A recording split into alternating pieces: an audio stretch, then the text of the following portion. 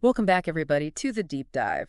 You know, we love to dig into some fascinating material, and this time we're diving into some excerpts that you sent us from the Crimson Circle's Masters series. Oh, wow. And it looks like you're really exploring some Mhm. pretty profound concepts around spiritual awakening and this thing called new energy. Right.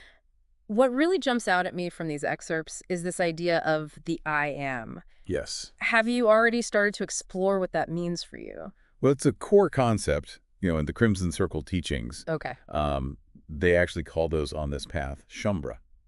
Okay. And the main voice in your excerpts, Adamus Saint Germain, really guides them to embody their I am. Gotcha. Not just, think about it intellectually. So not just another spiritual buzzword then? Definitely not. Okay. We're talking about like a state of being, a recognition of your true self that goes beyond any limitations or old definitions you might be carrying around. That sounds both exciting and a little daunting, to be honest. Absolutely. The material you shared even mentions that this journey isn't always sunshine and rainbows. Right. It can be quite challenging, especially when you're dealing with the integration of new energy. Right. New energy. That's another concept that really caught my eye. Yeah. It sounds like this potent force that's totally different from the energy we're used to. Think of it like this. If old energy is like trying to fit a square peg in a round hole, new energy is all about flow and expansion. Okay. And let me tell you, Adamus doesn't sugarcoat it. Yeah. He describes the experience of integrating new energy as mind-blowing, and that it doesn't always play nice with our logical minds. Right. So how do we even begin to wrap our heads around this new energy, Yeah. let alone integrate it?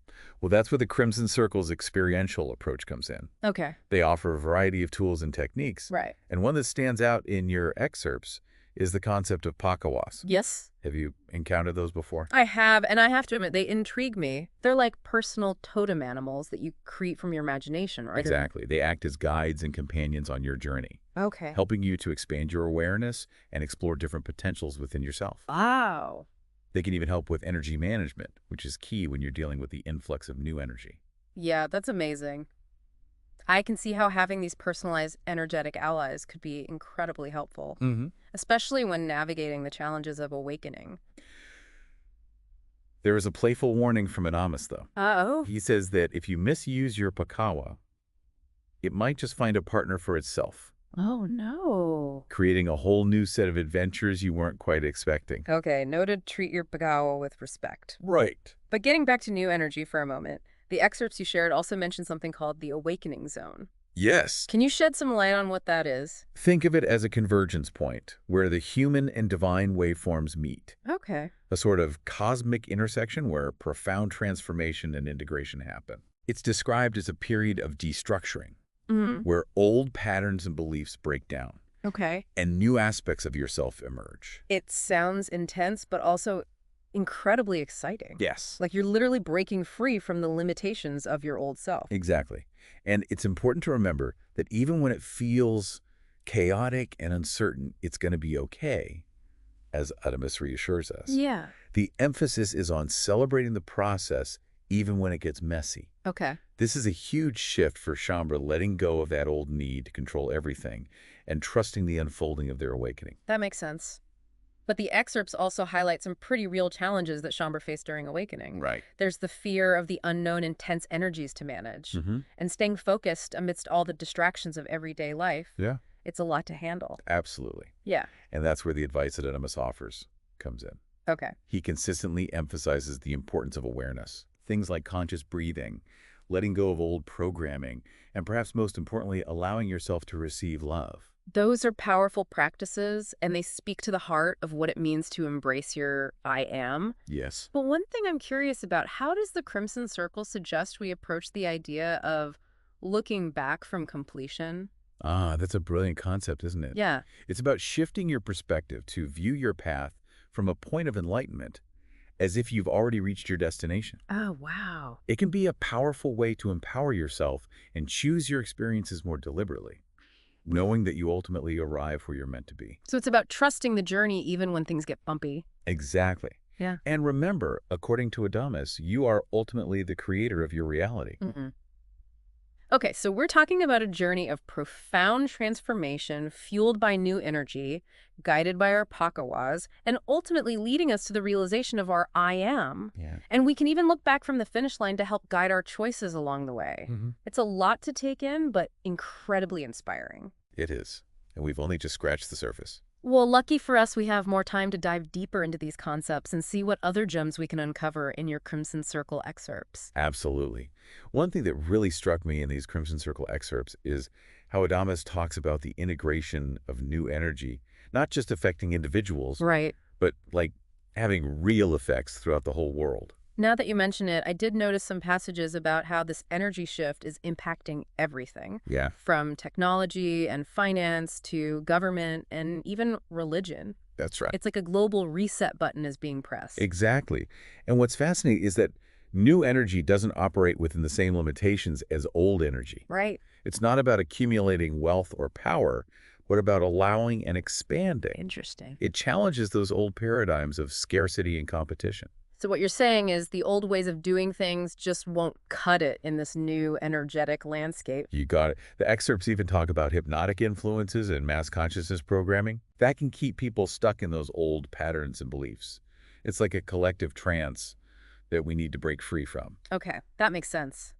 But if so many people are caught in this trance, how do we even begin to shift things on a larger scale? It feels a bit overwhelming, to be honest. It's definitely a challenge, but the power lies in individual awakening.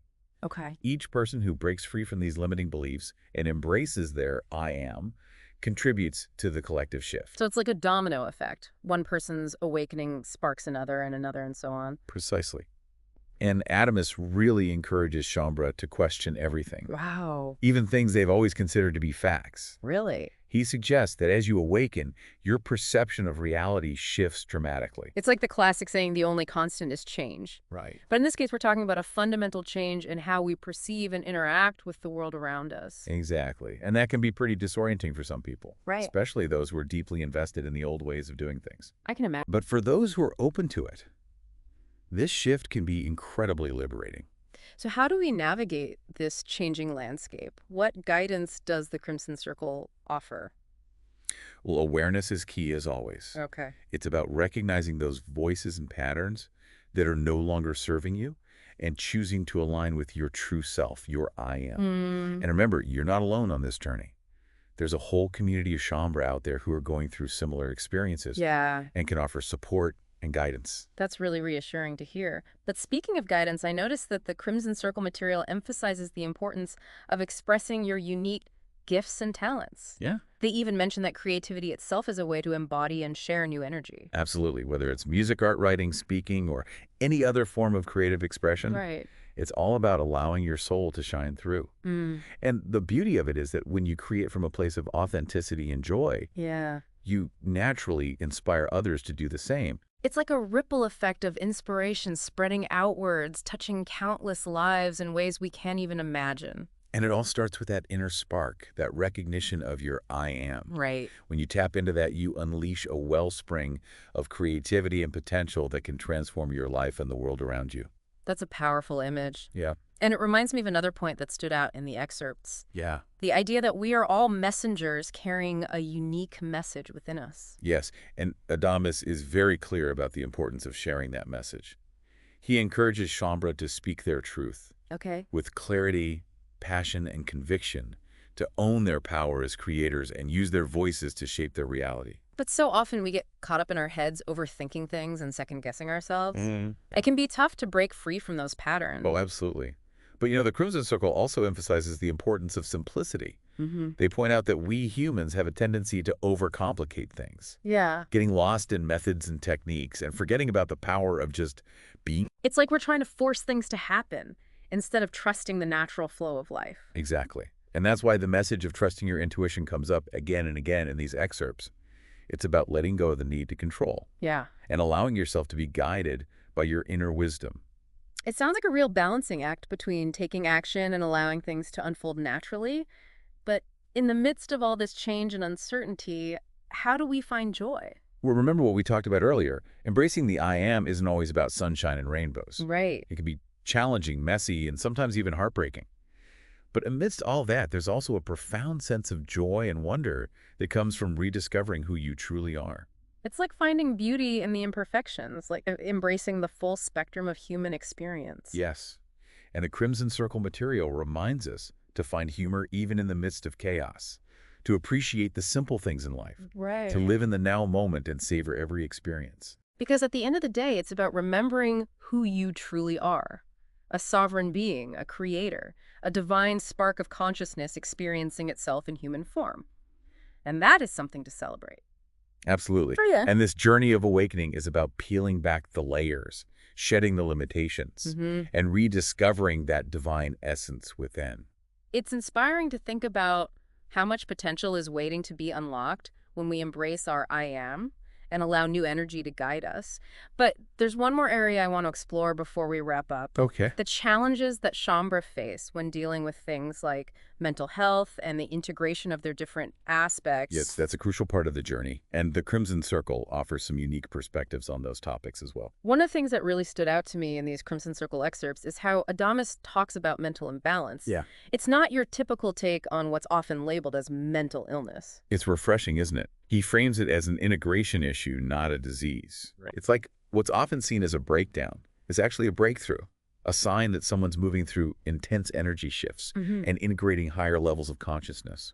It really makes you wonder how many people struggling with mental health challenges Yeah. are actually going through an awakening process, but they don't have the language or support to understand it that way. That's a profound question. Yeah. And it highlights the need for more compassionate and holistic approaches to mental health. Right. And it ties in beautifully with another theme in the Crimson Circle material, Yeah. honoring yourself. Yes.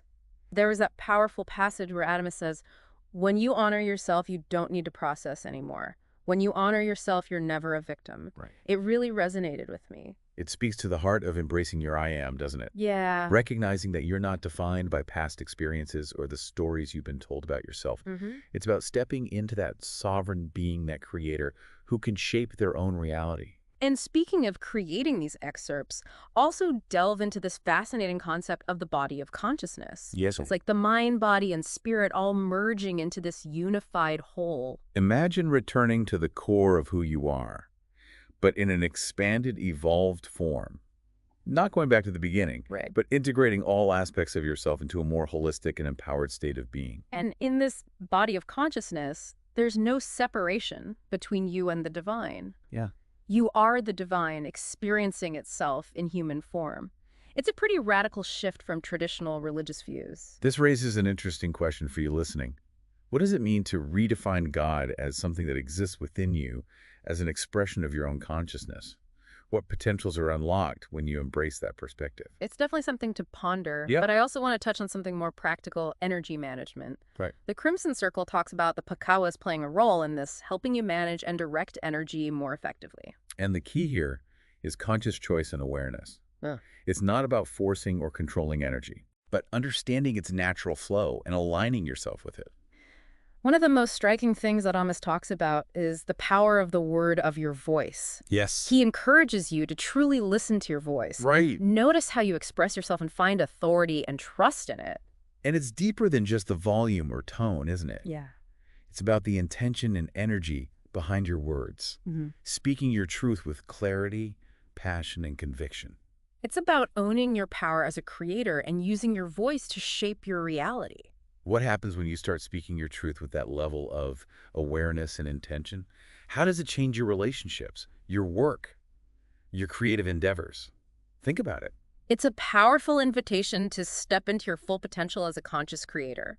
We certainly covered a lot of ground in this deep dive into your Crimson Circle excerpts. The I am, those fascinating pakawas, this shift from old to new energy, Right. and the challenges and triumphs of awakening. It's quite a journey.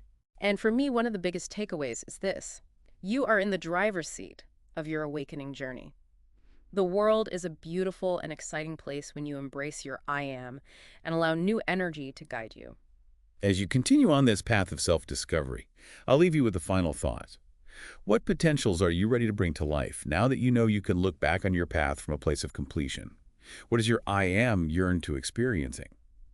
Explore those questions, embrace your I am, and we'll see you on our next deep dive into another fascinating topic. Thanks for joining us. Okay, so we're diving into some pretty interesting material this time. Oh, yeah. Um, it's a series of transcripts Right. that chronicle these gatherings with a being named Adamus Okay. and a group of people he calls Shaumbra. Sounds intriguing. It is. They're Okay. yeah, they're fascinating, and they're also really funny. Okay. Like, for example, one of the transcripts is titled "The Arduous Path of Remembering God." That's quite a title. Yeah, and another one is "Beyond Identity: The New Earths." Wow. So we're going deep. We're going deep, yeah. Well, But what's really cool is that Adamus delivers these, like, really profound spiritual insights. Right. But he does it with this, like, this wit and Oh, humor. so it's not all serious and heavy? No, not at all. Interesting. It's like a cosmic comedy club. That's a great way to put it. Yeah, and throughout these transcripts, we see these Shaumbra who are, like, on this intense quest to reconnect with their spiritual core. Like a journey they've been on for lifetimes? Yeah, and they're still figuring things out. Makes sense. It's not an easy journey. No, it's not. And there's this this paradox that comes up. Oh, how so? Well, they have this deep longing for connection. Right, a yearning for something more. Exactly. But they keep getting sidetracked. Yeah, that's very relatable. I think a lot of people can relate to that feeling. Yeah, totally. It's like they're searching for something that they already have. You know, like trying to remember a dream that feels so important, I know exactly what you mean. but it just keeps slipping away. It's like it's right there on the tip of your tongue, but you can't quite grasp it. Yeah, as Adamus is nudging them, saying, hey, look, it's right here. And they're looking everywhere else. Exactly. And that's where the humor comes in, because he's like poking fun at their humanness. Oh, I like that. Yeah. And then he just throws out these curveballs. Okay, give me an example. Well, for example, he says there's no such thing as power. No such thing as power. Now, that's a bold statement, Right. especially in a world that seems to revolve around it. That's exactly it. So what's he really getting at? Well, it seems like he's pointing to a different kind of power. Okay. You know, not the kind that's about control or dominance. Right, the kind we usually associate with power struggles. Exactly. It's Yeah. more about recognizing the inherent power within each of us. So inner power instead of outer power. Yeah. And he calls this spirit is present. Spirit is present. Hmm. I like that. Yeah, it's about aligning with our true nature. It sounds like a state of being rather than something you acquire. Exactly. Okay. I'm starting to see where he's going with this. And it's not always a smooth ride. What do you mean? Well, there's this observation that comes up again and again, Okay. that sometimes systems, individuals, even the world itself can fall apart. That's a bit unsettling.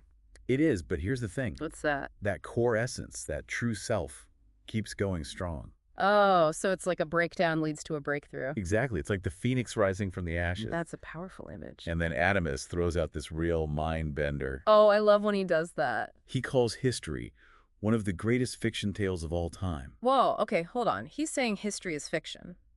It seems like he's challenging our linear perception of time. You mean the way we think about past, present, and future? Yeah, he's suggesting that true spirit doesn't operate in a straight line. So it's not a linear progression. Right. And maybe our understanding of the past is limited. Limited by our human perspective. Exactly. Okay, so we're talking about letting go of old patterns, releasing limiting beliefs, and stepping into a new way of being. That's a great summary. And it seems like this journey takes us all the way back to Atlantis. Ah, Atlantis. A civilization obsessed with finding the source of life through external means. And aren't we still doing that today in a way? Totally. We get so caught up in external validation, material possessions, the next big thing. Instead of recognizing the power within. Exactly. And then we move into the Christos era, where this concept of God takes center stage. And we see this explosion of deities. It's like we took this infinite power of source and projected it outward. Yeah, creating a whole system of external gods. It's fascinating how we tend to complicate things. Right, but through it all, this message of spirit is present keeps echoing. It's like a mantra for our times. Oh, yeah. Especially with all the shifts and upheavals happening globally. Yeah, it feels more relevant than ever. It does. And speaking of tapping in this concept of Kihak starts to emerge as a central theme. Kihak. Okay. I'm intrigued. It's not your typical manifestation stuff. Oh. This is about consciousness attracting energy in a totally different way. Okay, so how does it work in this new energy landscape? Well, Kihak suggests that our consciousness is far more powerful than we realize. More powerful how? It's not just a passive observer, it's an active force that shapes our reality. Okay, so it's not just our thoughts, but our very state of being, our level of awareness that attracts and shapes the energy around us? That's it. And in the new energy, this dynamic functions differently. How so? It's less about efforting and striving and more about allowing and receiving. So it's more about being in alignment with what we desire Right. rather than forcing it to happen. Precisely. And that's why Adamus emphasizes releasing those old stories and limiting beliefs. The ones that keep us stuck. Exactly. So if we're carrying around all that baggage from the past, Right. it's like we're putting up a wall between ourselves and this limitless potential of Kihak. Exactly. It's like trying to fill a cup that's already full. And he even guides Shaumbra through this powerful exercise Oh, tell me about it. where they connect with the truth that exists beyond time and mental constructs. So he's helping them break free from the confines of their minds. Yeah, it's like he's saying, stop overthinking it. Dive into the direct experience. Exactly. Like that. And then he introduces this idea of new Earths. New Earth. Little plural. Okay. And these aren't just replacements for a dying planet. So not just a physical relocation. No, they're completely new realms of experience. Realms of experience. Yeah, being co-created by those who are ready to evolve. So it's about consciousness creating reality. Exactly. It's like stepping through a dimensional doorway into a reality that's more aligned with our awakened consciousness. That's a beautiful image. But there's also this sense that the integration of our current Earth with these new Earths is being held back. Held back by what? By old agendas and power dynamics. Oh, so it's that old struggle between the old and the new. Yeah, it's like we're caught in this tug-of-war between clinging to the old and embracing the new. And that resistance can be both internal and external, right? Absolutely. And then just when you think you've got a handle on things, Adamus drops this bombshell. He's good at that. There is no David to heal or repair. It was an act. What? Yeah, I know, right? What's he even talking about? He's pointing to the illusion of identity. Okay. He's saying that all those labels we give ourselves, our personalities, our roles, are just acts we play. So not who we truly are. Not who we truly are. And true liberation comes from recognizing this. By releasing our attachment to these constructed identities. Exactly. And embracing the boundless being that exists beyond them. Wow. So it's not about fixing or improving ourselves. No. But about recognizing that we are already whole and complete just as we are. That's it. This whole spirit is present thing isn't a destination to reach. It's a state of being to embody. Exactly. Now that's something to ponder. Yeah, it is. And it raises a big question. Which is? If we're not focusing on fixing ourselves, what are we supposed to be doing? Right. How do we actually integrate this spirit is present idea into our lives? In a practical way. Yeah, that's the million-dollar question. It is. We can talk about these concepts all day long. But how do we actually live them? Exactly. Where do we even begin? That's what I want to know. You too. Well, he talks a lot about conscious breathing Okay. as a way to connect with our core essence. So like a way to quiet the mind. Yeah, to move beyond the mental chatter and drop into the felt sense of being. I could see how that would be helpful. Have you ever noticed how your breath changes depending on how you're feeling? Oh, totally. Like Yeah. when I'm stressed, my breath gets all shallow and rapid. Right. But when I'm relaxed, it slows down and deepens. Exactly. It's like our breath is a mirror reflecting our inner state. That's a great way to put it. But Adamus also points out that a lot of spiritual seekers actually resist breathing exercises. That's interesting. Why do you think that is? Well, he suggests it's because conscious breathing can bring up uncomfortable emotions. Oh, yeah. Yes. It can definitely make you feel things you might rather avoid Totally. It's like it's safer to stay up in our heads. than to face the messiness of our emotions. Exactly. But he says those emotions are actually really valuable. He does. He calls them pesky. That's key. But he says they're signposts pointing us towards deeper truths. So instead of trying to numb them out, Right. we should learn to listen to them. Yeah, to allow them to flow through us without getting swept away. It's like we're the sky, and our emotions are the weather patterns. That's a great analogy. We don't try to control the weather. We just observe it and let it pass. Exactly. And that awareness, that consciousness, is where true freedom lies. I love that. And it ties back into Kihak, you know? Oh, yeah. How so? This idea that our consciousness is an active force that shapes our reality. It's not just a passive observer. Right. Adamus even suggests that in this new energy, we can literally breathe life into our experiences. Oh, okay. So it's like we're infusing our experiences with our own essence. That's it. And it's not just about manifesting material things. But about bringing that awakened consciousness into everything we do. Our work, our relationships, our creativity.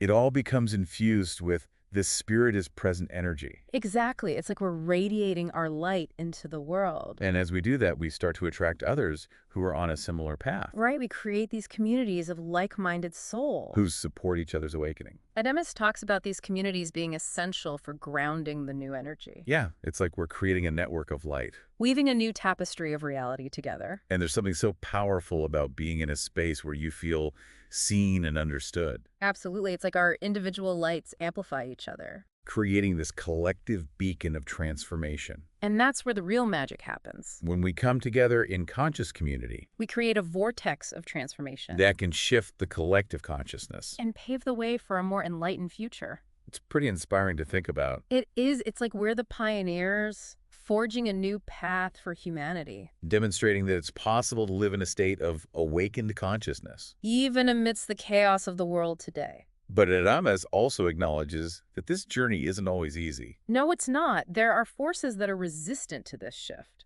You know, those who are invested in maintaining the old power dynamics, right?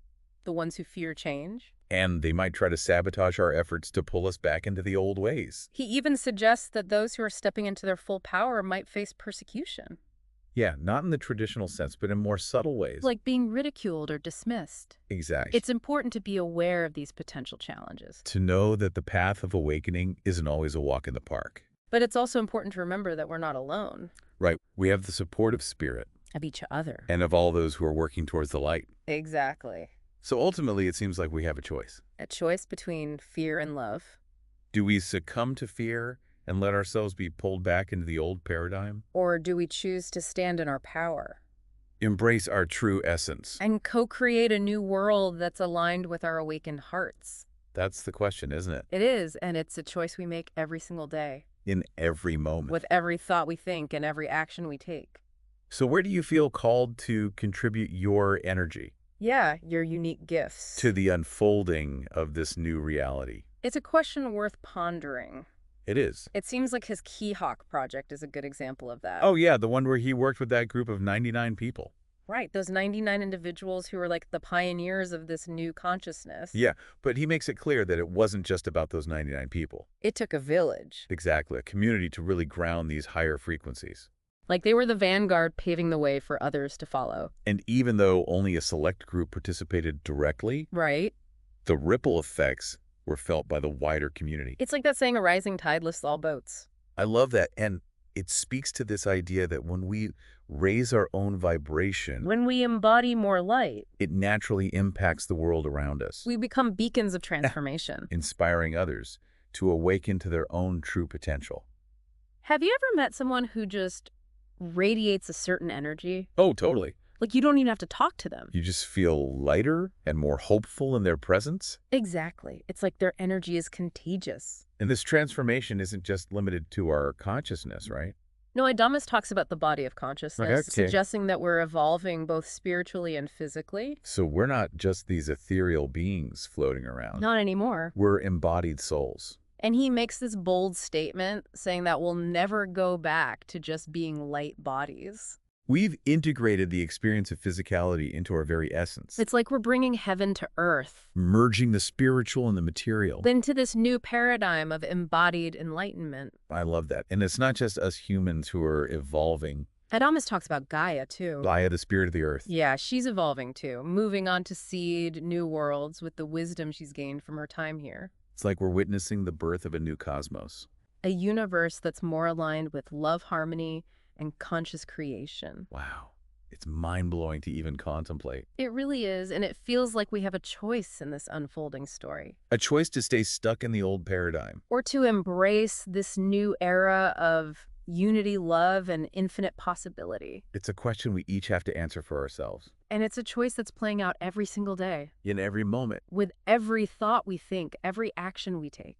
So ask yourself, where are you seeking answers outside of yourself? What would it mean to truly embody spirit is present in your own life? How might releasing your attachment to the past free you to experience a more expansive present moment?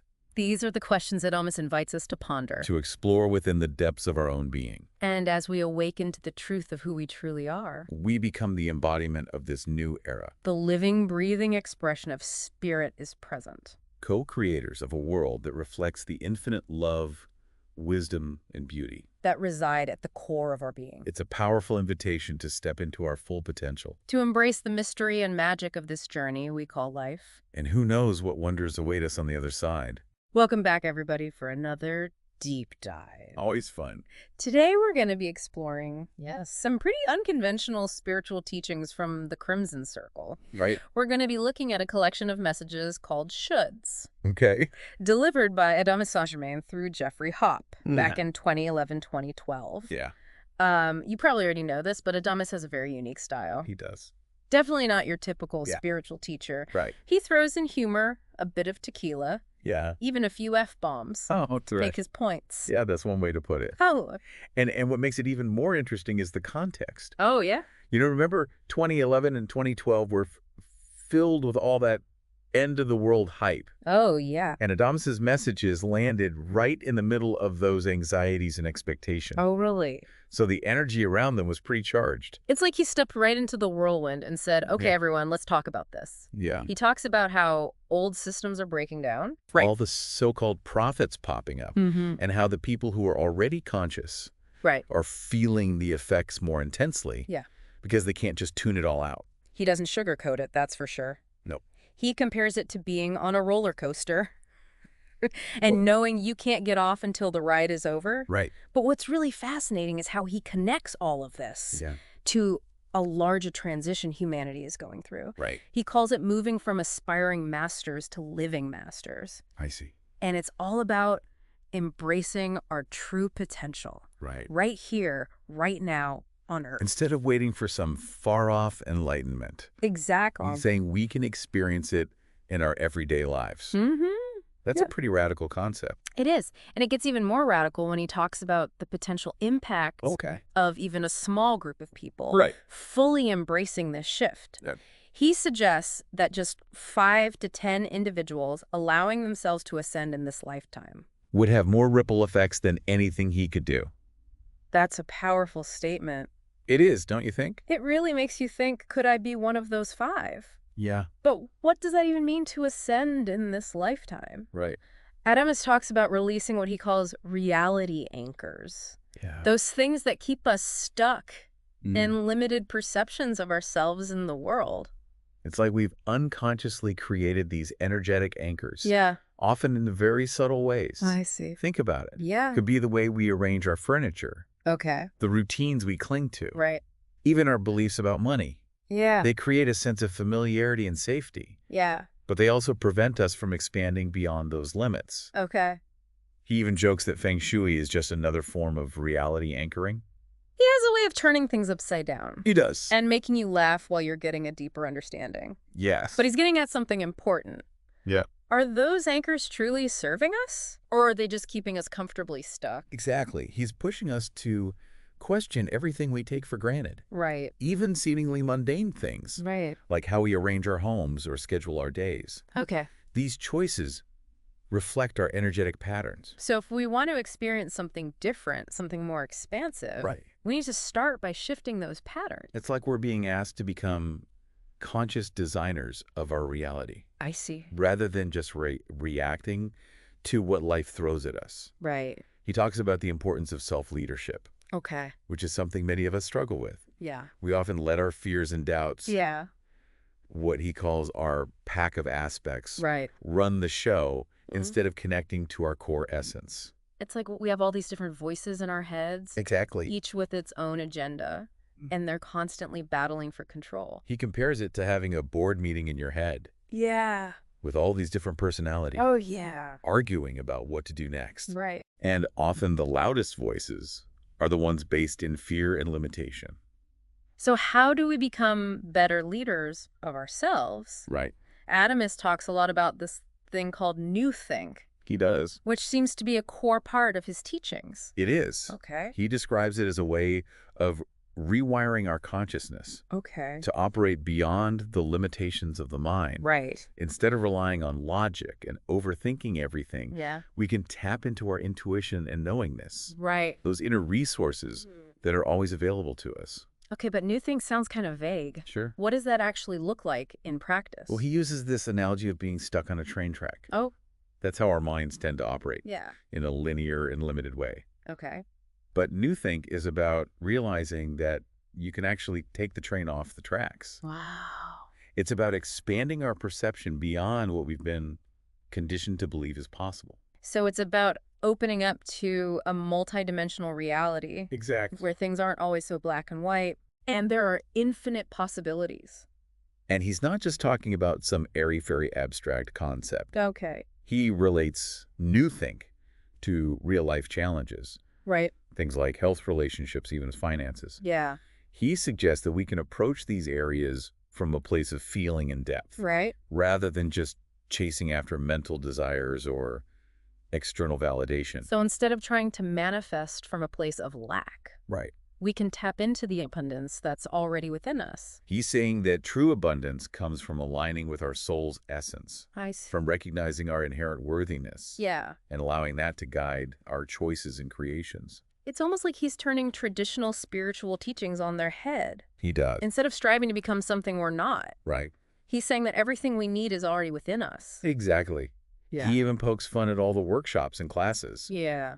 that promise to teach you everything you need to know. Right. He says you just end up overthinking it anyway. And he makes a good point. How can you learn something that's already a part of your being? It's like trying to teach a fish how to swim. Yeah. It's already in its nature. Right. And that brings us back to the soul's reluctance Okay. to fully enter the human experience. Okay. Adamus says the soul is hesitant because it's not sure if we're ready. If we've created a safe and loving space for it to express itself. That's kind of heartbreaking, isn't it? It is, Yeah. but it's also a powerful call to action. Right. He's saying that it's up to us to create that space, Okay. to invite the soul in, Yeah. and to show it that it's loved and cherished. So how do we do that? How Have do to- we create a safe space for the soul?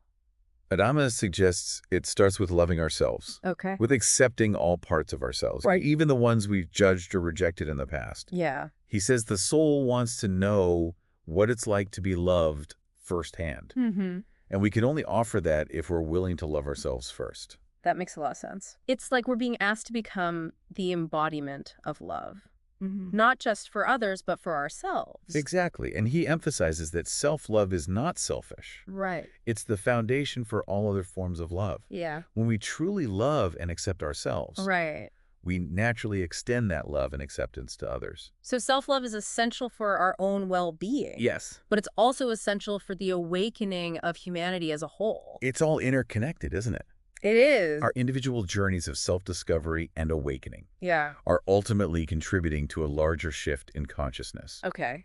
And speaking of shifts, Yeah.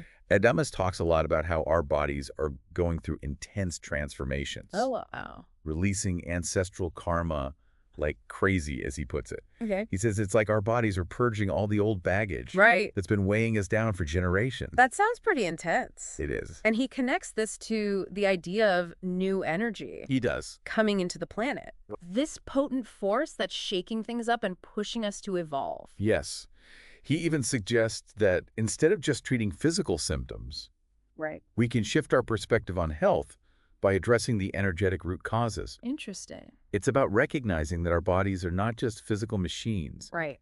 but complex energy systems that are constantly interacting with the world around us. So it's not about denying the physical reality of illness or pain, Right. but it's about looking deeper Yeah. at the energetic patterns Right. that might be contributing to those experiences. He's encouraging us to become more aware of our own energy Right. and how it influences our well-being. Okay. And he even talks about how this new energy can help us to transform our physical appearance. Wait, seriously? Yeah. Like we can actually change the way we look just by shifting our energy? He seems to suggest that it's possible. Wow. He says that with these intense energies coming in, Right. we can literally transform our bodies. Oh. The way we look, even so of our characteristics if we choose. That's a pretty mind-blowing concept. It is. And he connects this to the whole idea of becoming the illuminated designers of our lives. Yes. It's like we're being given a whole new set of tools Right. to create the reality we desire. He's definitely urging us to step into our power Right. and to take responsibility for our own creations. Okay. He even uses this funny image of us designing our lives Okay. and then getting pissed off at ourselves Oh, for the challenges we've built in. right. Like, Yeah. come on, we did this to ourselves. It's that classic Adamus humor. It is. But there's a profound truth behind it, isn't there? Yes. We often blame external circumstances for our problems, Mm-hmm. but ultimately we are the creators of our own reality. He's reminding us that we have more agency than we realize, Right. and that recognizing this can be both liberating and a bit daunting. It's like, okay, if I'm creating all of this, Right. then I better start making some conscious choices. Right. And he's not suggesting we try to control everything. Okay. He talks a lot about the importance of surrender, Right. but it's not about giving our power away Right, to yeah. some external authority. Yeah. It's about surrendering to our own inner wisdom, Okay. to the divine that flows through us. And that can be a pretty tricky balance, can't it? It is. Knowing when to take action and when to just let go Yeah, and allow things to unfold. it is. And he acknowledges that it's a process, Right. a journey. Yeah. He's not promising instant enlightenment Nope. or a quick fix. Yeah. He's inviting us to embrace the whole messy, beautiful, and often hilarious experience of awakening. And that includes integrating all parts of ourselves. Yes. Not just the light and fluffy stuff, Right. but the shadow side too. He describes it as a dream walk into the soul's past lives. I see. It's not about getting caught up in those experiences as separate from who we are now. Right. It's about observing them, Mm-hmm. reclaiming those fragmented aspects, and weaving them into the tapestry of our present awareness. It's like recognizing that all those past lives, Right. all those experiences are part of our soul's journey, Yeah. but they don't define who we are in this moment. Exactly. He even says we're living multiple lifetimes Oh. within this same physical body, Okay. bypassing the need for physical death Wow. and continually evolving, Right. which really challenges our linear perception Yeah, of time and existence. it does. Is pointing to a level of consciousness that transcends those limitations. It's like we're constantly dying to old regions of ourselves Right. and being reborn into something new, all within the same lifetime. And he emphasizes that it's not about trying to become some Mhm. perfect ethereal being. Yeah, It's about embracing all aspects of ourselves. right. The light and the dark, the good and the bad. And he's not afraid to get really down to earth. He isn't. Literally, when Yeah. he talks about how we can literally command old limiting energies to leave. I remember one part where he shouts, "I command you to leave." Oh, yeah. Like he's exorcising a demon. That's classic Adamus. It is. But beneath the humor, he's addressing a very real energetic dynamic. Yeah, He's giving us permission to say no more right. to those patterns that have been holding us back, Mm-hmm. whether they come from our own past Right. or from ancestral lineages. And he reminds us that we don't have to do it alone. That's right. There's this incredible divine support available to us, this overabundance of energy just waiting to be tapped into. Yes. He talks about how there's energy coming in from everywhere Right. and encourages us to open ourselves to that flow Okay. to receive the abundance that's available to us. It's like he's saying, stop trying to do everything on your own. Right. Just relax and let the universe support you. Exactly. And he connects this to the idea of marabs, Yes. those effortless energy shifts that help us to align with our soul's essence. He emphasizes that it's not about trying to force anything, Right. but about allowing the energy to flow naturally. Okay. It's like stepping into a river Yeah. and letting the current carry you where you need to go. And he talks about how time itself is shifting, He does. becoming more fluid and multidimensional. Mm-hmm. He distinguishes between linear time, Right. which is based on clocks and calendars, Mm-hmm.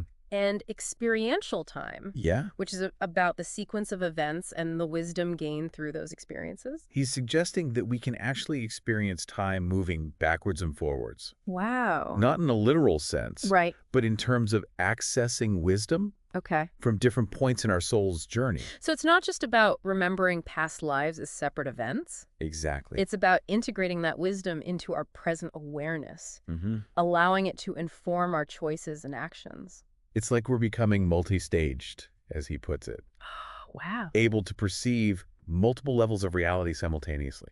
Yeah, A pretty mind-bending concept. it is. But it speaks to the expansive nature of consciousness. And he reminds us that this isn't about achieving some kind of superhuman state. No. It's about surrendering to our own inner wisdom. Right. And allowing that to guide us. He even says, and then suddenly you're just being. Wow. You're not trying to perfect anything. You're not trying to find yourself. Yeah. Now you're just being. Okay. Okay.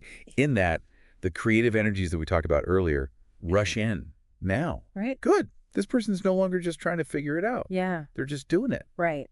It's a beautiful description of what it means to step into our true power and potential, isn't it? It is. And he doesn't just talk about personal transformation. Right. He also addresses global issues. Yeah. Like the challenges facing Europe and the need to move beyond outdated concepts of nationality and ownership. He talks about how clinging to these old ideas Right.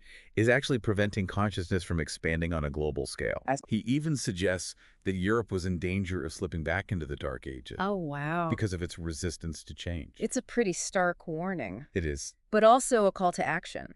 Yeah. He's challenging us to wake up to a more expansive view of humanity and our interconnectedness. Right. And then he goes on to talk about how God is a man-made concept He does. and that the archetypical energy of God Right. was created by people with issues. He's not afraid to shake things up, is he?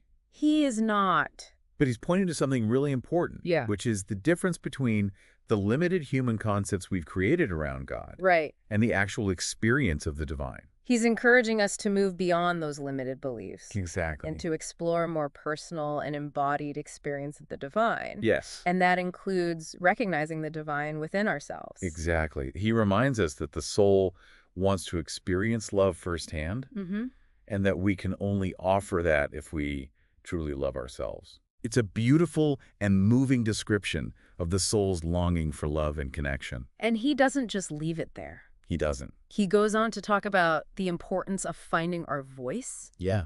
not in a forceful or aggressive way, Right. but in a way that's clear and authentic. He reminds us that our voice is our energy signature Right. and that it's time to stop hiding and start expressing ourselves fully. Okay. He even talks about how we're all going through this process of falling asleep into our awakening. That sounds paradoxical. It does. How can you fall asleep and wake up at the same time? Well, he's using sleep as a metaphor for surrender. Okay. Just like we trust ourselves to fall asleep every night, Right. we can learn to trust the process of awakening, Okay. even if it feels unfamiliar Right. or even a little scary at times. He even jokes about how some people are going to wait for the UPS man to deliver their enlightenment. He always finds ways to make us laugh, He does. even when he's talking about serious topics. It's like he's saying, don't just talk about it. Be about it. Right. And he ties this into the whole idea of separation energies that are coming in. Right. At first, this might sound like it contradicts the idea of integration, Yeah.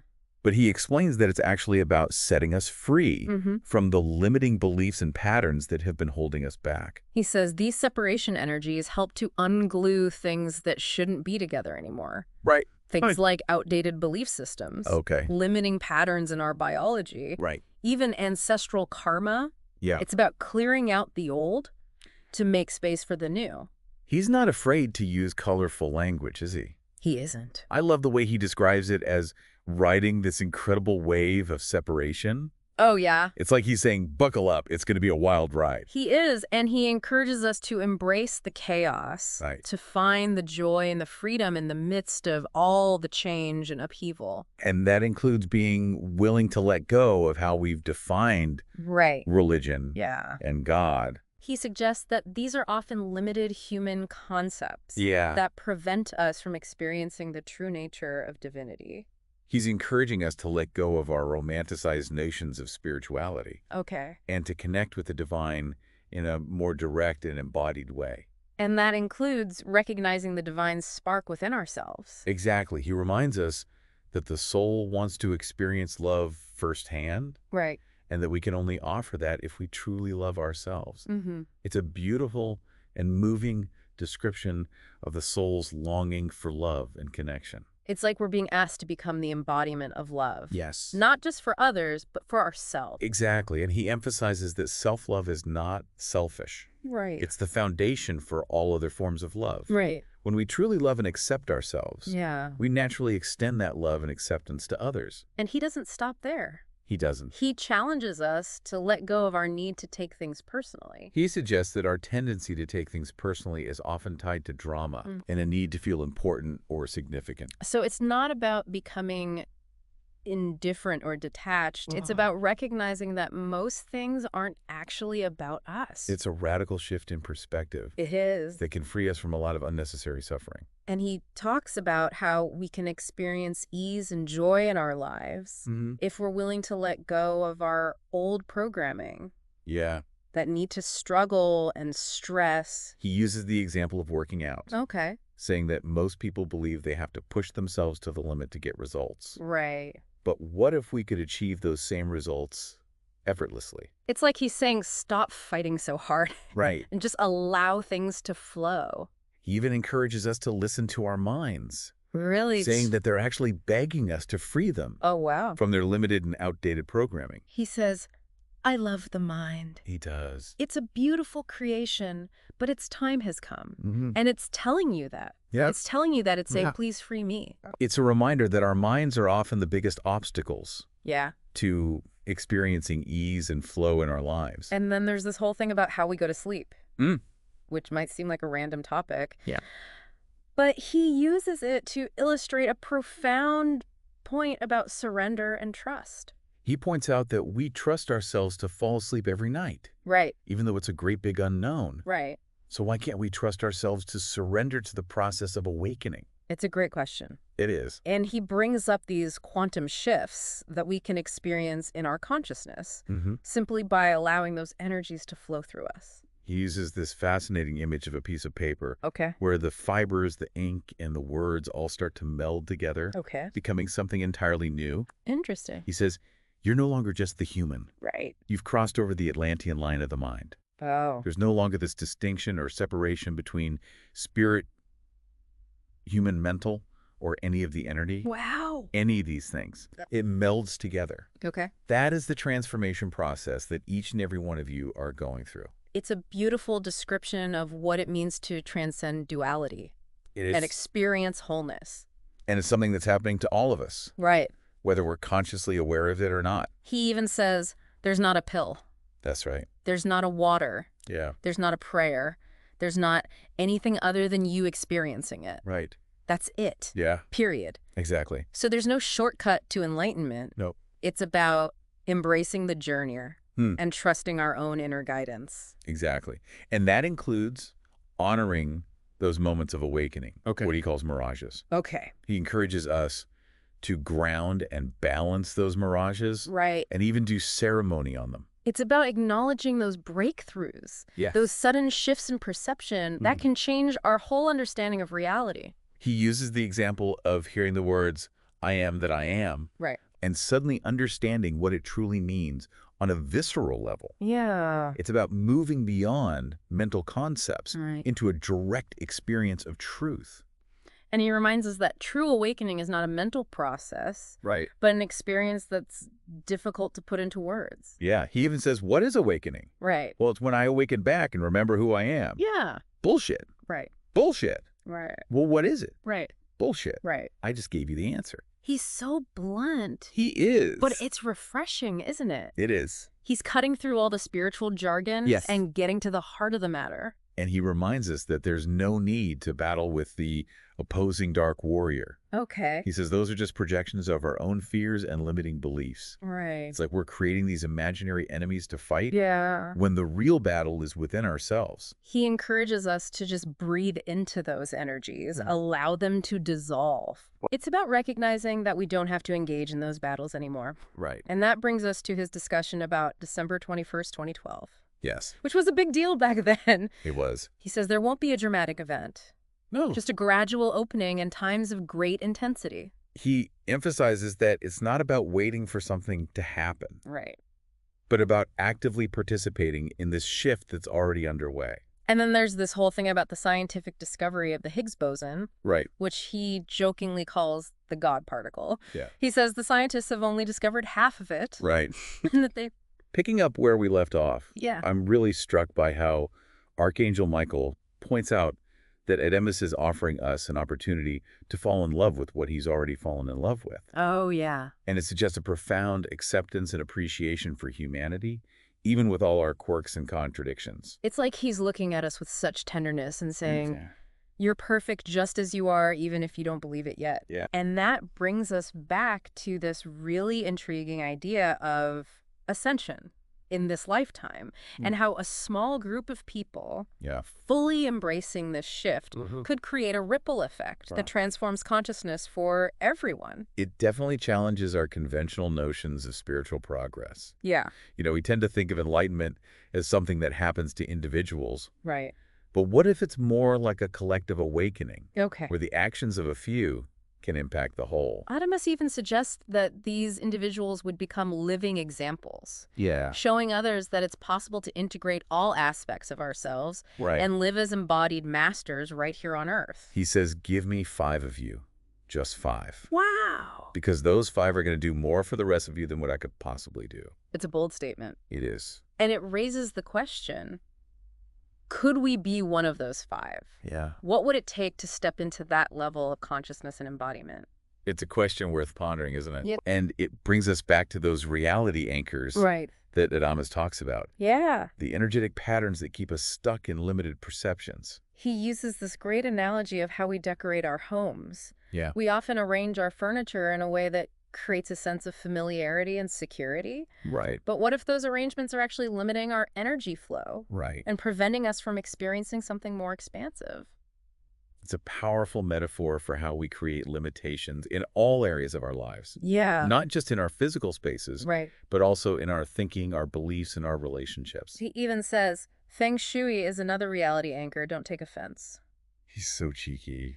But he's getting at something important. He is. Are those anchors truly serving us? Right. Or are they just keeping us safe and comfortable in our limitations? Exactly. He's challenging us to become conscious designers of our reality, Okay. to question everything we take for granted, Right. and to start making choices that align with our highest potential. And that ties into this idea of self-leadership, Yeah. which Adamus says is one of our lowest rankings right now. Is it? He uses this image of a pack of aspects running the asylum, Right. suggesting that we're often ruled by our fragmented selves rather than our true essence. It's like having a board meeting in your head Yeah. with all these different voices competing for attention, each one pulling you in a different direction. And often the loudest voices are the ones based in fear and limitation. So how do we quiet those voices and start listening to the deeper wisdom within? Right.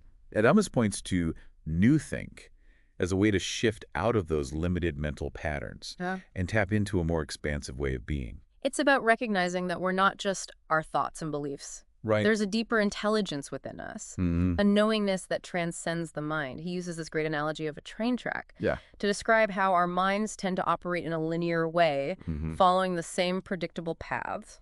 But New Think is about realizing that we can actually take the train off the tracks. Exactly. It's about expanding our perception beyond what we've been conditioned to believe is possible Right. and opening up to a multidimensional reality. And he even relates this to our experiences in the physical world, Yeah. suggesting that we can apply New Think to things like health relationships and even finances. He encourages us to approach these areas from a place of feeling and depth, Okay. rather than just chasing after mental desires or external validation. For instance, instead of trying to manifest abundance from a place of lack, Right. we can tap into the abundance that already exists within us. It's about shifting from a scarcity mindset to an abundance mindset, Yeah. which can be a real game changer. He's also pointing to the importance of aligning with our soul's purpose. Okay. And he talks about Steve Jobs Oh, wow. as an example of someone who was a brilliant creator, Yeah. but who also struggled with how to bring his visions into the physical world. He encourages us to be intolerant of a lack of quality and passion, Right. not just in others, but in ourselves as well. It's about raising our standards and demanding more from ourselves, isn't it? It is. And that can feel a little uncomfortable at first. Right. But ultimately, it's about honoring our true potential. And speaking of discomfort, Yeah. he doesn't shy away from talking about the global challenges facing humanity, Right. like hunger, limited resources, and even outdated education systems. But instead of dwelling on the problems, he suggests that these challenges are actually symbolic of our own internal struggles Right. with abundance energy and limiting beliefs. He even says there should be no starving people on this planet, Wow, and that we could grow food right here in this room if we wanted to, that's powerful. as if to illustrate the power of our collective consciousness to create a different reality. He's urging us to think outside the box, Yeah. to question the assumptions we've made about what's possible, Right. and to start imagining solutions that might seem impossible from our current perspective. He also talks about how the current education system Right. is too focused on mental structures and rote learning, Okay. and suggests that children should be taught to question everything, Right. to ask what if and why not, Mm-hmm. instead of just accepting what's presented to them as fact. It's about fostering curiosity, critical thinking, and creativity, isn't it? It is. Those are the skills that will help us to navigate the challenges of the future Yeah. and to create a more enlightened world. Exactly. Right. And he even suggests that we need to have a discussion about new energy education, Yeah. which is something I think we could all benefit from. I love how he uses humor to illustrate these profound points. He does. Remember when he's talking about the need for new energy solutions? Oh, yeah. And he picks up a bottle of tequila. Uh-huh. He says, new energy is right here, right now. Excuse me, it's on your shoulder right now. Right. It's hovering around you. It's right here, right over your heads. It's right there, but you're not bringing it in. Uh-huh. And then he suggests opening the bottle and passing around shots. It's classic Adamus. It is. He's always finding ways to make us laugh. It's like he's saying, lighten up, folks. It's not all doom and gloom. There's joy and abundance to be found, even in the midst of chaos. And he's reminding us that this new energy is available to all of us. Right? We don't have to look outside ourselves for it. Right. It's already within us waiting to be activated. He even says, I am my own refrigerator. It's all within me. It's such a playful and empowering image, isn't it? It is. He's reminding us that we are the source of our own abundance. Right. And that we have the power to create anything we desire. But he also acknowledges that it's not always easy to tap into that power. Right. He talks about how many of us have been conditioned to distrust our feelings, to prioritize the mind over the heart. He even jokes, I'm playing the part of, I should trust my feelings. Yeah. My feelings, they get me in trouble. Right. I've been working on not feeling. My family keeps saying, you're so emotional. Yeah. Stop feeling. Right. That's why I'm in my brain. He's highlighting the societal conditioning that often leads us to suppress our emotions, Yeah. to disconnect from the wisdom of our bodies.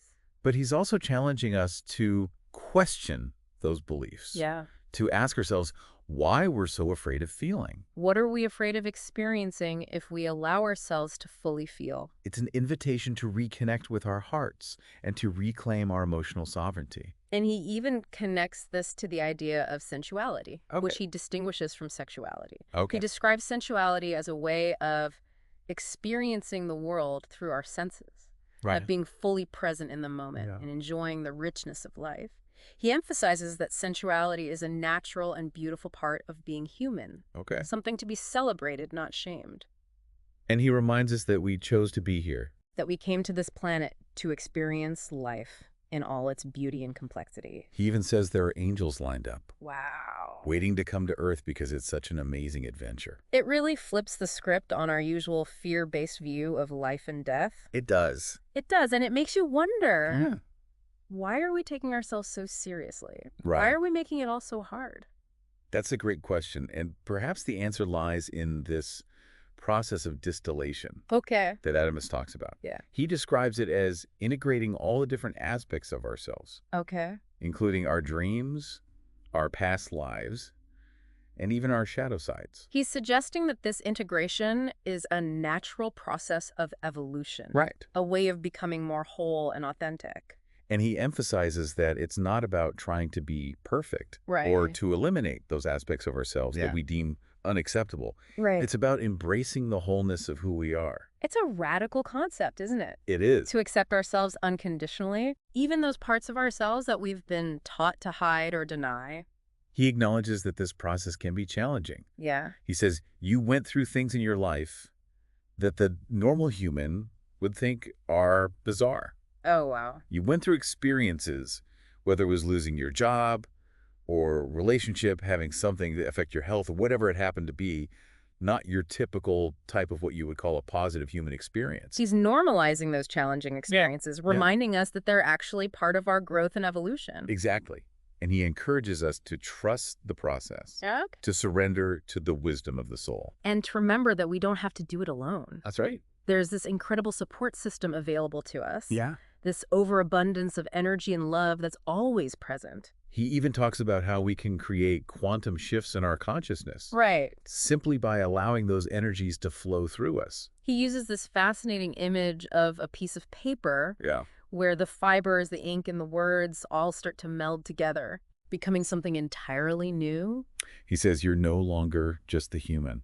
Wow. You've crossed over the Atlantean line of the mind. Okay. There's no longer this distinction or separation between spirits, human, mental, or any of the energy, any of these things. Yeah. It melds together. Okay. That is the transformation process that each and every one of you are going through. It's a beautiful description of what it means to transcend duality and experience wholeness. It is. And he reminds us that there will be times when we feel awkward or odd as we go through these shifts. Right. But he encourages us to just breathe through our mirabs and to trust the process. He also encourages us to celebrate those aha moments, what he calls mirages, those sudden shifts in perception, where something that was previously just a mental concept becomes real and tangible. He uses the example of someone hearing the words, "I am that I am," and suddenly understanding what it truly means on a visceral level. He even suggests that we should ground and balance these mirages. Wow. And do ceremony on them. It's about honoring those moments of awakening and integrating them into our daily lives. It's like creating rituals to acknowledge those breakthroughs, right? To make them more real and tangible. And he talks about how our understanding of awakening will continue to evolve. Yeah. That what we think we know now is just the tip of the iceberg. He even jokes, no, there's no embarrassment here. Right. Absolutely none. Yeah. No, and that's a true statement. That's a true statement because you say, what is awakening? You can maybe spout some words back to me. Right. But you haven't really felt it. You have a sense for it. Yeah. But it is mental. Right. What is awakening? Yeah. Well, it's when I awaken back and remember who I am. Right. Bullshit. Right. Bullshit. Yeah. Well, what is it? Bullshit. I just gave you the answer. He's so blunt and direct, isn't he? He is, but it's refreshing, isn't it? It is. He's not afraid to call us out on our BS. Yeah. And in doing so, he challenges us to go deeper, to question everything we thought we knew. And he reminds us that there's no need to battle with that opposing dark warrior figure. Okay. He says that's just another illusion, a projection of our own fears and limiting beliefs.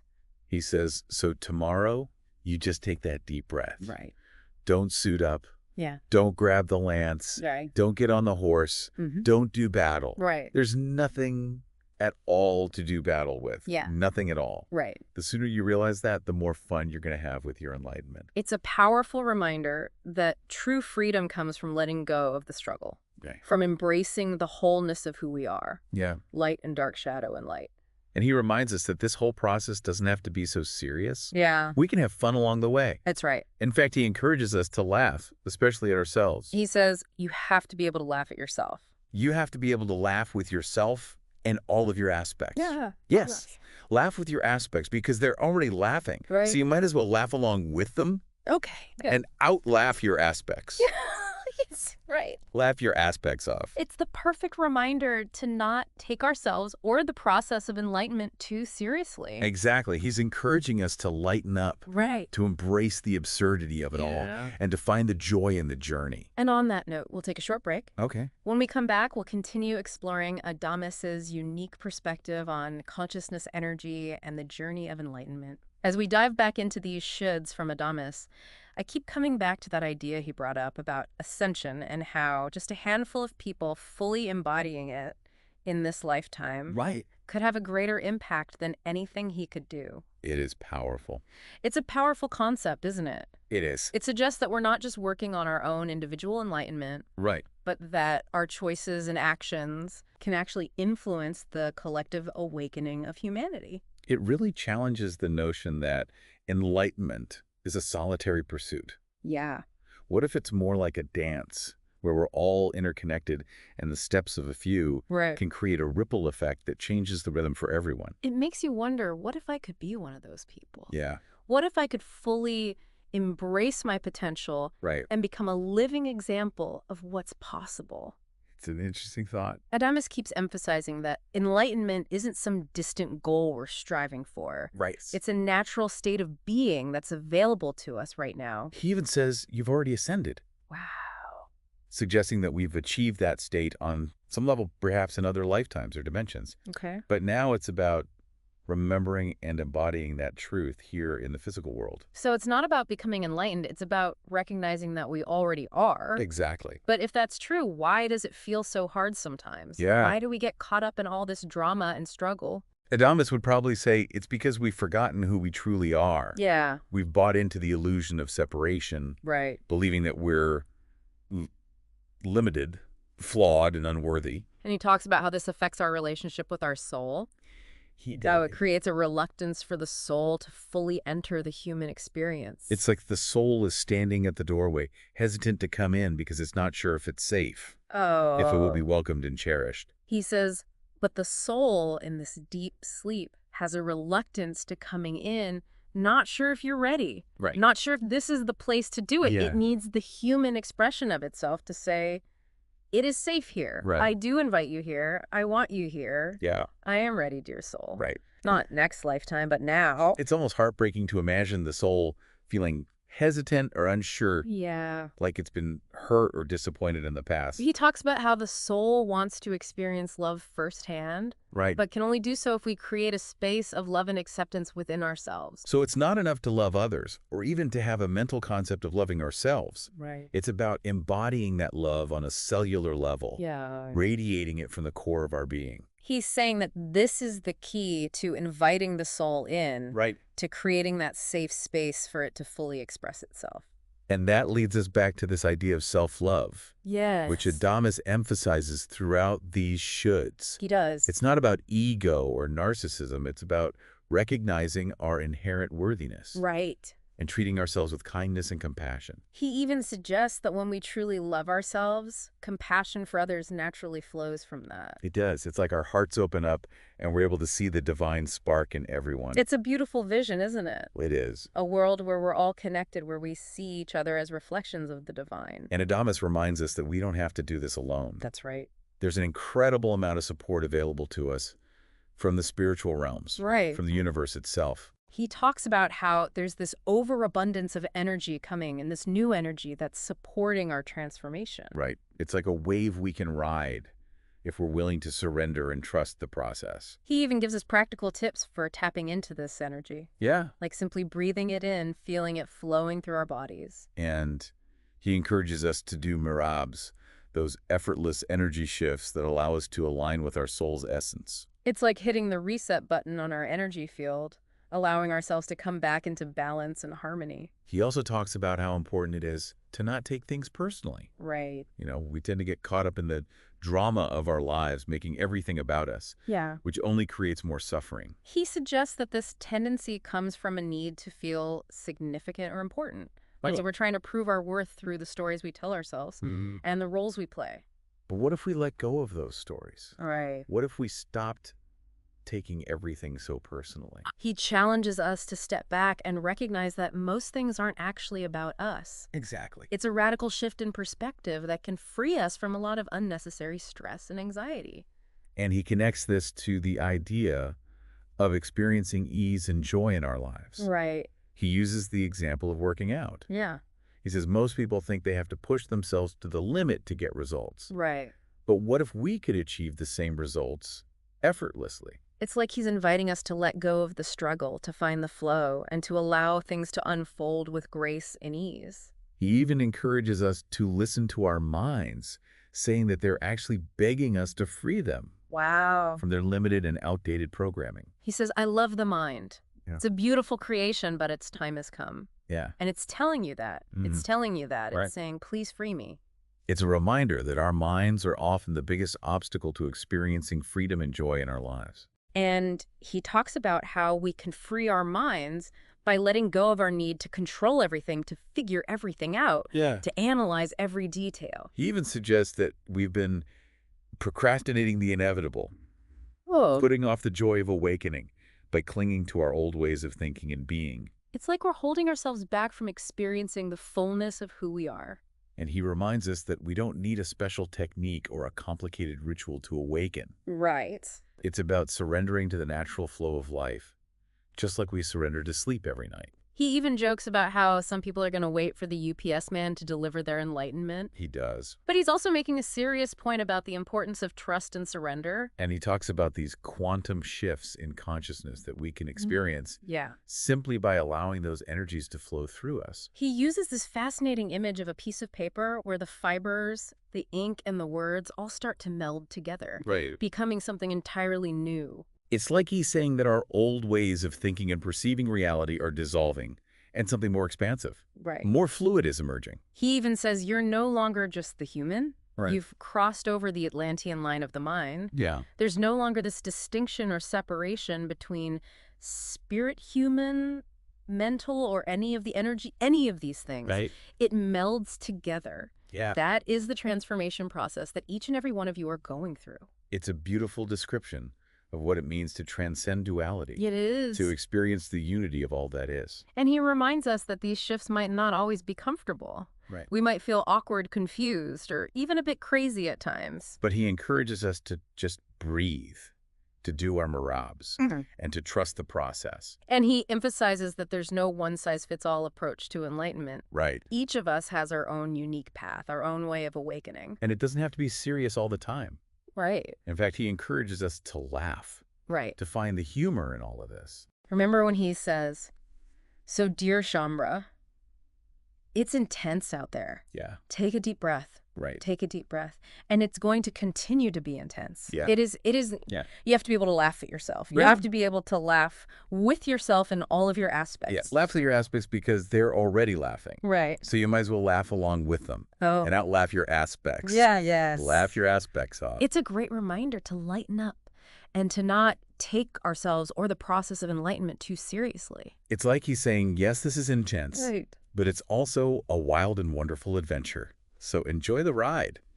And that's a perfect note to wrap up this deep dive. It is. Adamus offers a unique and often challenging perspective on the journey of awakening. Right. It's not always easy to digest, but it's No. definitely thought-provoking. Right. And as he would say, damn funny at times. If these shoulds have resonated with you, we encourage you to explore more of the Crimson Circle's teachings. Absolutely. And remember, dear listeners, as Adamus would say, take a deep breath, and all is well in all of creation. All right, let's dive in. Today, we're tackling some pretty profound concepts: freedom and enlightenment. Big topics. Yeah, and we're exploring them through the teachings of Adamus Saint Germain. You've shared some excerpts from his talks, so let's see what insights we can uncover. Well, right away, what strikes me about Adamus is that he really flips the script on conventional thinking. I mean, he's not your typical self-help guru, you know. Definitely not. He pushes us to really question those assumptions about freedom, enlightenment, even about reality itself. Yeah, right from the start, he makes this distinction between the illusion of freedom and genuine inner freedom. You know, like society tells us we're free, but are we really? Exactly. He argues that true freedom, it's more about breaking free from limitations. Yeah. The ones we place on ourselves, the programming we've inherited from society. All right. He uses this powerful analogy of a crystal prison to describe how we kind of unknowingly confine ourselves. Okay, I can see how those expectations and beliefs we pick up along the way can really make us feel trapped. Yeah. So how do we break freer from this crystal prison? Well, Adamus pinpoints fear as the biggest obstacle. He talks about how common fears, you know, like financial insecurity, death, the unknown, they really hold us back from embracing true freedom. It's interesting, you know, how he tackles that fear of death by saying that it's actually easier than birth. Right. And that we've all experienced it countless times before. Yeah, it's a radical shift in perspective for sure. I mean, imagine viewing death not as an ending, but as a transition. Yeah. Something natural and familiar. Really challenges that usual fear-based response, doesn't it? It does. That's a lot to process. So if fear is what keeps us locked in this crystal prison, what's the key to unlocking that door? Adamus suggests that forgiveness might be a powerful key. He links forgiveness to freedom, Okay. stating that forgiving ourselves for perceived past mistakes, it really paves the way for liberation. Forgiving ourselves? How's that connected to freedom? Well, he talks about those moments when we feel separated, whether from others or from our true selves. Mm-hmm. And he suggests that holding on to past regrets, those times we felt we messed up, well, it actually hinders our journey towards freedom. So instead of dwelling on the past, he's basically saying we need to let go of those old stories. Exactly. And forgive ourselves for, not knowing better. He even challenges that whole concept of separation itself, suggesting it's an illusion. And this brings up an interesting question for you. How might clinging to past regrets be hindering your own journey towards freedom? That's definitely something to think about. Now, another thing that really stood out to me was his take on selfishness. Oh, yeah. It's like he completely flips that conventional idea on its head. He suggests that selfishness, when it's reframed as self-fullness, can actually be a positive attribute. On the path to freedom, think of it this way. What if prioritizing your own needs and well-being, in a healthy way, of course, actually allows you to show up more fully in the world? So instead of viewing, self-care as selfish, he's saying it's about filling ourselves up. Right. So that we can, give from a place of abundance. Precisely. Again, it challenges those inherited beliefs we've, just absorbed from society. Right. What if embracing your own desires in a balanced way is actually a step towards greater freedom? Not a transgression. That's a real mind shift. Yeah. Adamus is really pushing us to question these deeply ingrained beliefs. It's like he's saying, don't just accept things blindly. Examine them for yourself. And that questioning attitude, it extends to how we approach enlightenment itself. He urges us to assume our enlightenment. Rather than constantly doubting our progress. Okay, that's a new one. He uses this powerful metaphor of doubt as plates, covering up our consciousness. Yeah. Like we already are enlightened, but these plates of doubt, they obscure our inherent brilliance. And he suggests a marav of assuming. Wait, Marab, what's that? It's a kind of guided meditation, Think of it as a focused state of awareness. Okay. Where you can access deeper truths about yourself. And in this case, it's about using that meditative state to let go of doubt and step into the knowingness of who you truly are. So instead of, perpetually seeking enlightenment, he's saying it's already within you, own it. Exactly. It's about recognizing and stepping into your inherent wholeness, your divinity, right now, not in some distant future. That's powerful. But he's also realistic about the journey, right? He acknowledges that this path to enlightenment, well, it's not always easy. Oh, absolutely. He talks about those who are just starting to awaken. Right. Experiencing a lot of irritation, agitation. He describes it as, as opening one eye to the truth of reality. Okay. And then being overwhelmed by the prospect of opening the other. It's like getting a glimpse of something amazing. Yeah. And then freaking out because it's so different from what we're used to. He even uses this metaphor of walking in the world of the blind, encountering other one-eyed beings, but still hesitant to fully embrace that intensity of full awareness. It's a really apt description of that in-between stage of awakening. That makes a lot of sense. So how do we navigate those challenging phases? Well, he reminds us that these experiences are normal. We're not alone. Yeah. He even shares anecdotes about people finding solace in simple things like yard work, to cope with the intensity. So it's not always about these grand mystical experiences. Sometimes it's about those everyday practices that ground us. Exactly. He also suggests spending time in nature, as a way to recalibrate during those times. Connect with the natural world, allow his peace to kind of soothe those raw edges. That sounds lovely. Now, one thing that keeps coming up is this distinction he makes between the human self and the I am, that eternal divine part of us. It's a bit confusing. Well, he's essentially saying that our human mind, with its limitations, right, can actually be a barrier to true freedom. Okay. The ego, the human self, would often operates from fear and seeks to keep us small, even when it's uncomfortable. So he's suggesting that we need to tap into something beyond the ego. Yeah. Something bigger than our limited human experience. He encourages us to connect with that I am, which is already whole and complete. Okay. It's about recognizing that aspect of ourselves, the one that's already free, already enlightened.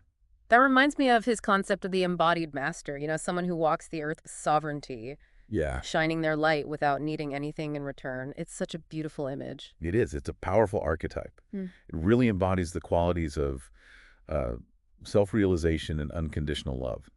And it leads to a very thought-provoking question that Adamus poses.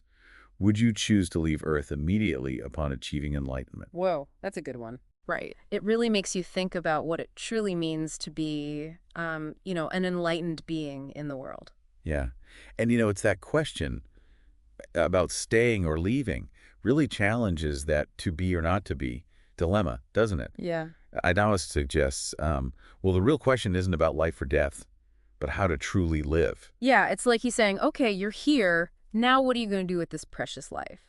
It really shifts that focus from that existential dread to, well, actually living fully. Exactly. And he acknowledges it's not always easy. Remember those one-eyed folks struggling to open that other eye? Hmm. Well, he talks about that experience, the overwhelm of, awakening more fully. Yeah, I can imagine. It's like stepping out of this dark room into bright sunlight. I mean, your eyes need time to adjust. Right. He even compares it to walking among the blind, Yeah. occasionally bumping into other one-eyed folk, Right. but still hesitant to really embrace that full sight. It's a bit scary to think about. What else does he say about, going through this process? Well, he throws out this really bold idea Okay. that the concept of God as a separate entity is actually a human creation. Whoa.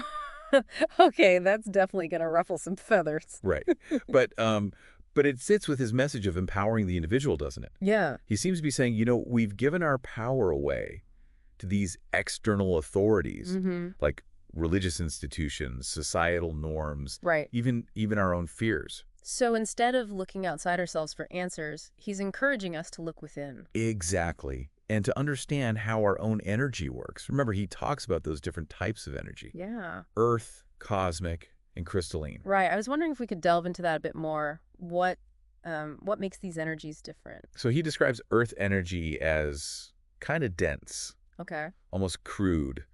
Think of it as the energy of the physical world, the stuff we can touch and feel. Okay. Cosmic energy, on the other hand, is more expansive. Yeah. He compares it to the energy of the stars, galaxies. It can be incredibly powerful, but sometimes a bit overwhelming for us humans. And then there's crystalline energy. What's so special about that one? Well, he describes it as potent, Mm. and efficient, Mm. able to kind of rule over those other types of energy, not through force, but through its refinement and alignment with a higher consciousness. Okay. He even talks about these 21 energy caves Wow. containing crystals that attract and store this powerful energy. 21 energy cave. That sounds like something right out of, Indiana Jones. Right. It's like he's revealing this hidden dimension of reality, a network of energy sources just waiting to be tapped into. So how do we tap into these crystalline energies? Well, he suggests that it requires awareness, a willingness to move beyond those limitations of the mind. Okay.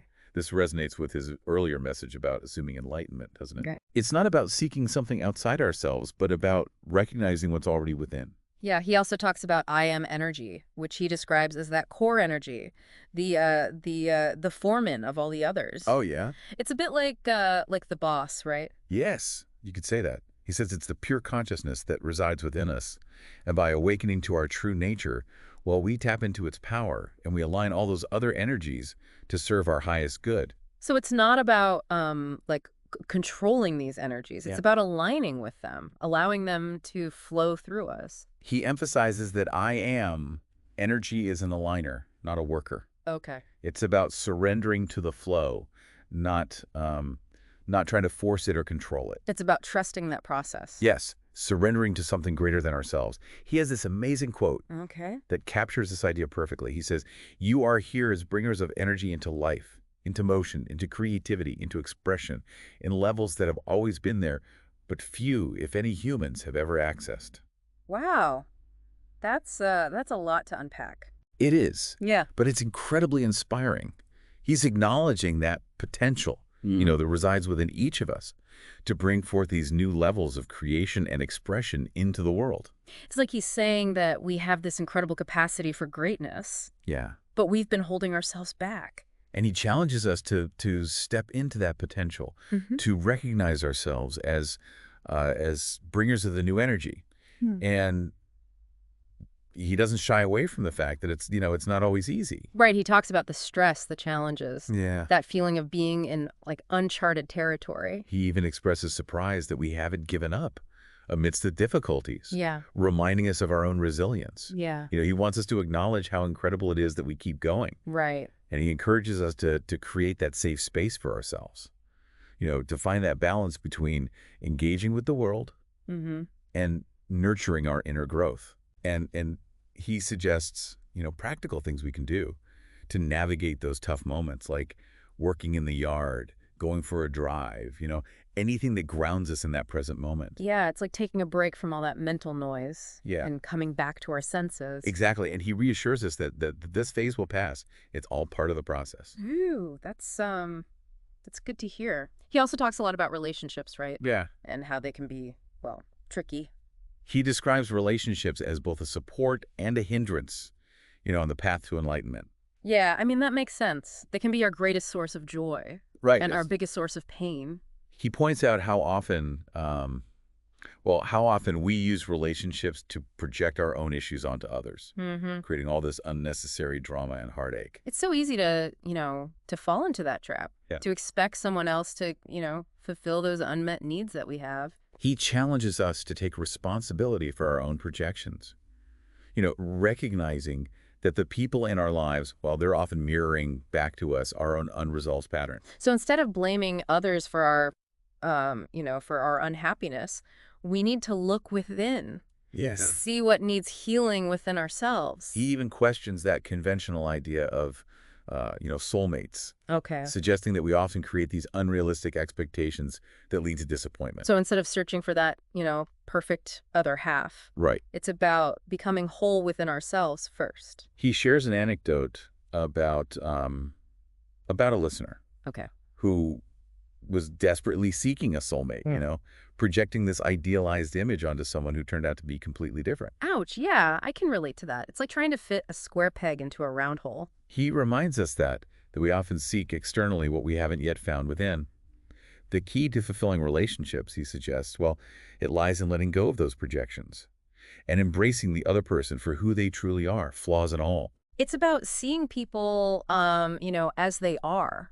Yeah. Not as we want them to be, and recognizing that our relationships are a reflection of our relationship with ourselves. Exactly. He also talks about the challenges of navigating relationships, during that awakening process. Right. Acknowledging that as we change, our relationships will inevitably shift as well. So it's not uncommon for some relationships to end or transform during this time. He suggests that some will, naturally dissolve, while others will deepen and become more authentic. Okay. This all makes me wonder about those, traditional views of spirituality. Oh, yeah. I mean, are they holding us back? That's an interesting point. Adamus really challenges some of these views, suggesting that many stories, about enlightened beings, they just aren't true. It seems like he really enjoys shaking things up. I mean, like, Right. what does he say that's so, so different? Well, he pokes fun at, the idea that ascended masters were perfect beings, Yeah. above the human experience. Oh, okay. He points out that they, too, had their flaws and challenges. Yeah, that makes sense. I mean, we're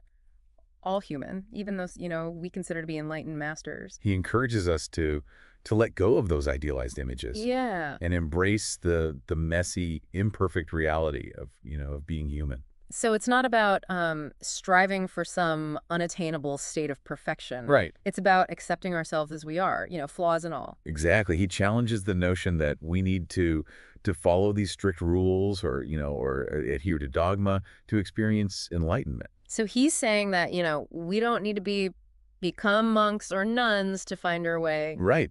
He even suggests it's okay to do things that might be considered, wrong or inappropriate by societal standards. Wow. Just because we can. Okay, now that's controversial. Well, he's not condoning harmful behavior. Yeah. It's about reclaiming our freedom, expressing ourselves authentically, without the constraints of societal conditioning. So true spirituality is about following our own inner compass, not conforming to, these external rules. He even encourages us to question the information we receive from spiritual teachers, Mm. including himself. So he's really advocating for self-reliance Yeah. and critical thinking. He suggests that, we shouldn't blindly accept anyone's teachings, but rather use our own discernment to determine what resonates as truth for us. It's about becoming our own authority, trusting our own, inner knowing. He also seems to have a pretty good sense of humor, right? Oh, absolutely. Oh. He often uses humor to challenge those sacred cows of spirituality, Oh, okay. poking fun at that seriousness that can sometimes, creep in. So enlightenment isn't about being like somber and serious all the time. He's reminding us to lighten up, to laugh at ourselves. Yeah. And remember that joy and playfulness are also part of the journey. He reminds us that, making mistakes is okay, that there's no such thing as failure on the path to enlightenment. Every experience, even those negative ones, Yeah. they're all opportunities for growth. It's a powerful message of self-acceptance and forgiveness. We can let go of that need to be perfect Right. and embrace the messy beauty of our human journey. And he even gets into practical matters Oh, okay. like navigating relationships, finances, health, and, everyday life. So he's not just, talking about esoteric concepts. Right. He's giving us like real world advice. He suggests that, as we awaken, well, our priorities naturally shift. We're drawn to experiences and relationships that align with our true nature. So it's about trusting our intuition, Yeah. following our passions, Exactly. and letting our hearts guide us. He reminds us that we're not alone. We have this vast network of support, Yeah. both visible and invisible. That's always available to us. So it's okay to reach out for help and and guidance when we need it. Absolutely. Right. He encourages us to connect with our spiritual families, our guides, our fellow travelers on the path. It's about remembering that, we're all in this together, Yeah. supporting each other along the way. He also talks about this concept he calls caspectations. Oh, yeah. It's kind of a mashup of expectations and aspects. It sounds intriguing. Yeah, he's essentially saying that, our aspects, Okay. those fragmented parts of ourselves that we've, disowned or repressed, Mm-hmm. well, they actually create expectations that hold us back. Like those parts of ourselves that we try to hide, or deny, Yeah. they're actually creating roadblocks on our path. Exactly. And we often project those aspects onto others, Mm-hmm. creating conflicts and keeping us stuck, in unhealthy patterns. He uses the example of relationships where we might, cast our partners in that role of fulfilling those unmet needs. So instead of taking responsibility for our own growth, we're expecting someone else to to fix us. It's a recipe for disappointment. Mm-hmm. He encourages us to recognize those projections, to integrate those disowned aspects of ourselves, Yeah. and embrace that wholeness of who we are. So it's another reminder that real change, it starts within. Yeah. He also talks about, the importance of simplicity. Oh, yeah. What does he mean by that? He suggests that true wisdom, it lies in recognizing that core truth of our being. Yeah. I exist. I am that I am. He encourages us to let go of overcomplicating things, Okay. to stop getting lost in mental analysis and spiritual jargon. It's about, coming back to that simple yet profound knowingness Yeah. of our own existence, that we are. Right. And then he delves into, the nature of energy, suggesting it's not some mystical force, Right. but a real power that we can work with. I like that he makes his concepts tangible. How does he describe this, working with energy? He says energy, it responds to our passion, Okay. our core desires. It flows when we're aligned with our true selves. And he encourages us to notice when we feel truly alive, excited. Those are the moments when energy is flowing freely. So it's about tapping into that inner spark, Yeah. that passion that, that fuels us, Yeah. and letting go of trying to, control or manipulate that energy. He says true mastery lies in allowing that energy to flow through us, surrendering to its natural rhythms. Yeah. He even introduces this concept called the Illuminated Free World Fund, The Illuminated Free World Fund. which is fascinating. Okay, I'm intrigued. What is this fund? Well, he describes it as an energy fund, available to those who are ready to receive it. He's clear that it's not about money. Okay. or, material wealth. So it's more like, a spiritual or energetic resource. Exactly.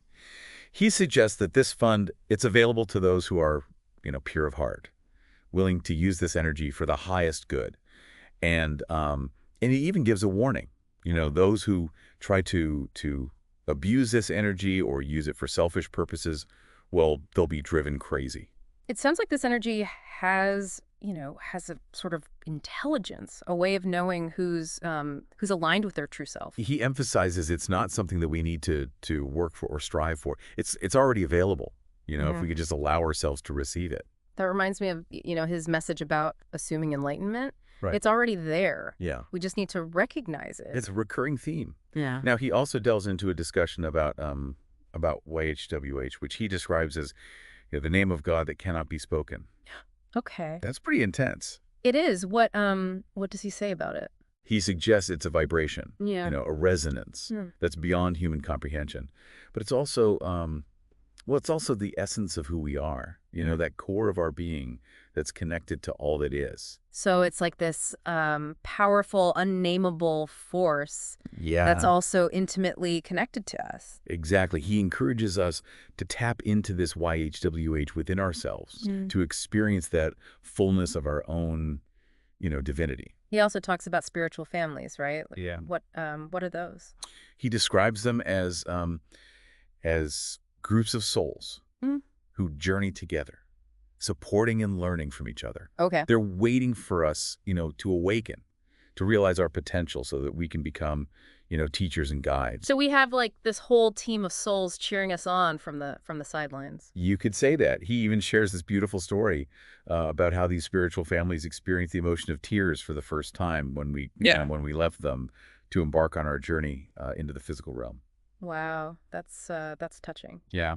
So we're not alone on this journey after all. Right. He suggests that, our mission here on Earth is to learn and grow, to experience that full spectrum of, human emotions. Yeah. And bring that wisdom back to our spiritual families, helping them evolve. It's like we're explorers venturing out into uncharted territory and bringing back treasures to share. He emphasizes that, we're not here to be saved, but to become the saviors, the teachers, the guides for others. That's a powerful responsibility. Yeah. He reminds us that the key lies in self-love, in embracing our wholeness, flaws and all. So it's about, accepting ourselves fully before we can truly help others. He challenges us to let go of that need to be perfect. Right. To conform to expectations, to seek approval. It's about embracing our uniqueness. Yeah. Living life on our own terms. And he reminds us that true freedom, it comes from within, from recognizing our inherent sovereignty, right, as divine beings. So we're not waiting for someone to grant us freedom. Right. It's already ours. Exactly. And that leads to his concept of embodied masters. Yeah. Beings who walk the earth with sovereignty, shining their light without needing anything in return. Yeah, they're not attached to to material things or outcomes. They just are. Right. He even challenges us to consider whether we would choose to leave Earth immediately upon achieving enlightenment, suggesting that true mastery, lies in staying here, experiencing life, in the physical realm. Yeah. It's about bringing that, that enlightened awareness into our everyday lives. Right. Not escaping from them. He also talks about the importance of letting go of, unfinished business. Okay. Releasing any attachments, or karmic entanglements that are holding us back. It's like, clearing out the clutter, making space for something new. He suggests that we can release all of it, with a single breath, the biggest and best breath we'll ever take. Okay. It's a powerful image of surrender. Yeah. Of letting go and embracing that present moment fully. So it's about releasing the past and stepping into, the unknown with courage and trust. And then he talks about undreaming. Yeah. He says, we've been so caught up in thoughts and beliefs rather than allowing ourselves to truly dream. Yeah, it's like we've forgotten how to imagine, to create, exactly, to tap into those infinite possibilities that, that exist. He urges us to reclaim that capacity, for dreaming, to envision the lives we truly desire, Yeah. and to bring those dreams into reality. He's reminding us that we are powerful creators with the ability to, to shape our destiny. We just have to remember how to dream again. Right. He emphasizes the importance of, of trust, of Yeah. surrendering to the flow of life, believing that everything is unfolding perfectly, even when it doesn't seem like it. Yeah, it's about having faith that the universe has our back, even when things get tough. He encourages us to step into our power, to claim our sovereignty, and embrace that journey of enlightenment with courage and joy. So it's about taking responsibility, Yeah. trusting the process, and remembering that we are capable of anything. Then he introduces the concept of knowingness, which he describes as the key to unlocking our potential. Knowingness. What does that mean exactly? Well, it's a state of being Okay. where we're no longer, seeking answers outside ourselves. We trust our own inner wisdom and guidance. He encourages us to cultivate this knowingness, to practice listening to that quiet voice within. It's about trusting our gut, Yeah. our intuition, even when it doesn't, make logical sense. He reminds us that we already have all the answers we need if we can just, quiet our minds and listen. He also talks about giving ourselves permission. Permission. Permission for what? Permission to receive the abundance that's available to us. Okay. He says we often block our blessings, with limiting beliefs and guilt. So it's about, recognizing our worthiness, believing that we deserve good things. He encourages us to open ourselves to the flow of grace, to allow ourselves to receive the gifts the universe is constantly offering. And he also says to release expectations Okay. about what enlightenment should look like Right. or feel like. Yeah. It's a unique journey for each of us. Right. He encourages us to trust our process, to honor our path, and to embrace the unfolding of our own, our own expression of enlightenment. Yeah, it's about letting go of that need to compare ourselves to others. Yeah. And trusting that we are exactly where we need to be. Now, he brings up this idea of stepping into our roles as, as teachers, Okay. guides, beacons of light, Yeah. for others. It sounds like, we're graduating Mhm. from students to mentors. What does he say about this? He suggests that we've come to Earth at this time, to help humanity awaken, Oh. to evolve, to transcend the limitations of the old paradigm. He reminds us that we are the ones we've been waiting for. Yeah. That we have that wisdom, that courage, that compassion to make a real difference in the world. He encourages us to step into that role, to Yeah. share our light, Yeah. to inspire others, Yeah. and to help create a new world, based on love, peace, and harmony. It's a beautiful vision, but it sounds daunting. It does. He acknowledges the challenges of navigating the world as an awakened being. He says it can be difficult to relate to those who are, still asleep, Yeah. caught up in those illusions of the old paradigm. Yeah, it's like, like speaking different languages. Yeah. How do we bridge that gap? Well, he encourages us to practice patience, Yeah. compassion, Right. and understanding, recognizing that everyone is on their own journey, Yeah. evolving at their own pace. So we can hold space for them without judgment, allowing them to awaken in their own time. Yeah, he reminds us that we're not here to save anyone. Yeah. Each individual must choose their own path. Our role is to be a light, to hold that space for others to awaken, and offer support when it's requested. It's really refreshing, how Adamus emphasizes that individual nature of this whole journey. Yeah. Because it's easy to get caught up in thinking that there's one right way to experience enlightenment. He really dismantles that idea of a prescribed path, doesn't he? Yeah. There's no set of rigid steps.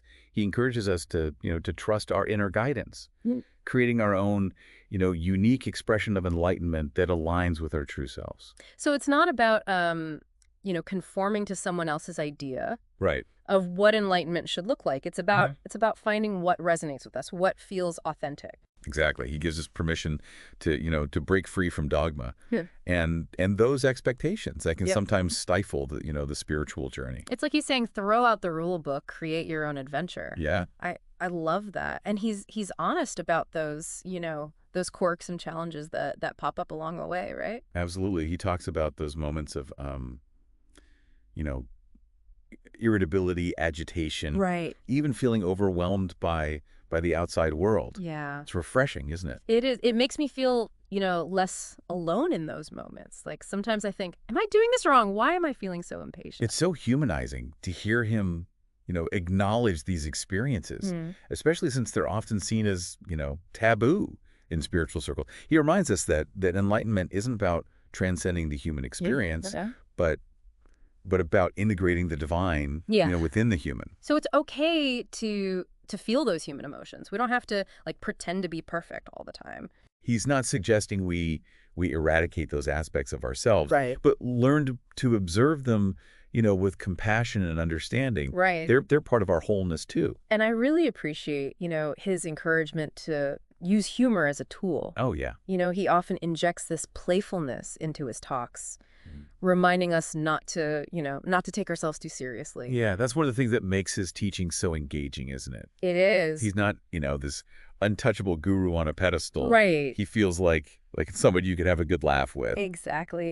It reminds us that enlightenment isn't about becoming, somber and serious. Right. It's about embracing the fullness of life, the light and shadow, the laughter and tears. It's like he's poking fun at those who get so caught up in spirituality Yeah. that they forget to enjoy the ride. Yeah. Exactly. He's reminding us to lighten up and remember that we're all in this together. And this brings us back to one of those, core themes. Yeah. Taking responsibility for our own journey. Right. Adamus repeatedly emphasizes that, that we are the creators of our reality. We have that power to choose our experiences. It's empowering and a little daunting, at the same time, because it means we can't blame others, Right. for our circumstances. He's urging us to step into, our sovereignty, claiming our power, becoming conscious creators. But he acknowledges, that there will be resistance, both, internal and external. Yeah. It's not always easy to shed those old patterns and beliefs. And that's where his reminder about support comes in. Yeah. He encourages us to tap into the wisdom of, our spiritual families, to connect with our guides and to reach out to others, on the path. It's like having a whole cheering section, encouraging us along the way. We don't have to go it alone. He also offers some, practical advice for navigating those challenges. Creating a safe space, taking time for solitude, nurturing ourselves. He encourages self-care. Yeah. Setting healthy boundaries. Yeah. Engaging in activities that bring joy. Sometimes it's, it's the simplest thing Yeah. that make the biggest difference. Spending time in nature, listening to music, Right. or just, taking a few deep breaths. He reminds us to listen to our bodies. Yeah. To honor our needs and to treat ourselves with love and compassion. Right. And most importantly, to remember that this is a journey, Right. not a destination. Yeah, there's no finish line. Right. It's about that continuous unfolding, becoming more of who we truly are. So what stands out to you as the most significant takeaway from all of this? Well, for me, it's that that message of empowerment, recognizing our own divinity, our capacity for creation, our responsibility for shaping our reality. It's about stepping out of, that victim role, Yeah. shedding those limitations, and embracing the truth that we are sovereign, powerful, and free. And to do it with a sense of humor Yes, and lightness. absolutely. So as you continue, your own unique journey, remember to embrace your freedom and trust your intuition, to love yourself unconditionally, and never stop dreaming. And here's something to ponder. If you were, designing your own enlightenment experience, what would it look and feel like? I encourage you to explore that question. Until next time, keep diving deep. All right, let's dive in. Today we're exploring some pretty unique spiritual teachings. We've got excerpts from what appear to be transcripts of talks, or they're called Shouds, by this entity called Adamus Saint Germain. Ever heard of him? It's a curious name, right? I mean, the Saint Germain part rings a bell, doesn't it? A lot of people know about him, this legendary figure, alchemy, wisdom, kind of a mythical spiritual master. But Adamus presents himself as a facet of Saint Germain, specifically focused on guiding a group he calls Shaumbra. Shaumbra. Okay, that's one we'll need to unpack for sure. From what I've gathered in these shoulds, Adamus describes Shaumbra as spiritually awakened individuals, people on this path to enlightenment. A path, he claims, that's often a lot tougher than more traditional spiritual paths. And, reading through these transcripts, Adamus definitely has a unique way of expressing himself. Terms like allowing enlightenment or thought farts. He even drops a shut up every now and then. Oh yeah, that's Adamus for you. Yeah. It's not your typical spiritual language. But, I think the unconventional approach might actually be part of his strategy. Humor, provocation, those unexpected phrases, they can really shake things up. Our old beliefs, paradigms. It's like he's getting past the mind's defenses, getting right to the heart of things. Yeah, it's like he's giving our spiritual autopilot a good jolt. Like, wake up. Precisely. He even talks about this idea of allowing enlightenment. It's really fascinating. He's basically saying enlightenment isn't something you grit your teeth and achieve through sheer force of will. It's something you allow. It unfolds. It's about releasing control, resistance, those mental limitations that keep us stuck. That really resonates with me. It's like we often try to force our way into enlightenment, willpower, discipline, all that. But maybe it's more about surrender. Trusting something bigger at play. Right. That's the core of allowing. And he introduces another concept called kaiko. It's this deep, almost primal longing for freedom, this burning desire for something more. Okay, so we've got this idea of allowing, this profound desire for freedom he calls kaiko. And it's all delivered in this, well, surprisingly unconventional language. I found the part about the Jesus game really interesting. Oh, the Jesus game, yeah.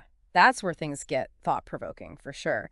He basically takes the story of Jesus, or as he calls him, Yeshua, and kind of turns it upside down. Yeah, it's like he's saying, hey, let's look at this from a whole new angle. He questions those traditional interpretations, explores the possibility of Yeshua's Essene background, the idea of the Christ seed dying, even throws in the idea of Yeshua failing. And the point he's making is how much our beliefs color our understanding of these historical figures, even religious figures. Like how much of what we think we know is just collective belief passed down, maybe not even accurate historically. That's such a good point. It really makes you question everything you thought you knew. Yeah. And it makes me wonder, is that what he's doing with Shaumbra? To help them question everything, even their own spiritual beliefs? Yeah, I think so. He seems to be guiding them towards this radical self-discovery, shedding those old layers of belief and stepping into their own truth. He even says the Shaumbra path is about redefining life entirely. Body, mind, spirit. Speaking of the body, there's this teaching about how important the physical body is to enlightenment. He calls it the body of consciousness, which, seems to contradict some spiritual traditions that see the body as an obstacle. Right. It's a fascinating contrast. Adamus sees the body as a vital part of the journey. He describes it as, well, essentially beautiful, dynamic planet, a planet for the I am to experience. So he's saying don't neglect your body, don't try to just transcend it. It's a vital part of who you are and how you experience enlightenment. Absolutely. He emphasizes that you need a healthy body on this path to mastery. And that might surprise people used to a more, ascetic approach. Okay, so we have this emphasis on allowing, this unconventional language, the Jesus game, messing with our perceptions of history and belief. And now this focus on the body as crucial for enlightenment. But then he throws this in. Adamus claims the world is inherently unsafe, and we're not safe in it. Yeah, that's a statement that can really make you pause. But he clarifies, he's not talking about physical danger. He's talking about this pervasive sense of unsafety, the kind that comes from mental and emotional conditioning. So it's about feeling safe internally more than externally. Like our own minds are the biggest source of fear and insecurity. Exactly. He talks about the unsafety of our minds, of relationships, even of traditional spiritual teachings. He even says the mind is one of the most unsafe places to be. He calls it the thing that's, and I quote, constantly telling you what a shit you are. Oof.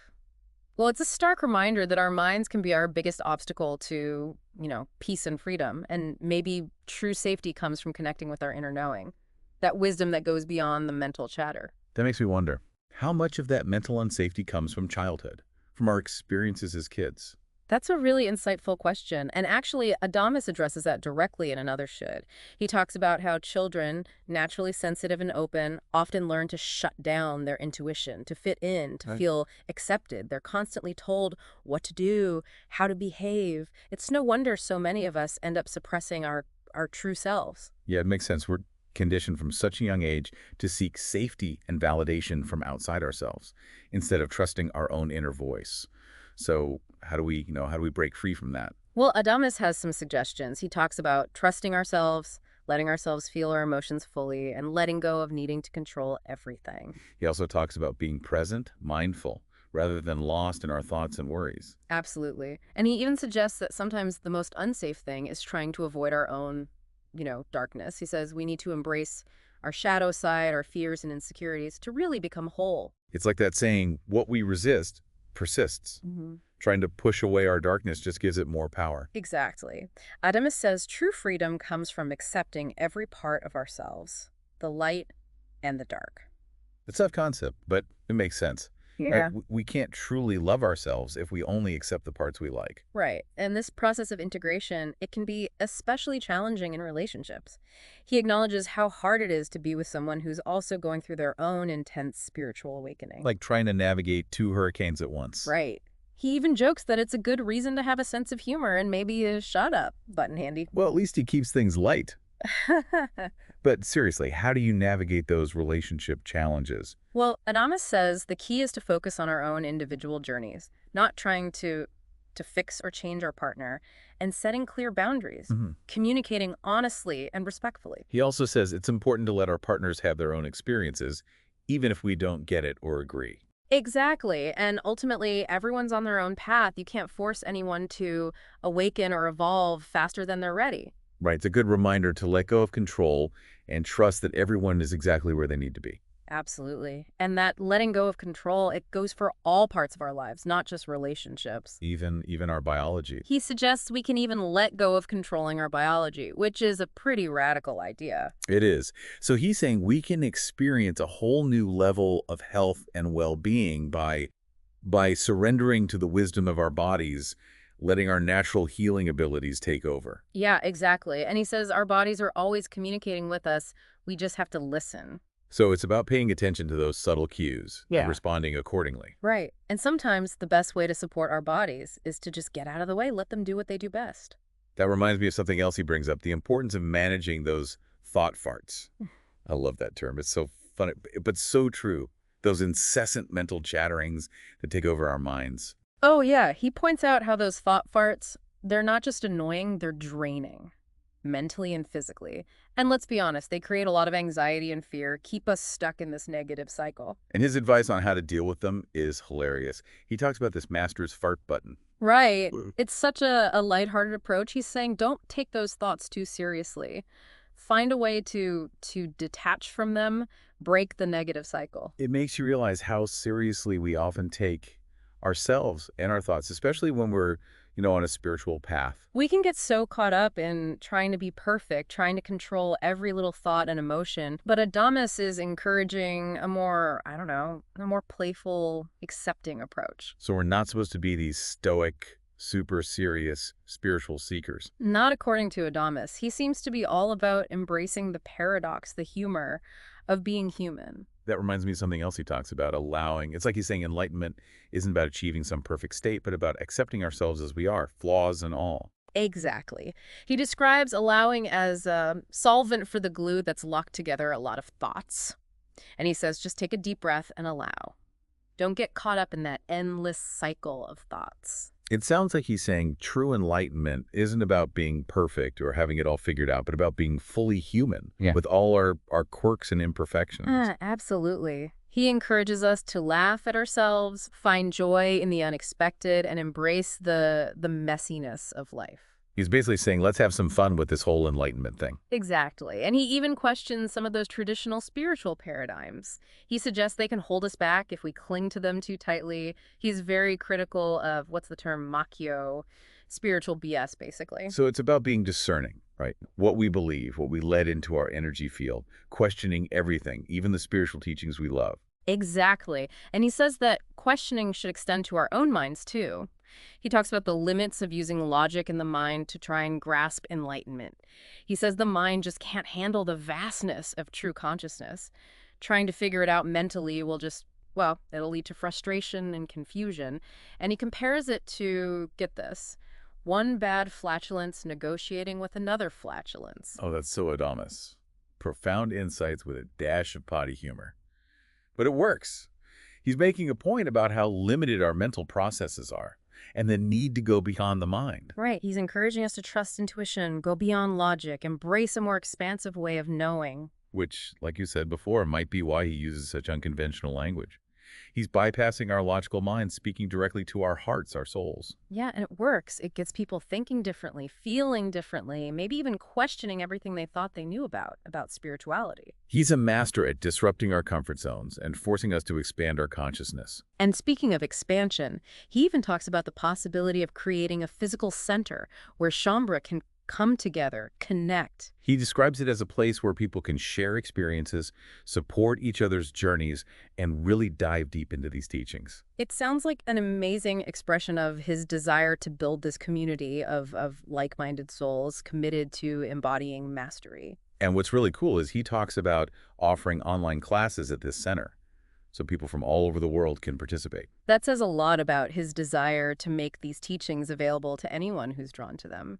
He also touches on this topic that so many spiritual seekers can relate to: the allure of channeling archangels. I love what he says about this. Oh yeah, he's got some funny things to say about that. He points out, jokingly, that most of the archangels are booked already because so many people are channeling them, except Raphael. Raphael's open for some reason. It's hilarious, but he's making a serious point. He's pointing out this tendency for us to look outside ourselves for guidance, for validation. He's saying, hey, you've got all the answers you need inside yourself. You don't need to channel some fancy archangel to find your truth. He's emphasizing that real mastery is about connecting with our own inner divinity, not about relying on external authority figures. And he's not afraid to use humor to get that point across. Now, in another shooting, he really delves into this concept of reality versus perception. He challenges the audience to question what they think is true. He uses some great examples like pollution levels and the financial markets to show how our perceptions can be skewed by the media, by social conditioning, and by our own limiting beliefs. He even says that the level of pollution in North America and Europe has actually gone down in recent years, even though most people think it's gotten worse. Yeah, it's an interesting example of how our beliefs can literally shape our reality, and how questioning those beliefs can open us up to a whole different experience. Then he goes on to talk about the power of joy, and he encourages the audience to basically fake it till you make it. He's suggesting that even if you don't feel joyful, acting like you do can shift your energy and attract more joy into your life. He even tells the audience to say anything when they're in doubt, emphasizing the importance of breaking free from the limitations of our minds. He's reminding us that we have the power to choose our thoughts and feelings, and sometimes the simplest approach is the best.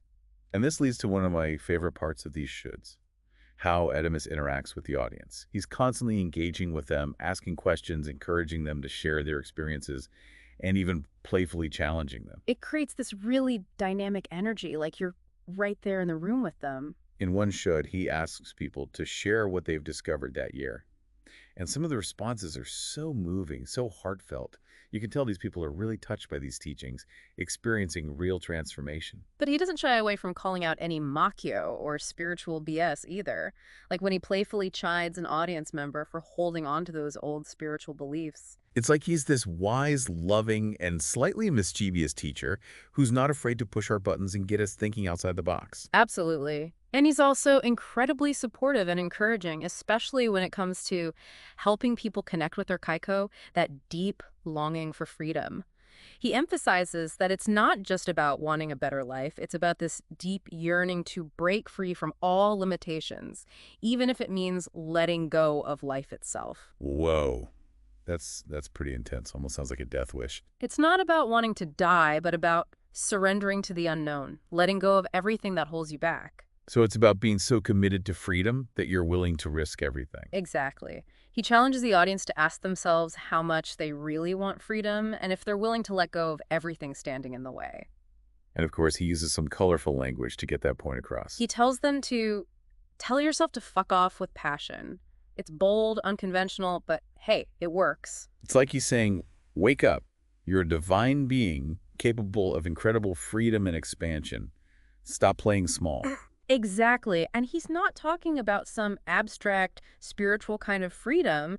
He wants people to express their mastery in their everyday lives. He gives an example of demanding better service at a restaurant, not from ego, but from self-worth, from knowing your value. It's about setting boundaries, speaking your truth, and refusing to be treated with anything less than respect.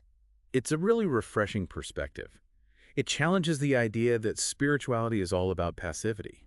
He wants us to embody our mastery everywhere. And he addresses the loneliness a lot of spiritual seekers feel, acknowledging how hard it is to find people on the same path. He reminds them they're pioneers, paving the way for others, and that their willingness to embrace their uniqueness will ultimately inspire others to do the same. And, as much as he challenges them, he's incredibly supportive too. Especially with those powerful visualizations. That one where he guides people to connect with their kaiko, that deep longing for freedom is so powerful. He describes it as this burning fire within, the kind that can transform complacency into passion and open us up to a whole new way of being. It's like he's giving us permission to unleash our inner fire, to burn away limitations and embrace that insatiable thirst for freedom. And that brings us back to the idea of allowing, surrendering to that higher power, that higher intelligence that's orchestrating this whole journey.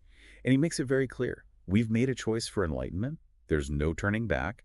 We can't unknow what we know. He encourages us to embrace the intensity, to allow ourselves to be cracked open, transformed by these powerful energies that are present on the planet right now. And we're not alone in this. There's support if we're willing to ask. That's a really reassuring message, Mm-mm. especially when you consider how tough this path can be. Absolutely. He even acknowledges that letting go of control can be, well, scary for a lot of people. We're so used to trying to control everything, our time, our relationships, even our own biology. I love the visualization he uses to illustrate this. He asks people to connect with the memory of their pre-birth planning session. It's such a powerful reminder that we chose to be here at this specific moment in time for a reason.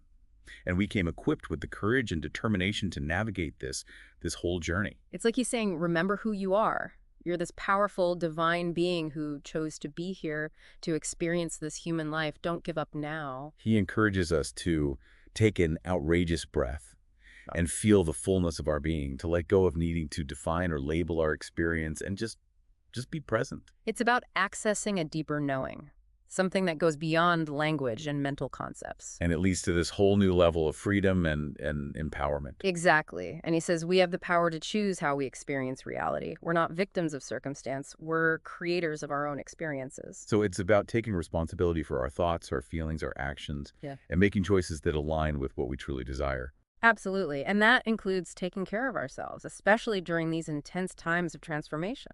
He reminds us that it's okay to rest, to withdraw, to just be with ourselves. He even says being tired can be a good thing.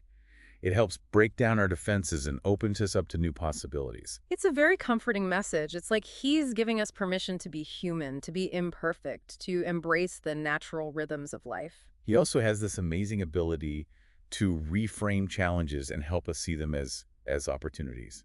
Like when he challenges the audience to let go of believing they're crazy. He's not saying mental health isn't real or that we shouldn't seek help if we need it, but he's suggesting what we label as crazy might actually be a sign of, well, expanded consciousness, a willingness to see beyond the limits of the consensus reality. It's like he's encouraging us to embrace our weirdness, stop trying to fit into a mold that was never meant for us. And to own our power as creators.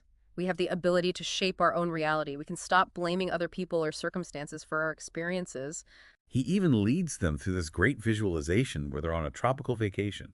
It's a beautiful picture of relaxation, abundance, ease, a reminder that peace, joy, and freedom are always available to us. We just have to choose them. It's about creating a reality that reflects our true nature as masters. It's all about choosing those thoughts, beliefs, and actions that resonate with what we deeply desire and trusting the unfolding of our own unique journeys. Exactly.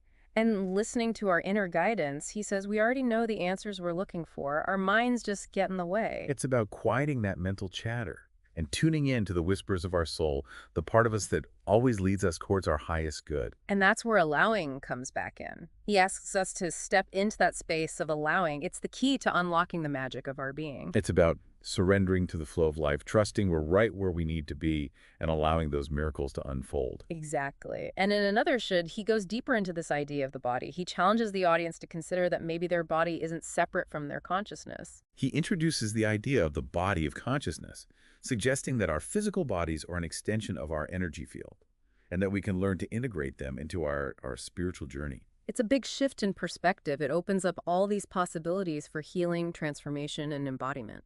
It's like he's saying, your body isn't your enemy.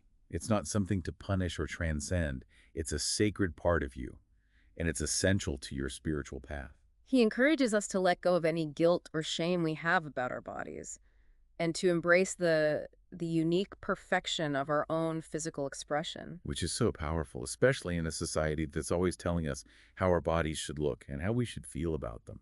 And he doesn't stop there. He challenges us to imagine having a body that flows with our passion, a body free from pain, aging, and disease. He's not denying the reality of our physical experiences.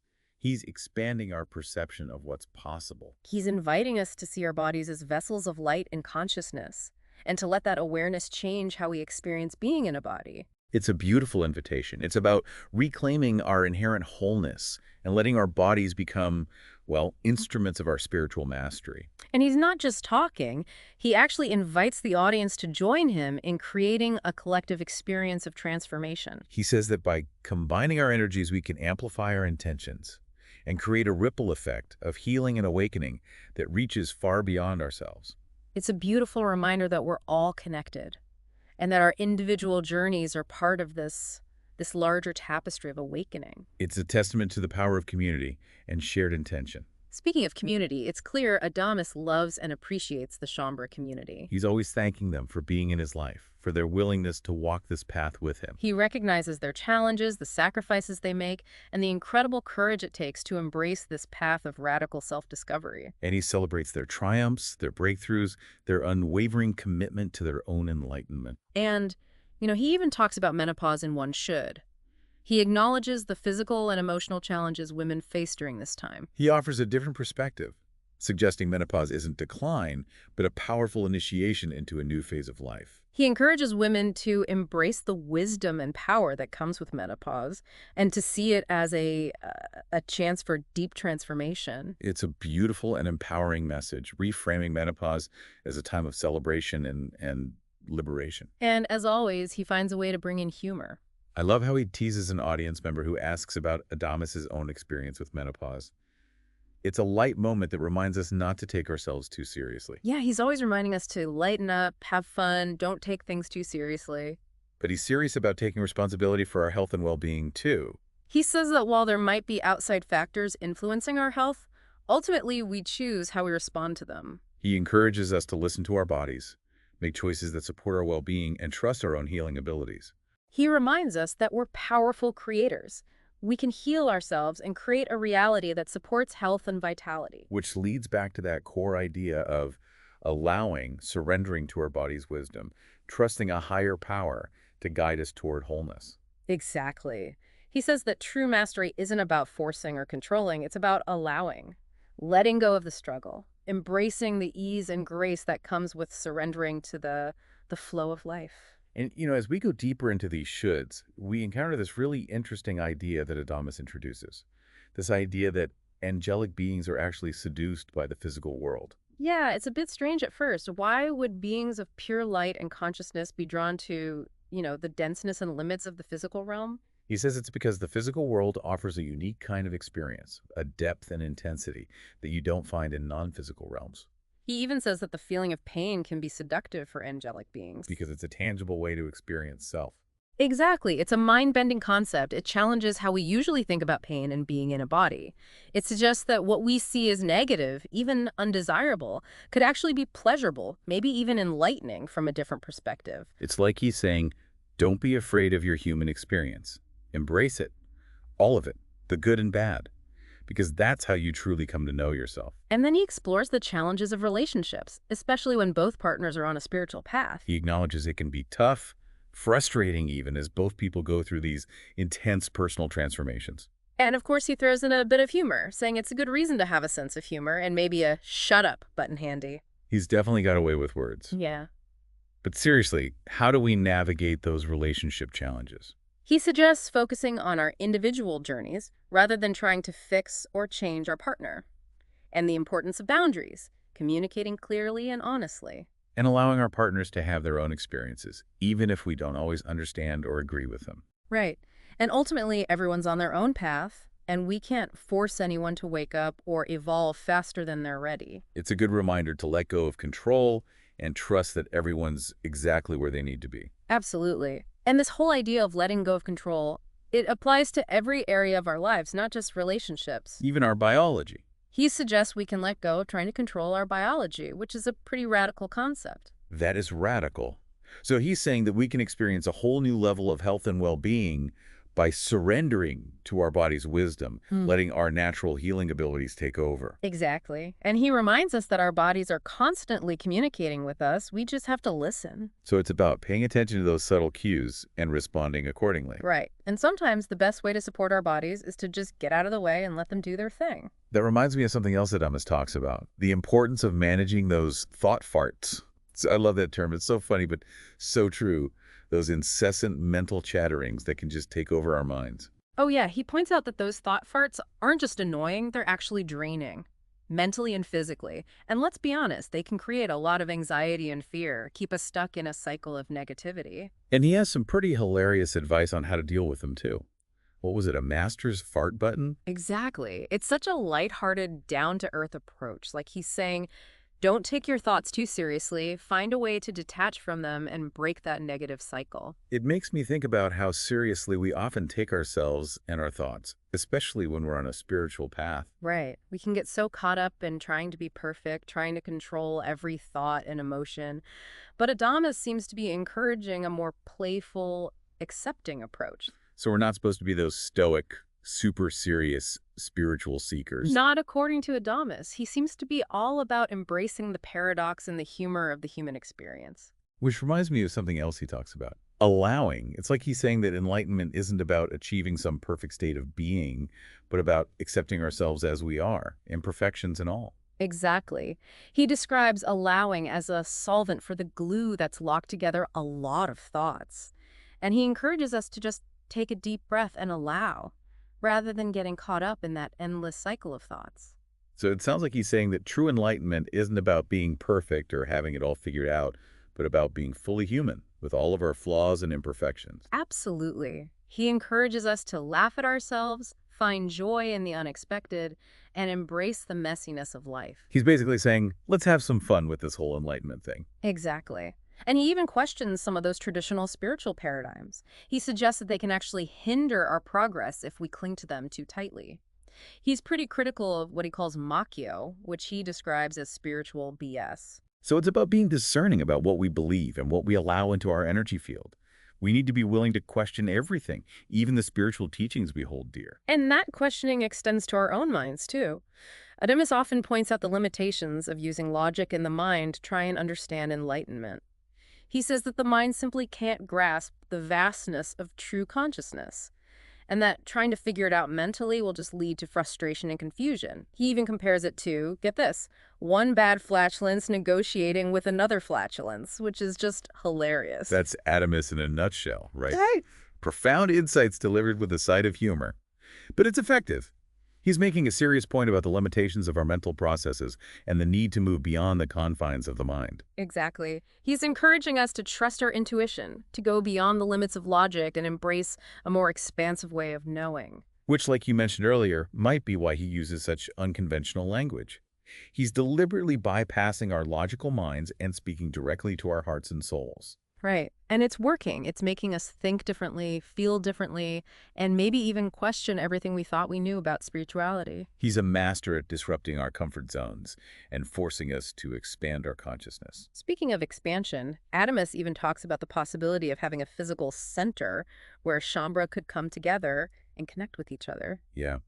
He describes it as a place where people can share their experiences, support each other on their journeys, and really dive deep into these teachings. It sounds like a really beautiful expression of his desire to build this community, like-minded souls all committed to embodying their mastery. And the best part is he talks about having online classes so people from all over could participate.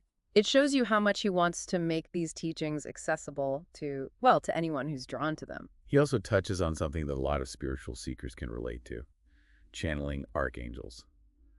What he says about it is so funny. Oh, yeah. He has this bit where he jokes that most archangels are already booked, so many people channeling them, except Raphael. For some reason, Raphael's available. I know, right?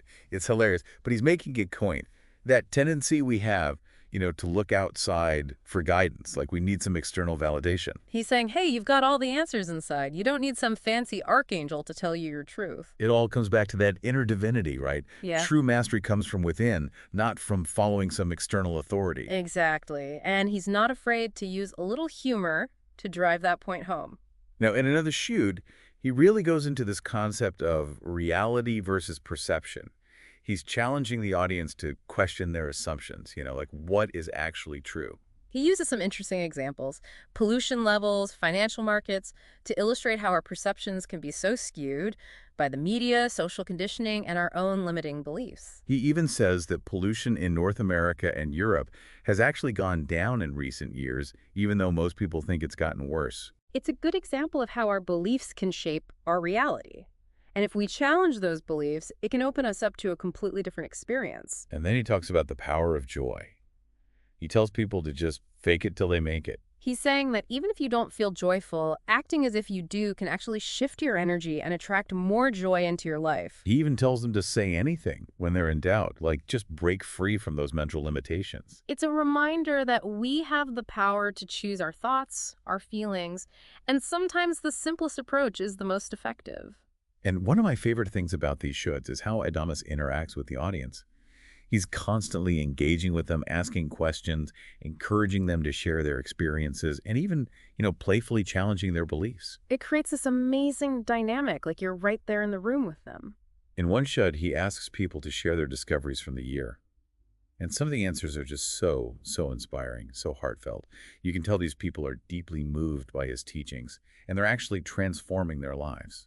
Yeah, but he doesn't shy away from calling out any makyo, that spiritual BS, like when he, playfully calls out someone for hanging on to old beliefs. It's like he's this wise, loving, but slightly mischievous teacher, pushing our buttons, making us think outside the box. Exactly. And he's also incredibly supportive, especially when it comes to helping people connect with their kaiko, that deep longing for freedom. He says it's not just wanting a better life, it's this yearning to be free from every limitation, even if it means, letting go of life itself. Wow, that's heavy. Sounds a bit like, I don't know, a death wish. No, it's not about wanting to die. It's about being willing to surrender to the unknown, letting go of everything that holds you back. So it's about being so committed to freedom that you're willing to risk it all. Exactly. He asks people, how much do you really want freedom? Are you willing to let go of everything that stands in its way? And he definitely doesn't mince words when he says it. Oh no, he tells them to tell yourself to fuck off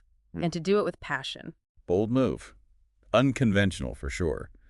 But I guess it gets the message across. He's shaking us out of our complacency, reminding us freedom isn't some passive state. It's something you have to fight for, something you have to demand from yourself and the world around you. He's saying we are powerful beings. We can break free from those limiting beliefs and create a reality that truly reflects our freedom. And, this goes back to that discussion about Shaumbra. He says, Shaumbra have a different relationship with freedom. They're not happy with the status quo. They don't just want to fit in or follow the rules. They have this deep inner yearning for something more, something beyond the limits of, being human. He even calls them kick-ass angels. He thinks they have a special part to play in the evolution of consciousness. They're the trailblazers, the pioneers, the ones pushing boundaries and creating those new possibilities for all of us. And he tells them to embrace their uniqueness, to honor their own journey, and to trust their inner guidance. Because they're the ones paving the way for a new era, an era of human consciousness where freedom, love, and joy are the foundation. Exactly. And in another should, he goes into this whole concept of embodiment and the body of consciousness. He's really big on integrating the physical body into the process of enlightenment, which, goes against some traditions that see the body as an obstacle. There's definitely this tendency in some traditions to see the body as something to, transcend, even punish. But Adamus flips that on its head. He sees the body as this sacred vessel, something that lets us experience the fullness of being. He wants us to honor our bodies, treat them with kindness and respect, and listen to their wisdom. He even calls the body a sensually beautiful, dynamic planet that the I am gets to experience. Such a beautiful image, right? It emphasizes how important it is to embrace our physicality. It's a key part of our spiritual journey. And he goes on to talk about how vital it is to have a healthy body if you want to achieve mastery. He says that when our bodies are vibrant, our energy flows better, our minds are clearer, and we can more easily tap into our spiritual potential. And he talks about letting go of any guilt or shame we might have around our bodies. Reminding us that our bodies aren't something to be judged or punished. They're divine creations that deserve our love and respect. He wants us to let go of those negative beliefs we inherit from society, from our families, and embrace the perfection of our own bodies just as they are. It's such a liberating message. It invites us to reclaim our bodies, to see them as temples of our soul, and to honor their part in our spiritual journey. And then he goes on to introduce this idea of the body of consciousness, which is basically the integration of all the different aspects of our being, our physical, mental, emotional, and spiritual bodies. He says that when we're truly embodied, all these aspects are working in harmony. Our thoughts, feelings, and actions are aligned with our soul's purpose. And we experience this wholeness and integration that we never thought possible before. It's like becoming the symphony of self, every instrument playing its part in perfect harmony. Exactly. And he says we can cultivate this embodiment through practices like meditation, mindfulness, and conscious movement. He also talks about being present in our bodies, feeling our sensations, and listening to the wisdom of our physical form. It's like this beautiful invitation to reconnect with the miracle of being embodied, to embrace our human experience fully. Speaking of miracles, Adamus also talks about abundance and what it means on the Shaumbra path. He suggests that Shaumbra have a different relationship with abundance than those who follow, more traditional spiritual paths. He even talks about how Shaumbra often reject those traditional ideas about wealth and success. Yeah. They choose to focus on inner fulfillment and spiritual growth instead. Right, and he acknowledges that this can lead to some, financial challenges sometimes, since Shaumbra might not be as motivated by money as those who are following, say, a more traditional path. But he says true abundance isn't about money anyway. It's about energy. He suggests that when we're aligned with our soul's purpose and living in a state of allowing, abundance just naturally flows to us. He even talks about input versus donation, saying that when we give freely from a place of abundance, we create this energy vortex that attracts even more abundance. It's a cool perspective that kind of challenges how we normally think about giving and receiving. He's saying true abundance comes from being generous, from sharing our gifts with the world without expecting anything in return. And when we do that, we create this ripple effect, abundance that benefits not only ourselves, but everyone around us. Right. And speaking of ripples, Adamus talks about the impact Shaumbra are having on the world. He says they're pioneers, paving the way for a new era of human consciousness. He sees them as embodying this new way of being, one that's rooted in love, wisdom, and freedom. He believes that their example will inspire others to awaken to their own divinity and to create a world that reflects, the beauty, harmony, and abundance of the divine. It's a beautiful vision, and I think we're already seeing it coming true. I agree. It's amazing to think that each of us has a part to play in all of this. So, as we continue on our own journeys, let's remember to be kind to ourselves, trust our inner guidance, and embrace, all of who we are. Let's allow ourselves to be cracked open, transformed, and emerge as the radiant, joyful, and free beings we truly are. And never forget, we're not alone on this path. There's this loving, supportive presence that's always guiding us. Always. And to you listening, as you keep exploring these teachings from Adamus Saint Germain, hold on to these insights. Let them inspire you, challenge you, and remind you of your own inherent greatness. May your journey be filled with wonder, joy, and that delicious taste of freedom. Absolutely. Now, Adamus is famous for, shaking things up, challenging how we see things.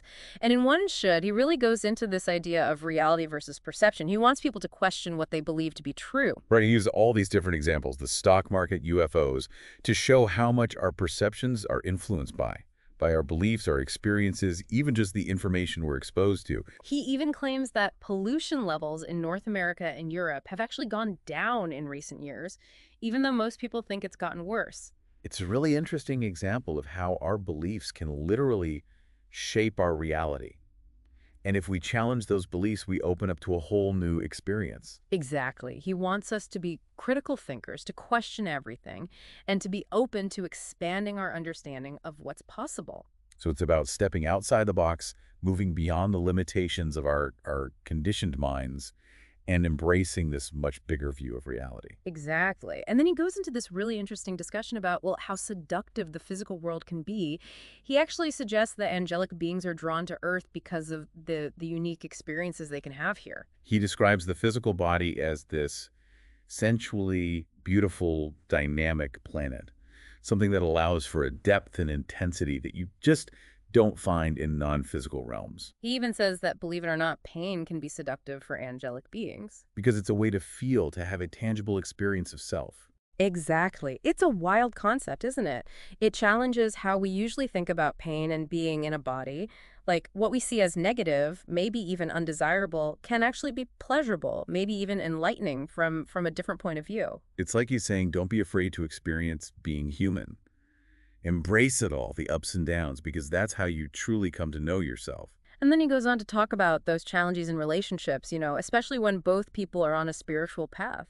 He acknowledges it can be tough, frustrating at times, because both partners are going through these, well, intense transformations. And he makes a joke about it, saying it's a good reason to have a sense of humor, maybe even a shut up button handy. He always knows how to lighten things up. Yeah. But really, how do we deal with those challenges in relationships? Well, he says it's about focusing on our own individual journeys, not trying to fix or change our partner, and setting boundaries, of course, communicating clearly and honestly. And giving each other space, Yeah. right? Letting our partners have their own experiences, even if we don't always get it. Right. And ultimately, everyone's on their own unique path. We can't force anyone to wake up or evolve faster than they're ready to. It's a good reminder to let go of control and trust that the other person is exactly where they need to be. Exactly. And that letting go of control, it applies to all aspects of our lives, not just relationships. Even our biology. He even suggests that we can let go of trying to control our biology, which is a pretty radical concept if you think about it. It is. So he's suggesting we can experience this whole new level of health and well-being by just surrendering to the wisdom of our bodies, Yeah. letting our natural healing abilities take over. Exactly. And he says our bodies are always talking to us if we just pay attention. So it's about being more aware of those subtle cues and responding accordingly. Right. And sometimes the best thing we can do is just get out of the way and let our bodies do their thing. That reminds me of something else that Adamus talks about, managing those thought farts. I love that term. It's so funny, but so true. Those incessant mental chatterings that just take over our minds sometimes. Oh, yeah. And he points out how those thought farts, they aren't just annoying, they're actually draining, mentally and physically. And let's be honest, they create a lot of anxiety and fear. They keep us stuck in those negative thought loops. And his advice on how to deal with them is pretty funny. He talks about using a master's fart button. Right. It's so lighthearted, so down to earth. He's like, don't take your thoughts so seriously. Find a way to detach from them and break that negative cycle. It makes you think about how seriously we take ourselves and our thoughts, especially when we're, on this spiritual path. We want to get it right. We do, don't we? We can get so caught up in trying to be perfect, control every thought and emotion. But Adamus seems to be encouraging a more playful, accepting approach.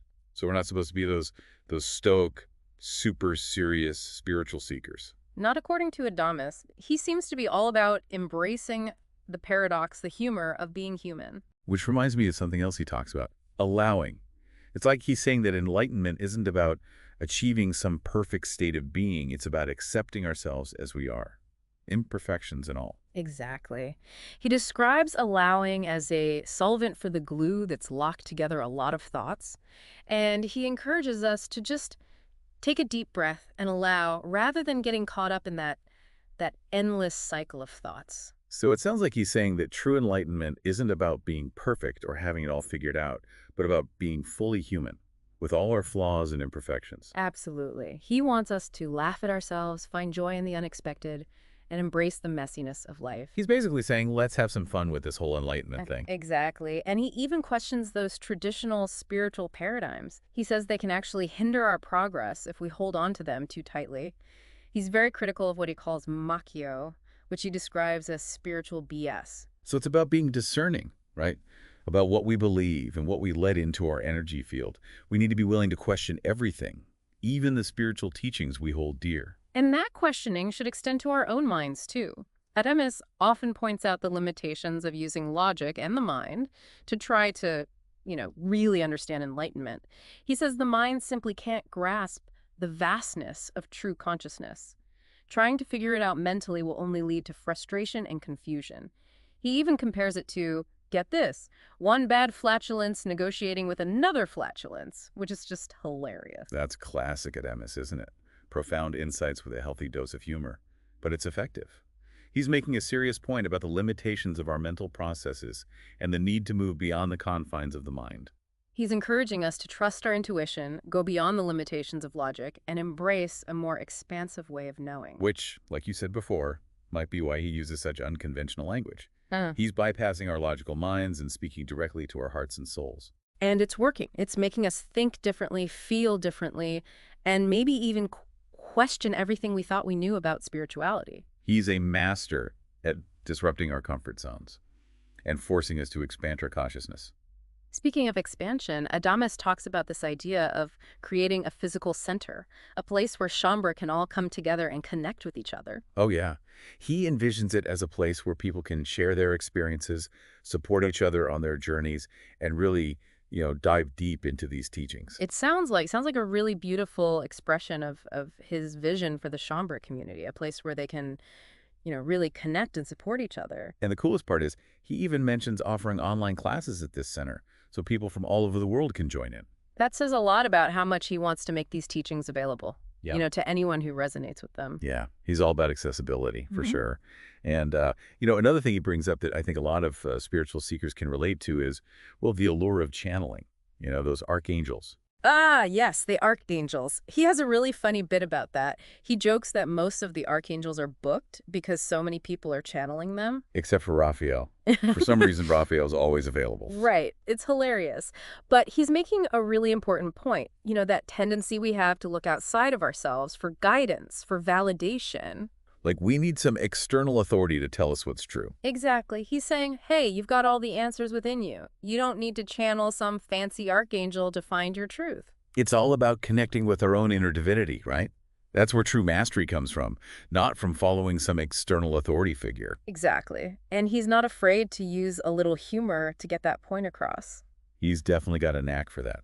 So in another short, he goes into this concept of reality versus perception, challenging the audience to really question their assumptions about what's true. Oh yeah, he uses some great examples, like pollution levels, the financial markets.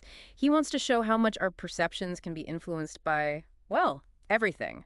The media, social conditioning, our own beliefs. He even says that pollution levels in North America and Europe have actually decreased in recent years. Which is pretty surprising to most people. I think most of us assume it's gotten worse. Exactly. It's a perfect example of how much our beliefs can actually shape our reality, and how questioning those beliefs can open us up to a whole new experience. He's encouraging us to be critical thinkers, to question everything, really, and to be willing to expand our understanding of what's possible. So it's about stepping outside of the box, right? Mhm. Moving beyond our conditioned minds and embracing a much bigger picture of reality. Exactly. And then he goes into this fascinating discussion about how seductive the physical world can be. He even suggests that angelic beings are actually drawn to Earth because of the unique experiences it offers.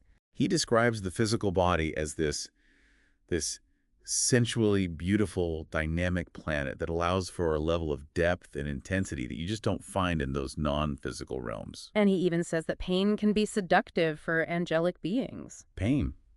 Really? Why would that be?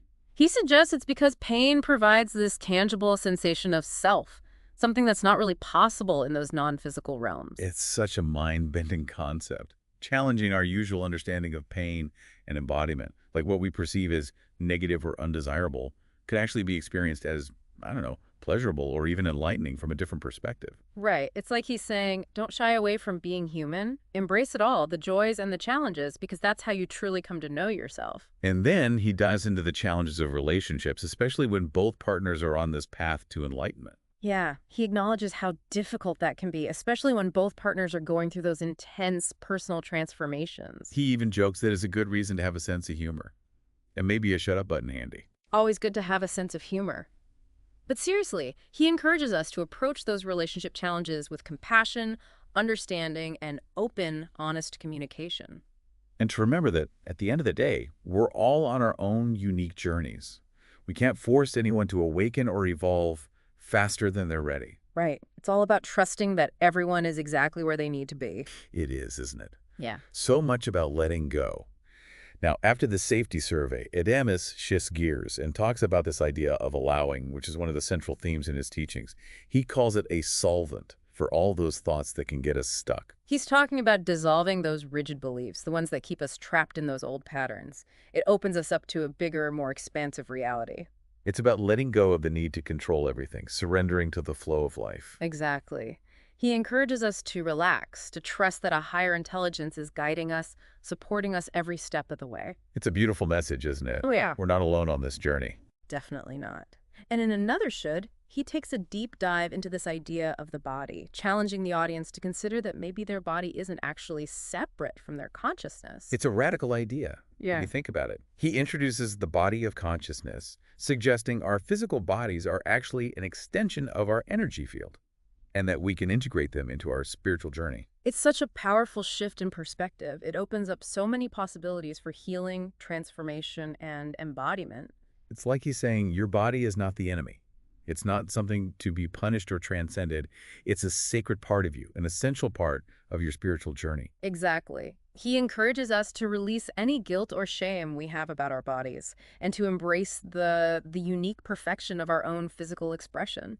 Which is such an important message, Yeah. especially in a culture that's constantly telling us how our bodies should look, how we should feel about them. He challenges us to imagine having a body that flows with our passion, a body that's free from pain, aging, and disease. So it's not about denying the reality of our physical experience. It's about expanding our perception of what's possible. It's about recognizing the incredible potential of our bodies, seeing them as vessels of light and consciousness, and allowing that awareness to transform our whole experience of being embodied. That's such a powerful image. Yeah. It's about reclaiming our inherent wholeness, allowing our bodies to become, well, instruments of our spiritual mastery. And he doesn't just talk about it in theory. He invites the audience to join him in creating a collective experience of transformation, combining our energies, amplifying our intentions, and creating a ripple effect that extends far beyond ourselves. It's like a global meditation, a shared intention for healing and awakening.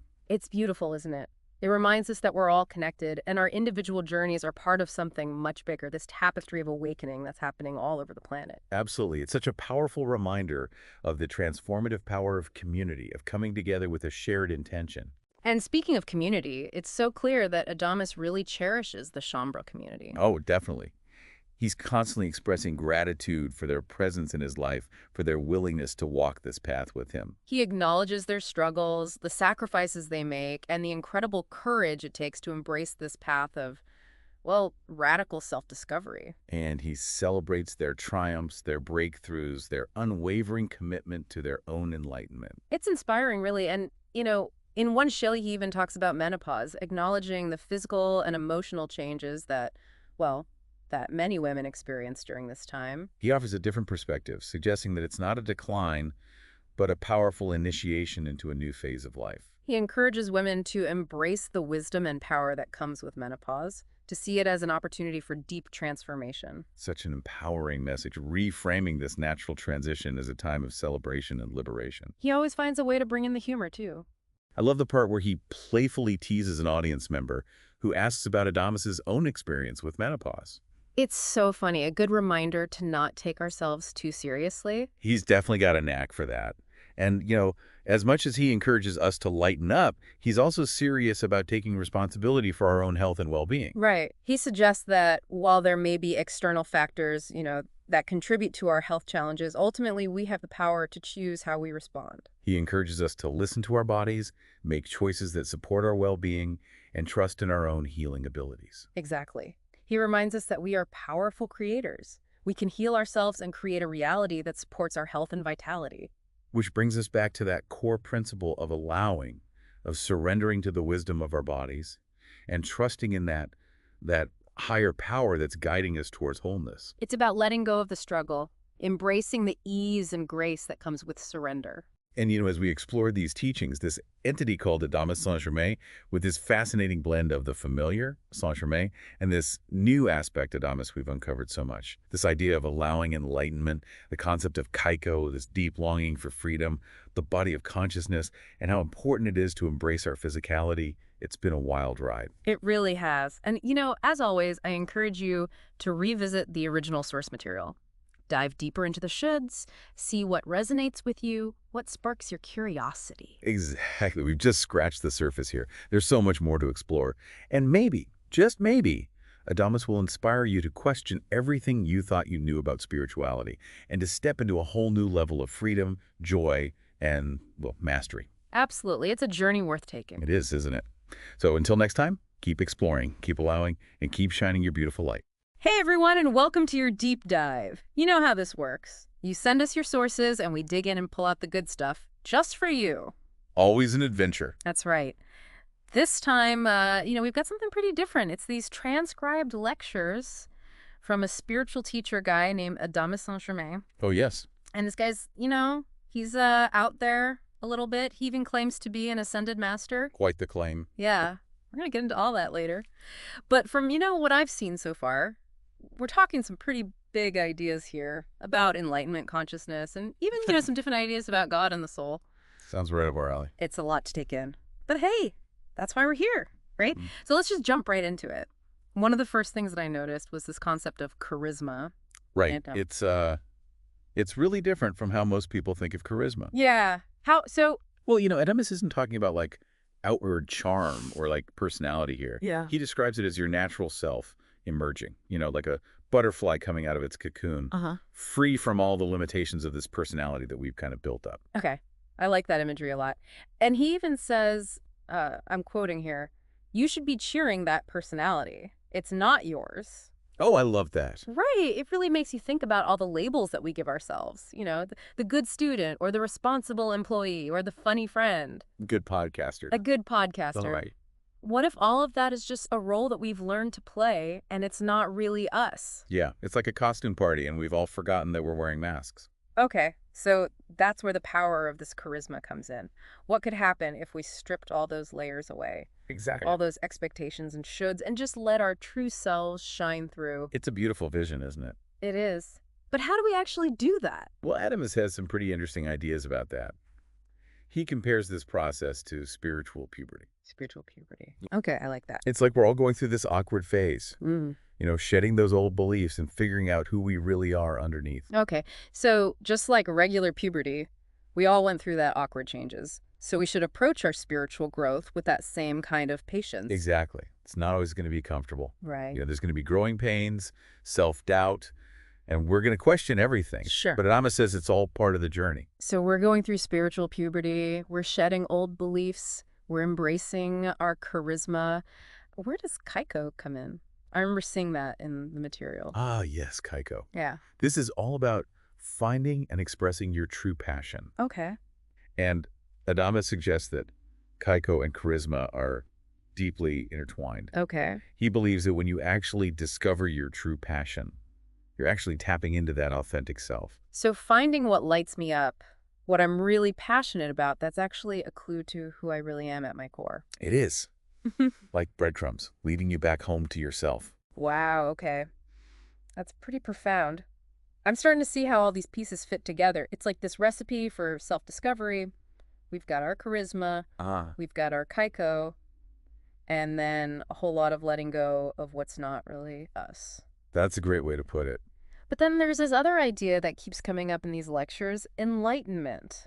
What does Adamus say about that? Well, he has a pretty radical perspective on enlightenment. Yeah. He says it's not some distant goal, Yeah. something you have to work towards. Right. It's a realization of who you already are. It's not about achieving something new. It's about recognizing what's already there within you. So it's not about climbing some sort of spiritual ladder to reach enlightenment. No, not at all. It's about uncovering something within. Precisely. Okay. Adamus emphasizes that enlightenment isn't about effort or striving.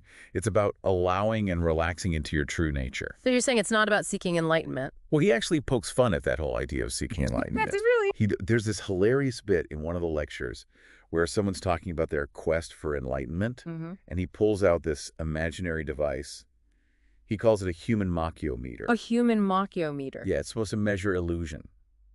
And he uses it to playfully show her how much she's caught up in this idea of seeking something that's already within her. That's amazing. Yeah, So he's saying stop looking outside yourself. The answers are already there. exactly. But this whole idea of just allowing and relaxing into enlightenment,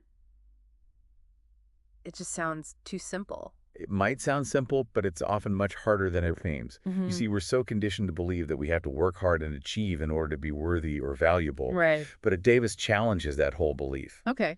He suggests that true enlightenment comes from letting go of that struggle Okay. and embracing who we already are. I'm starting to see how different this is. It's like turning everything we think we know about spirituality upside down. It is. And this leads to another key concept that Davis introduces, the idea of embracing the and. The and. What does that mean? It's about holding seemingly contradictory experiences simultaneously.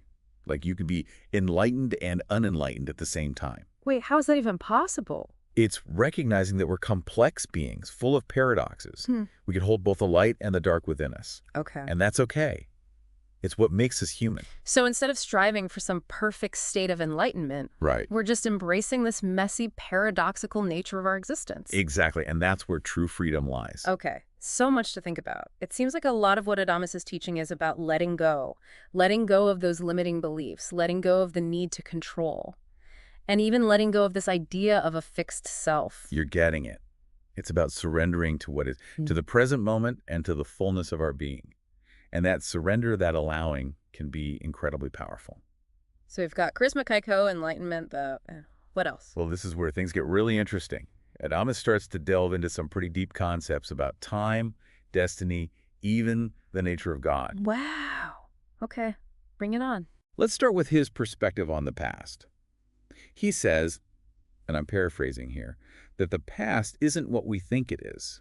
It's not about the literal events, but about the wisdom that we gained from those experiences. Interesting. So it's not about dwelling on what happened, Right. but about learning from it. Exactly. He says the past is not something to be clung to or regretted. It's a source of wisdom that can inform our present and our future. Okay, so it's less about the timeline of events and more about what we learned along the way. Exactly. And this leads to another fascinating concept. He introduces kasama. Kasama. Yeah. I don't think I've heard that one before. It's a term he uses to describe the destiny of the soul. Okay. He suggests that we each have a predestined path, a journey that's meant to unfold naturally. So you're saying we're all on this predetermined track? Well, that's a common misunderstanding about destiny. Okay. Adamus isn't saying our lives are rigidly planned out. Instead, he's pointing to this deeper intelligence, a guiding force that's orchestrating our experiences in a way that serves our highest good. He even mentions something called the God algorithm. The God algorithm. That sounds intense. What is that? It's his way of describing this underlying order of the universe, the force that governs events and circumstances, even the ones that seem random or coincidental. Okay. So like chance encounters those unexpected twists of fate. Are you saying those are all part of this God algorithm? That's what Adamus suggests. And this leads to his most provocative claim, that God, as we traditionally understand it, is a human construct. Okay, so we're not talking about the old guy with the beard on a cloud. Not according to Adamus. He says our concept of God is a reflection of our own limitations and consciousness, not some external entity. So you mean we've been worshiping this projection of our own fears and beliefs? That's the implication. Adamus suggests that we have the power to create our own reality, our own concept of God, and that by clinging to limited beliefs, we're basically giving that power away. This is a lot to process. So if God isn't some external being, then who or what is this higher power that Adamus keeps talking about? He suggests that the true power lies within us, Okay. within our own consciousness. We are, in essence, divine beings, Okay. capable of creating and experiencing anything we choose. Okay. This is getting pretty deep. But if we have all this power within us, then why are we seeing so much suffering in the world? Well, that's a question that Adamus addresses head on. Okay. He claims that we're entering this new age of consciousness, a time of massive transition and upheaval. Okay. He believes that we're moving away from the limitations of traditional beliefs and dogmas Okay. and into a more expansive, self-empowered way of being. A new age of consciousness. So all the global turmoil, the political polarization, the social unrest, that's all part of this shift. It seems that way. Yeah. And Adamus believes this transition is bringing intense energies and changes, Right. which explains why so many people are feeling this heightened sensitivity, anxiety, even a sense of overwhelm. So it's not just me. It's like the whole world's going through a spiritual puberty. Exactly. And just like with regular puberty, it can be a bit awkward and uncomfortable. Sure. But Adamus encourages us to embrace the discomfort, to allow the changes, and to trust that even amidst all this chaos, there's a higher order at play. So are you saying we should just buckle up and ride the wave of this new age of consciousness? Basically, yeah.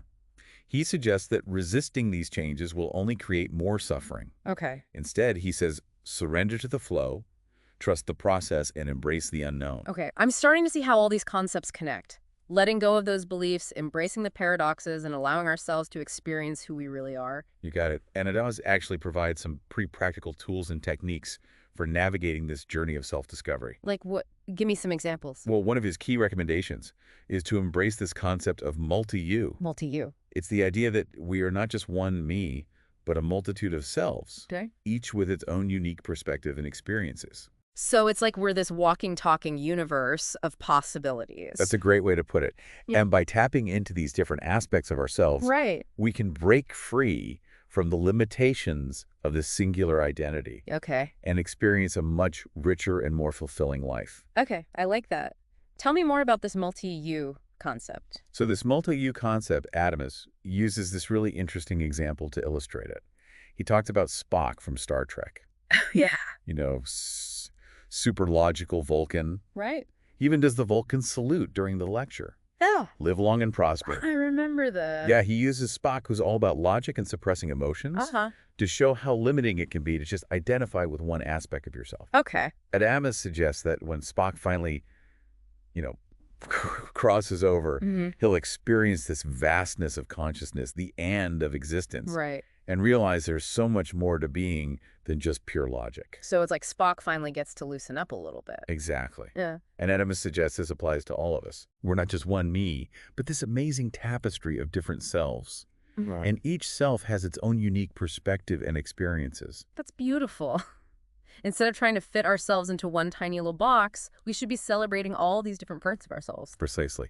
And Adamus believes that embracing this multi-you perspective can be incredibly liberating. Okay. It allows us to break free from these limitations of a single identity and really tap into that full spectrum of our being. So I'm really seeing how these concepts are all connecting here.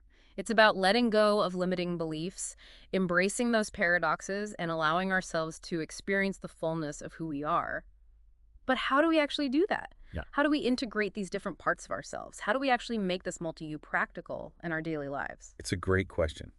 And this is where Adamus's teaching on allowing comes in. Okay. He emphasizes that allowing is not about just passively accepting everything that happens, but about consciously choosing what we want to experience. So we're active participants. Exactly. It's about taking responsibility for our reality, our thoughts, our emotions, our choices.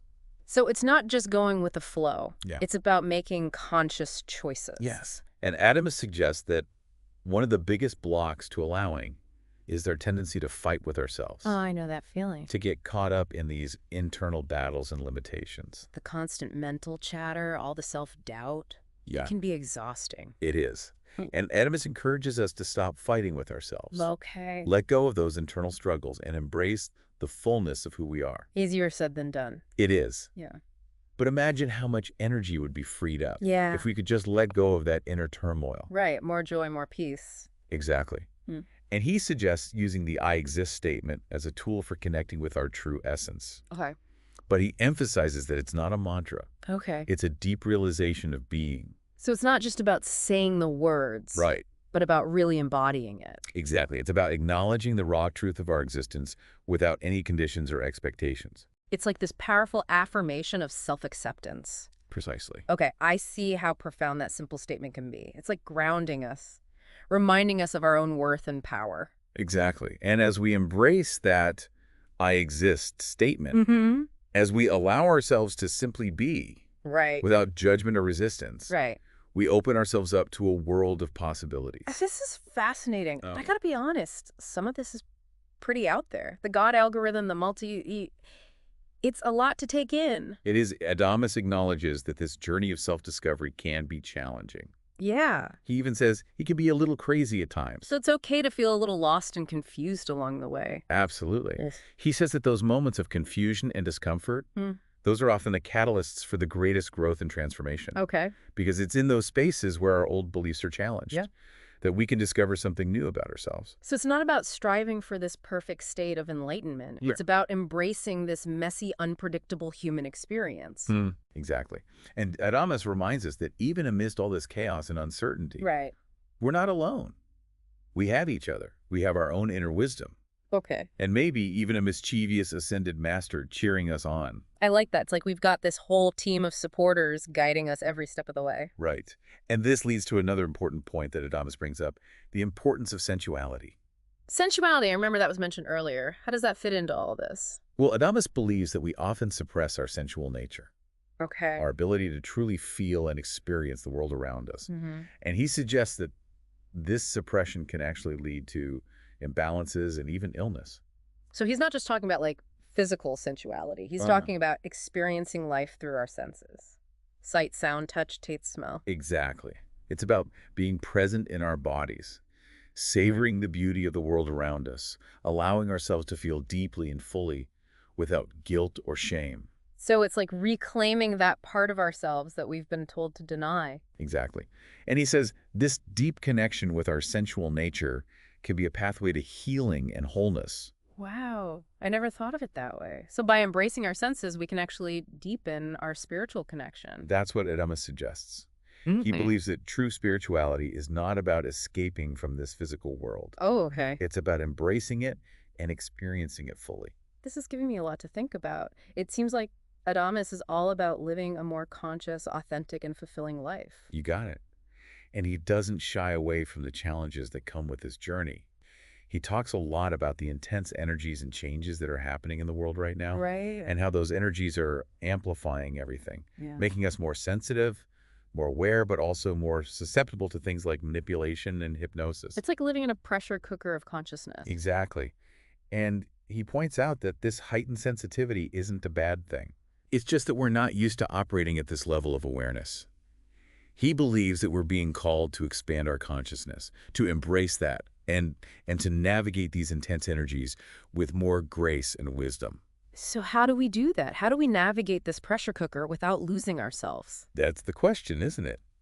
And Adamus suggests that the key is allowing ourselves to be transformed by these energies, embracing the unknown and trusting the process, even when it feels chaotic. So we need to build up our resilience. We do. Yeah. But Adamus assures us that we have everything we need Okay. to thrive in this new age of consciousness. So instead of fighting against the current, we just surrender to the flow. Exactly. Trusting that we'll be guided to where we need to be. I like that. And even in the midst of all this change, we're not alone. Right. We have each other. We have our inner guidance. And maybe even a mischievous ascended master cheering us on. I love that imagery. It's like we've got this team of supporters rooting for us every step of the way. Right. And he emphasizes that the key to tapping into that support, that inner guidance, is allowing ourselves to feel, to experience, to create, and to become the fullest expression of who we truly are. This is inspiring. But I gotta be honest, I'm still wrestling with some of these concepts, especially this idea of God as a human construct. It really challenges some of my beliefs. It does. And Adamus acknowledges that letting go of old beliefs can be challenging. But he encourages us to be open to new perspectives, to question everything, and to allow ourselves to be transformed by what we discover. Okay, I'm willing to give it a try. So if we're creating our own concept of God, what does that mean for how we approach life? Are we really in control? Now that's where things get really interesting. And this is where Adamus offers some fascinating insights into the nature of reality, free will, and the power of conscious creation. Okay, tell me more. So we're talking about control. And, it's kind of a paradox. If we're creating our own reality, shouldn't we be able to control everything? Right. But then life throws us these curveballs that we definitely didn't plan for. That's where that allowing piece comes in again. Okay. Adamus suggests that true mastery isn't about forcing outcomes, Right. but about working in harmony with that natural flow of energy. Okay. He uses this analogy of a gardener. Oh, okay. A good gardener doesn't try to force the plants to grow a certain way. Right. They nurture the soil, they provide the right conditions, And then they allow those plans to unfold naturally. I like that. But how does that apply to, like, creating our reality? It's about aligning our intentions with that universal flow, Okay. trusting the process, Yeah. and allowing things to kind of unfold in their own time. Hmm. It's about surrendering to what is and working with those energies rather than try to force our will on them. So it's a balance between action and surrender. Exactly. And Adamus emphasizes that this balance is always shifting. Right. Sometimes we're called to take action, to step into our power and make things happen. And other times we're called to surrender, Okay. to let go of that control and trust that the universe has our back. I've heard that saying, let go and let God. But I guess in this case, it's more like let go and let your true self guide you. Precisely.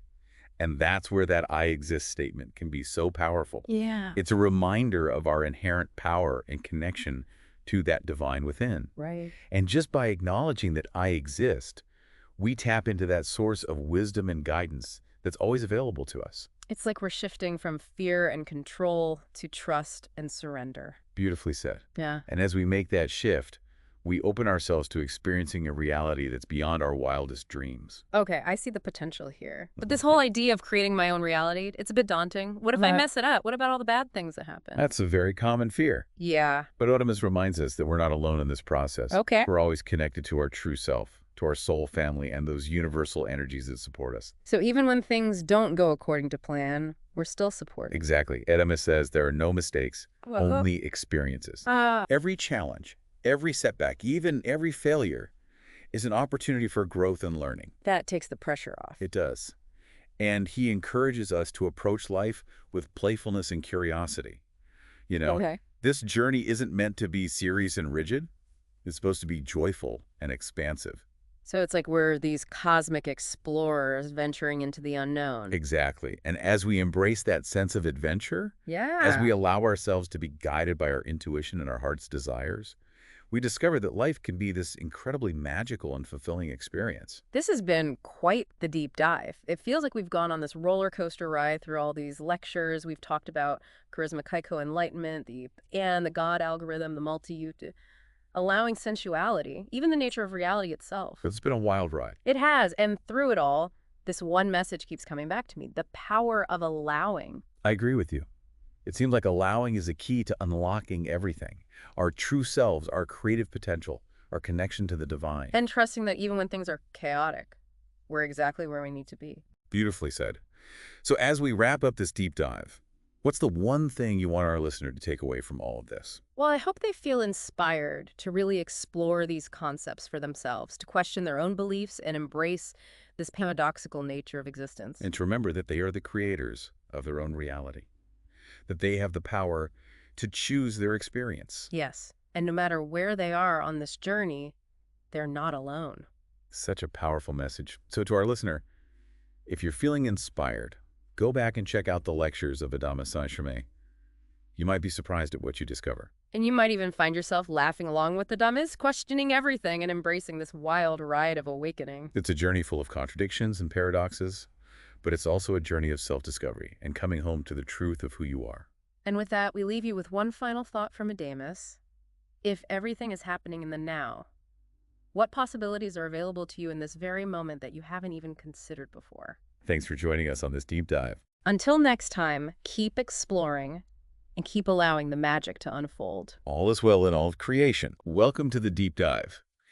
Today we're going to be exploring these excerpts from talks that were given back in 2015 and 2016. Right. And they offer like a really unique perspective Yes. on spirituality and like what it actually means to live. Absolutely. And we're going to be diving into some pretty heady concepts. Yeah. Like powerless living, the limits of our minds. Oh, yeah. And even a glimpse into the future with Yeah, what is an I-ammer? the I ammer. I don't know. Well, we'll get to that. But Yep. first, let's start with this idea of powerless living, Okay. because it seems to be like a really core concept Right. that the speaker talks about, and it's definitely not Yeah, it's not your typical self-help advice. your typical self-help advice, Right. right? It's not about weakness or giving up. Right. The speaker actually suggests that when you live a powerless life, Okay.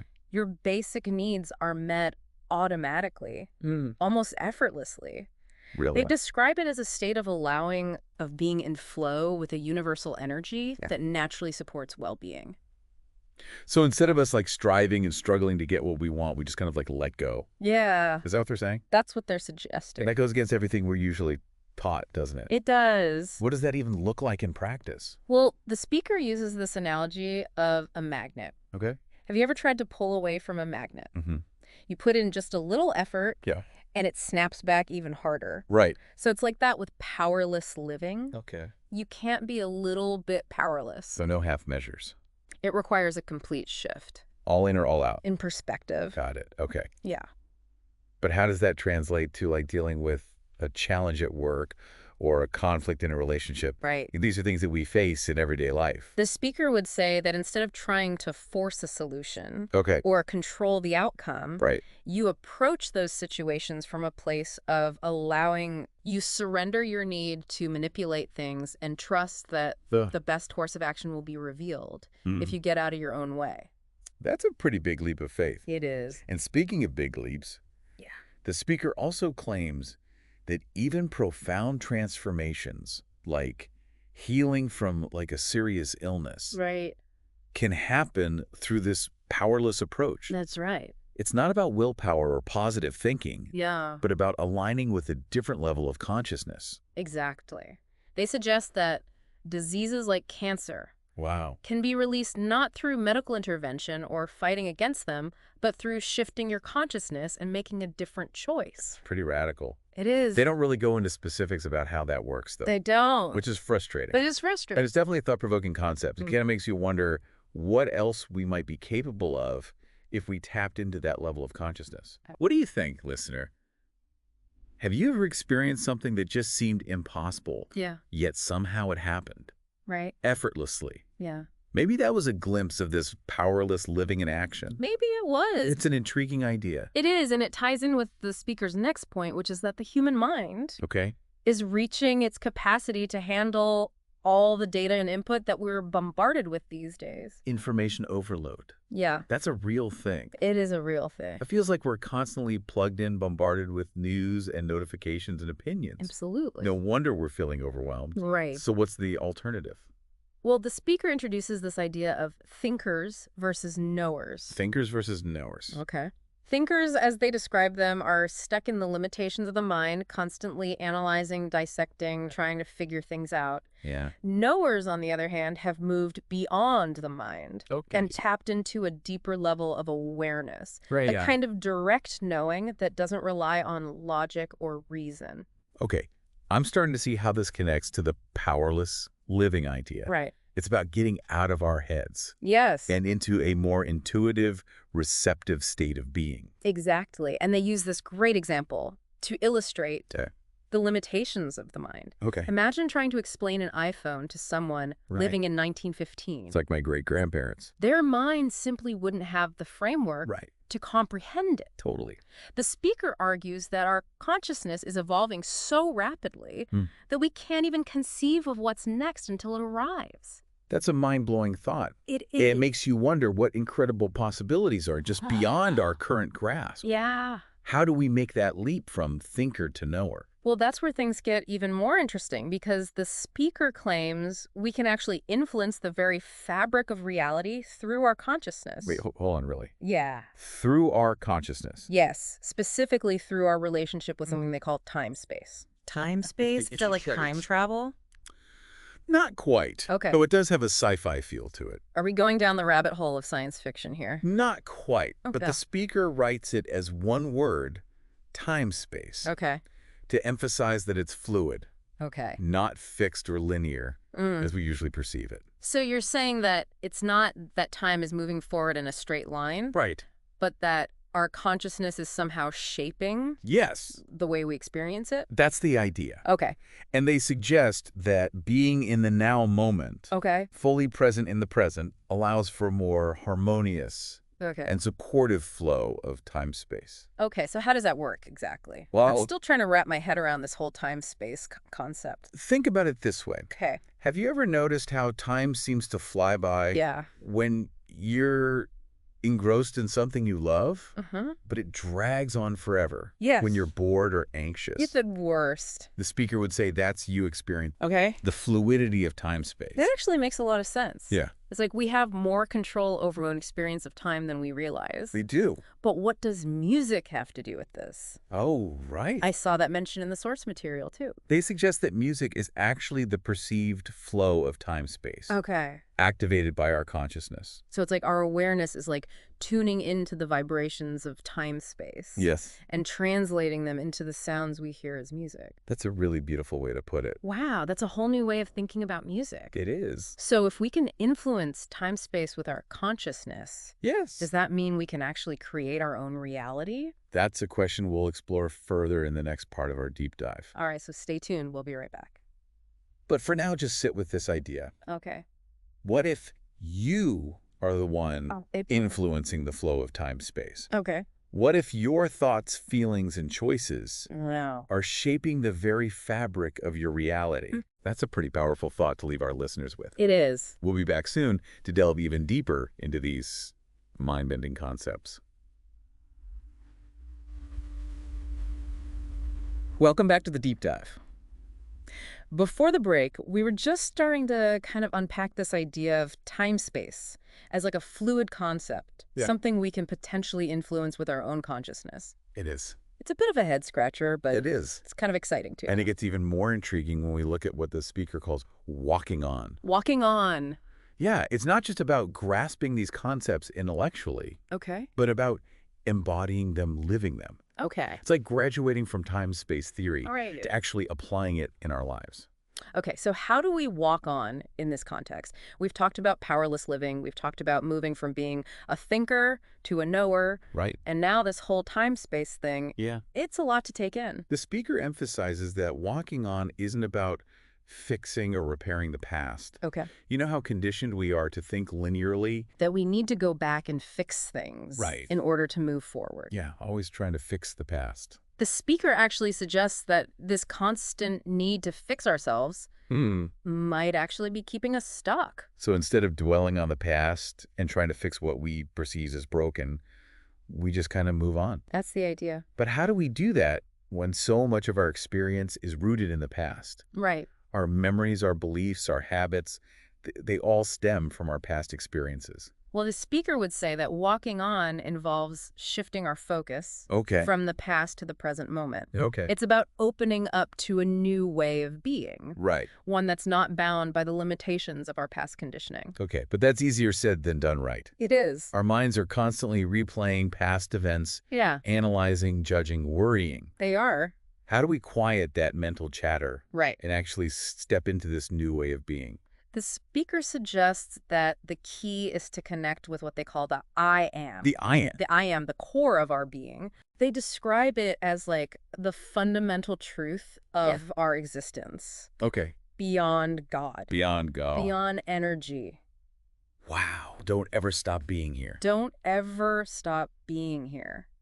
What do you think they mean by that? It sounds almost like a warning, That right? is, yeah. Like a reminder to stay anchored in the present moment, Okay. to not get so lost in our thoughts and worries Right. that we forget the truth of who we are. Hmm. It's like saying, don't let the noise of the world drown out the voice of your true self. That's a beautiful way of putting it. Yeah, But the speaker also kind of challenges some conventional scientific thinking. they do. They acknowledge the importance of science, but they also point out its limitations. Yes, they mention the Illuminati. The Illuminati. The Illuminati, but not in a conspiratorial sense, Okay. but as a group that historically pushed for a more fact-based understanding of the world, which ultimately led to the scientific method Okay. that we have today. So they're not anti-science, they just see it as incomplete. Exactly. They suggest that science has become too narrow in its focus, Okay. too reliant on what can be observed and measured Right. with our current instruments. With their current tools, yeah.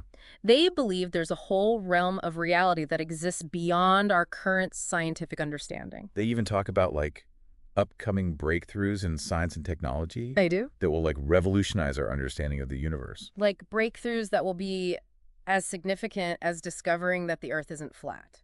Right, exactly. It's like they're saying, hold on to your hats, folks, because things are about to get really wild. I love that. Yeah. It's a good reminder that what we believe to be true today might be completely overturned tomorrow. Absolutely. But how does consciousness fit into all of this? I'm sensing a connection here. The speaker suggests that these rapid advancements in technology are actually a reflection of a deeper shift in consciousness that's happening on a global scale. Interesting. They believe that we're moving towards a new era of understanding. Okay. One that will require us to expand our current paradigms. So we're evolving not just technologically, but consciously as well. That's the idea. And that's somehow related to this whole time-space concept. Yes. The speaker believes that time-space is not separate from consciousness, but rather an expression of it. So instead of thinking of time-space as something external to us, we're actually part of it, shaping it with our thoughts, feelings, and beliefs. Precisely. And they suggest that when we're caught up in the past or worrying about the future, the flow of time-space becomes distorted. Less harmonious. Less harmonious, And less supportive to us. It's like those times when you're stressed and you feel like time's like slipping away from you. Exactly. Or when you're anticipating something and time seems to crawl by. Yes. And they emphasize the importance of being present in the now moment. Not just as a mindfulness practice, but because it has a profound impact on how time-space flows through us. So being present isn't just about reducing stress. It's about aligning with a more harmonious flow of reality. Exactly. And the speaker suggests that when we're present, time-space becomes more compatible with our desires, more serving to us. They also mention music again. They do. Saying that music is the flow of time-space activated by our consciousness. It's like we're tuning into a cosmic symphony. Yeah. And our awareness is bringing it to life. They take it even further. They do. Suggesting that we can actually create our own time space. Our own unique reality. Our own unique reality. By choosing to be present. And allowing the natural flow of energy to move through us. That's incredibly empowering. It is. But what does that look like in practice? How do we create our own time space? Well, they don't provide a step-by-step guide, which can be frustrating. It is, But they hint at experiences that can shake up our belief systems and shift our perception of reality. Experiences so profound that you want to tell everyone to get off time-space. Get off time. As we conventionally understand it. That's definitely a conversation starter. It is. But it does make you wonder what those experiences might be like. Right. And speaking of experiences, how does this master sense fit into all of this? We touched on that earlier, but it's such a fascinating concept. Yes, the speaker describes the master sense as a way of perceiving reality.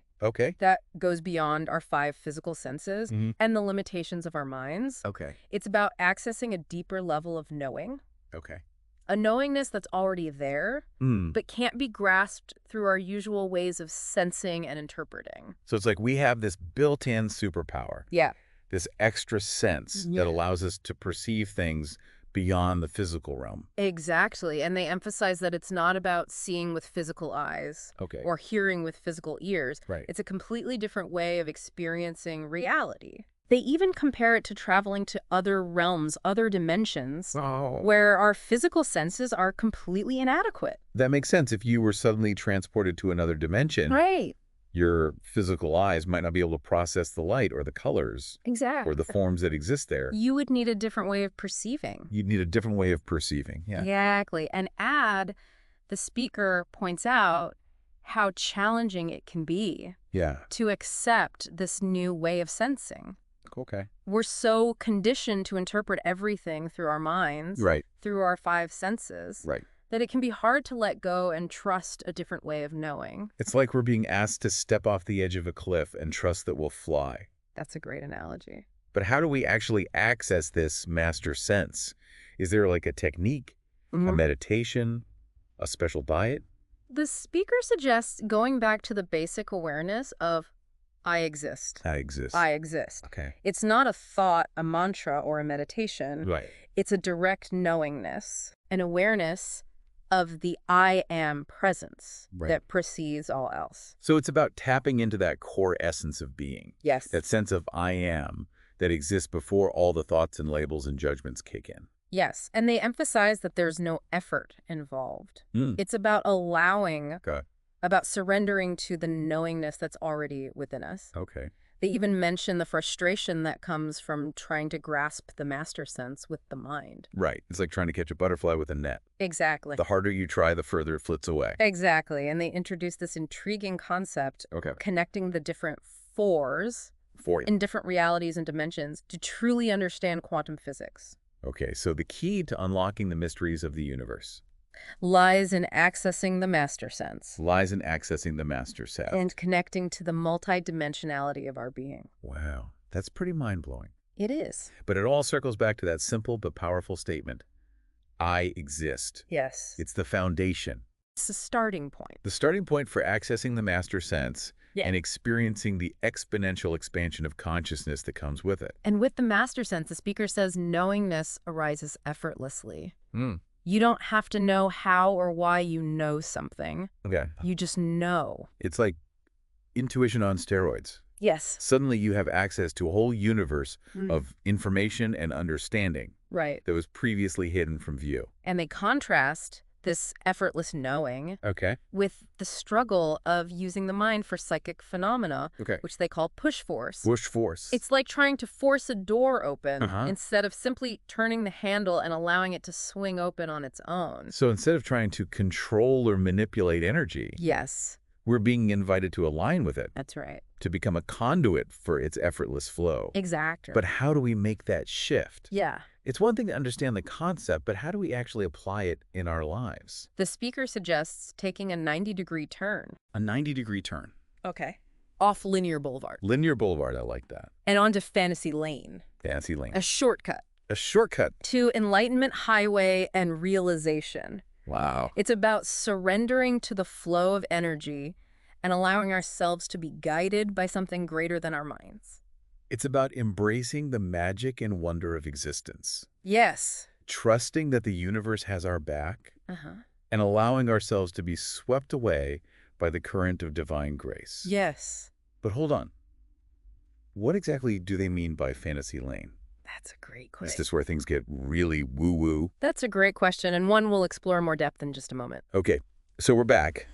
And before the break, we left off on this intriguing image of fantasy lane as like a shortcut to enlightenment. Right. I have to admit, that sounds a little out there even for me. It's definitely one of the more evocative phrases Yeah. the speaker uses, but it's not about escapism Okay. or living in a dream world.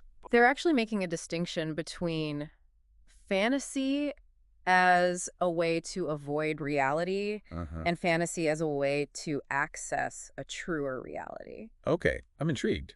What does that mean exactly? The speaker describes the typical human experience as Wow. being trapped in a kind of human zoo, A human zoo. limited by our beliefs and perceptions. Okay. Fantasy in this context Yeah. becomes a way to break free. So it's like those things that we dismiss as fantasy or imagination Right. might actually be glimpses of a reality Exactly. that's more expansive Yes, than the one we're currently experiencing. that's the idea.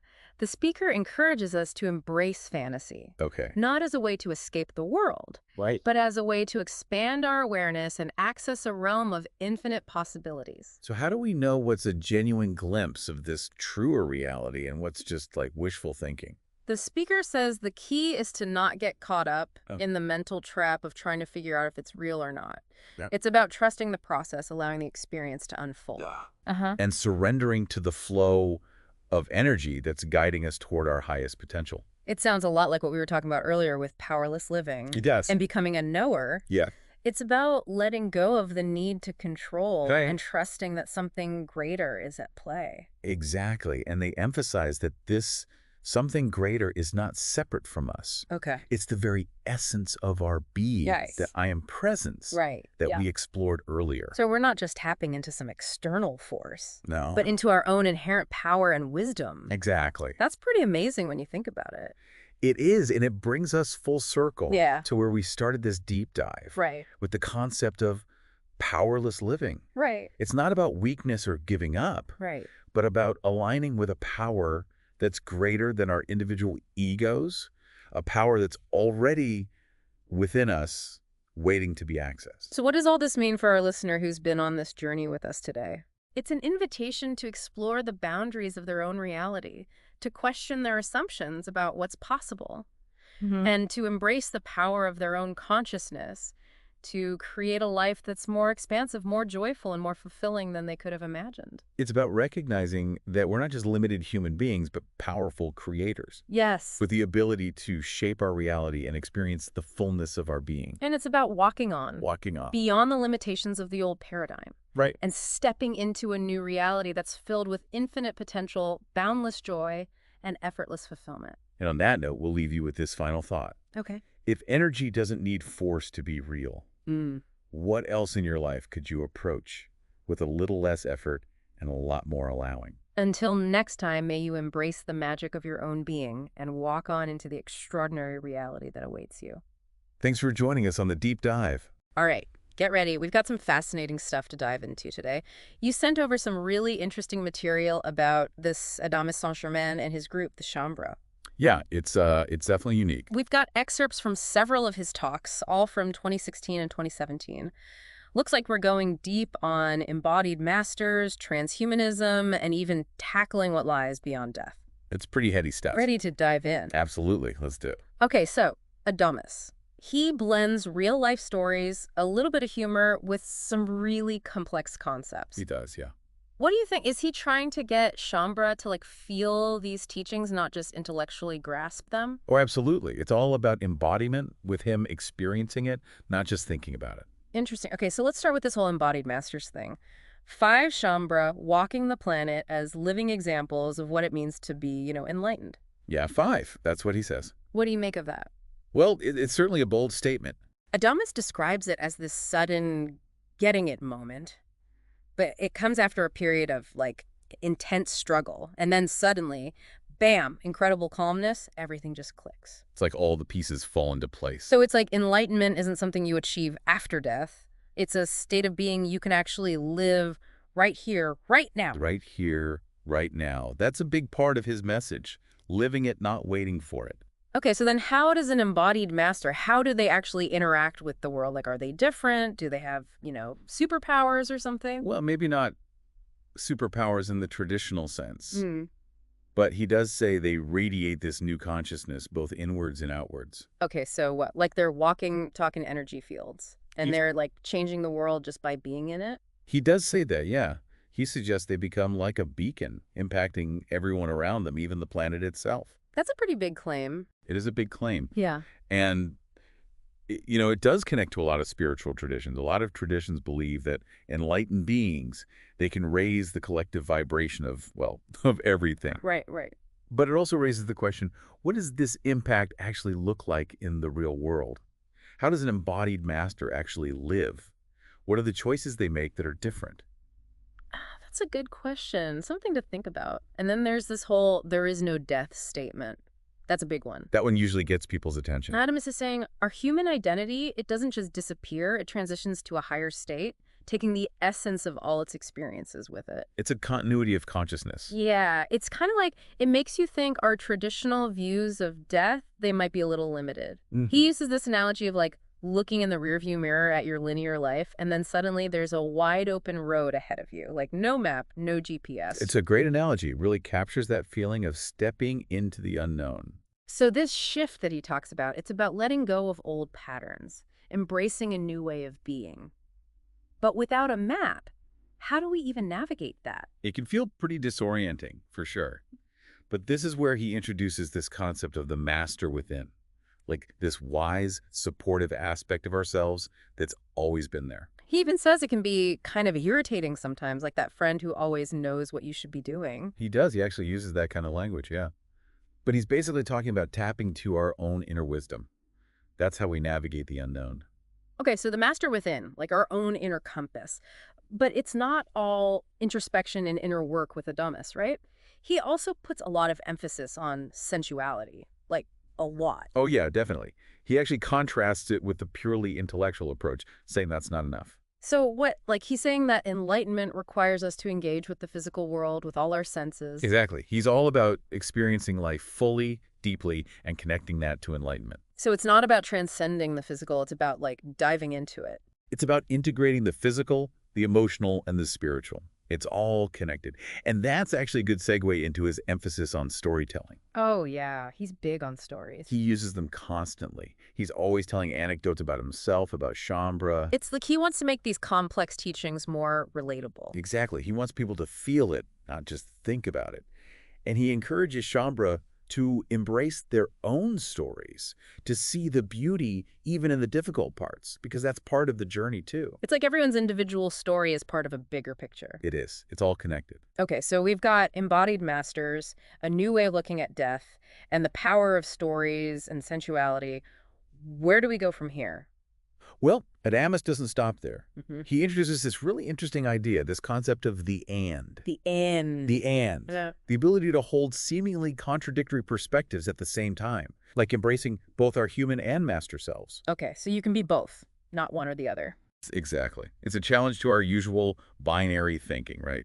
Black or white, good or bad. He's encouraging a more fluid, holistic understanding of reality. Which is pretty mind-bending in itself. But then he throws a curveball. He's skeptical of this whole idea of global oneness. It's an interesting point. Because oneness is usually seen as a good thing, right? Unity, connection. But he argues that it could actually lead to a loss of individuality, a loss of sovereignty. He seems to be really emphasizing that each person's journey is unique. So it's like he's saying, find your own path to enlightenment, but don't get lost in the crowd. Which, I get it, but isn't that kind of a contradiction?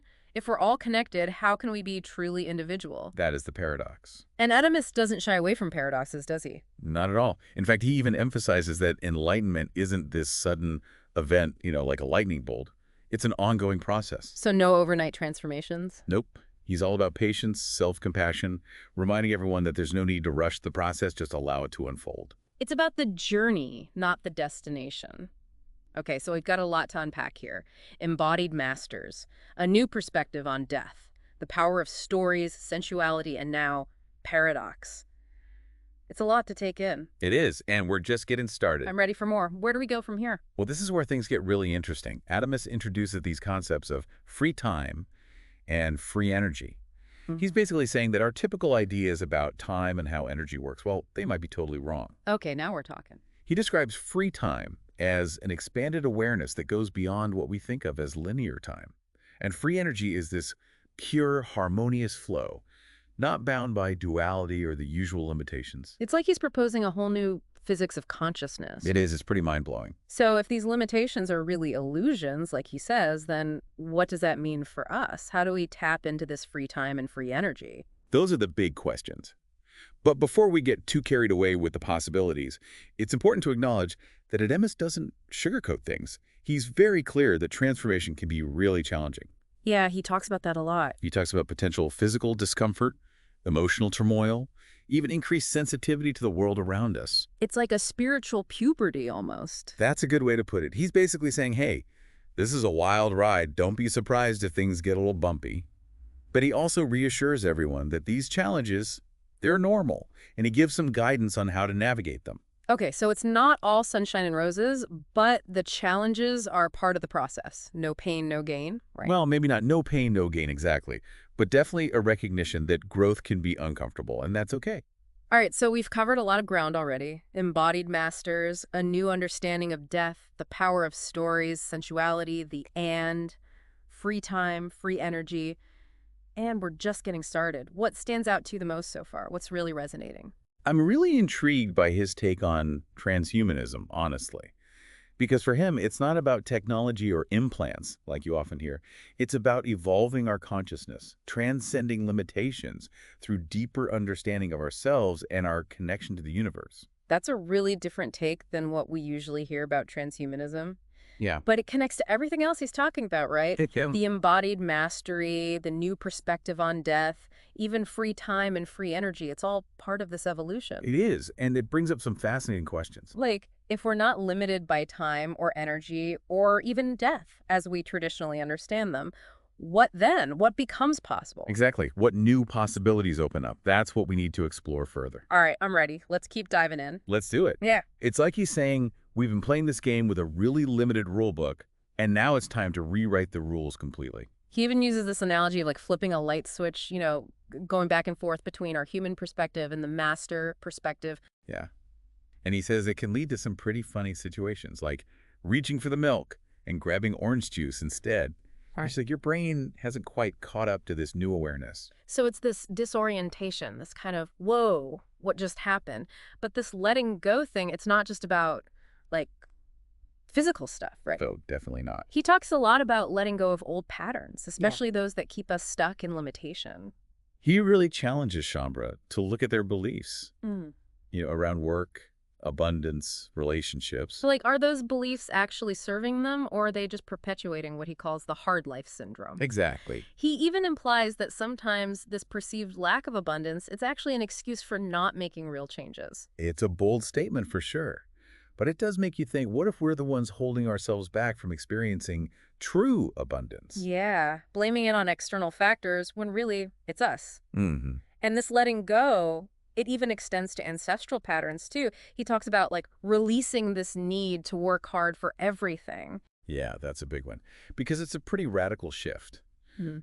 from efforting to allowing, from striving to receiving. It's like a whole different way of being in the world. It is. And he ties this into how our physical bodies are evolving too. Right, because it's not just about our minds and our emotions, it's about our physicality as well. He says it's time to let go of those old ancestral issues and embrace the body as a vessel of consciousness. And that the body itself goes through some intense changes as it integrates more light and consciousness. And that can lead to some physical discomfort, right? He even jokes about eyelashes aching. I know, right? It sounds bizarre. But he's really highlighting the intensity of this transformation. Like the body is recalibrating, adjusting to this higher vibration. So it's like growing pains, but on a spiritual level. Exactly. And he really emphasizes the importance of not resisting those changes, but seeing them as part of the process. And he even suggests that going to a doctor might not be helpful in these situations because from a traditional medical perspective, there's nothing wrong. It's not a physical illness. It's not. It's something deeper. It's energetic shifts that are happening. Which makes you wonder how many unexplained aches and pains people have are actually signs of spiritual growth. It's an interesting thought. I mean, it's certainly a different perspective. It is, but it's not just physical stuff, right? Right. Adamus acknowledges that the mental and emotional challenges can be just as intense. Oh, absolutely. He talks about heightened sensitivity, all these layers of fear and awareness that are coming up. It's like constantly uncovering new layers of being. He compares it to living multiple lifetimes within one lifetime. I love that analogy. It's so powerful. Because imagine the depth and complexity of that kind of inner exploration. No wonder those eyelashes are aching. Right.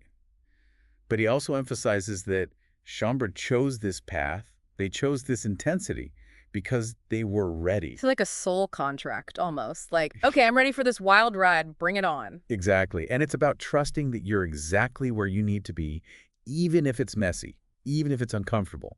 And speaking of uncomfortable, he tells this story about a Shaumbra who was really frustrated by the pace of her enlightenment. Oh, yeah, I remember that when she was actually trying to calculate the cost of her enlightenment. Like it was some kind of financial transaction. I know, right? Yeah.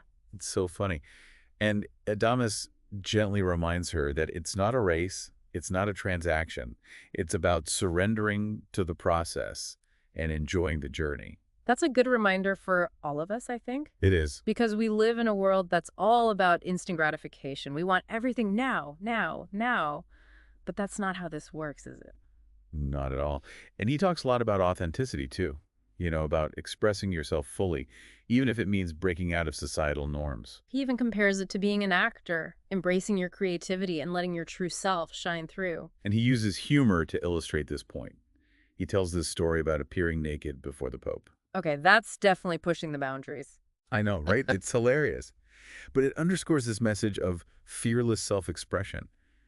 Don't be afraid to challenge conventions, to be your authentic self, even if it seems outrageous to other people. It's about not letting those external expectations define you. Exactly. Okay, so we've got letting go, embracing the messiness, finding our authentic selves, and trusting the journey.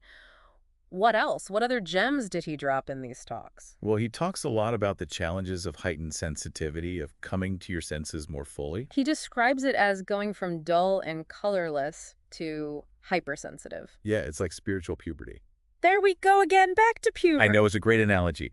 But he also shares this anecdote about an ascended master who actually had to isolate himself in nature because he couldn't handle the intensity of being embodied. Wow. So it's like this heightened sensitivity. It's not just a metaphor. It's real, and it can be overwhelming. It can be. And it's a reminder that this path isn't always easy.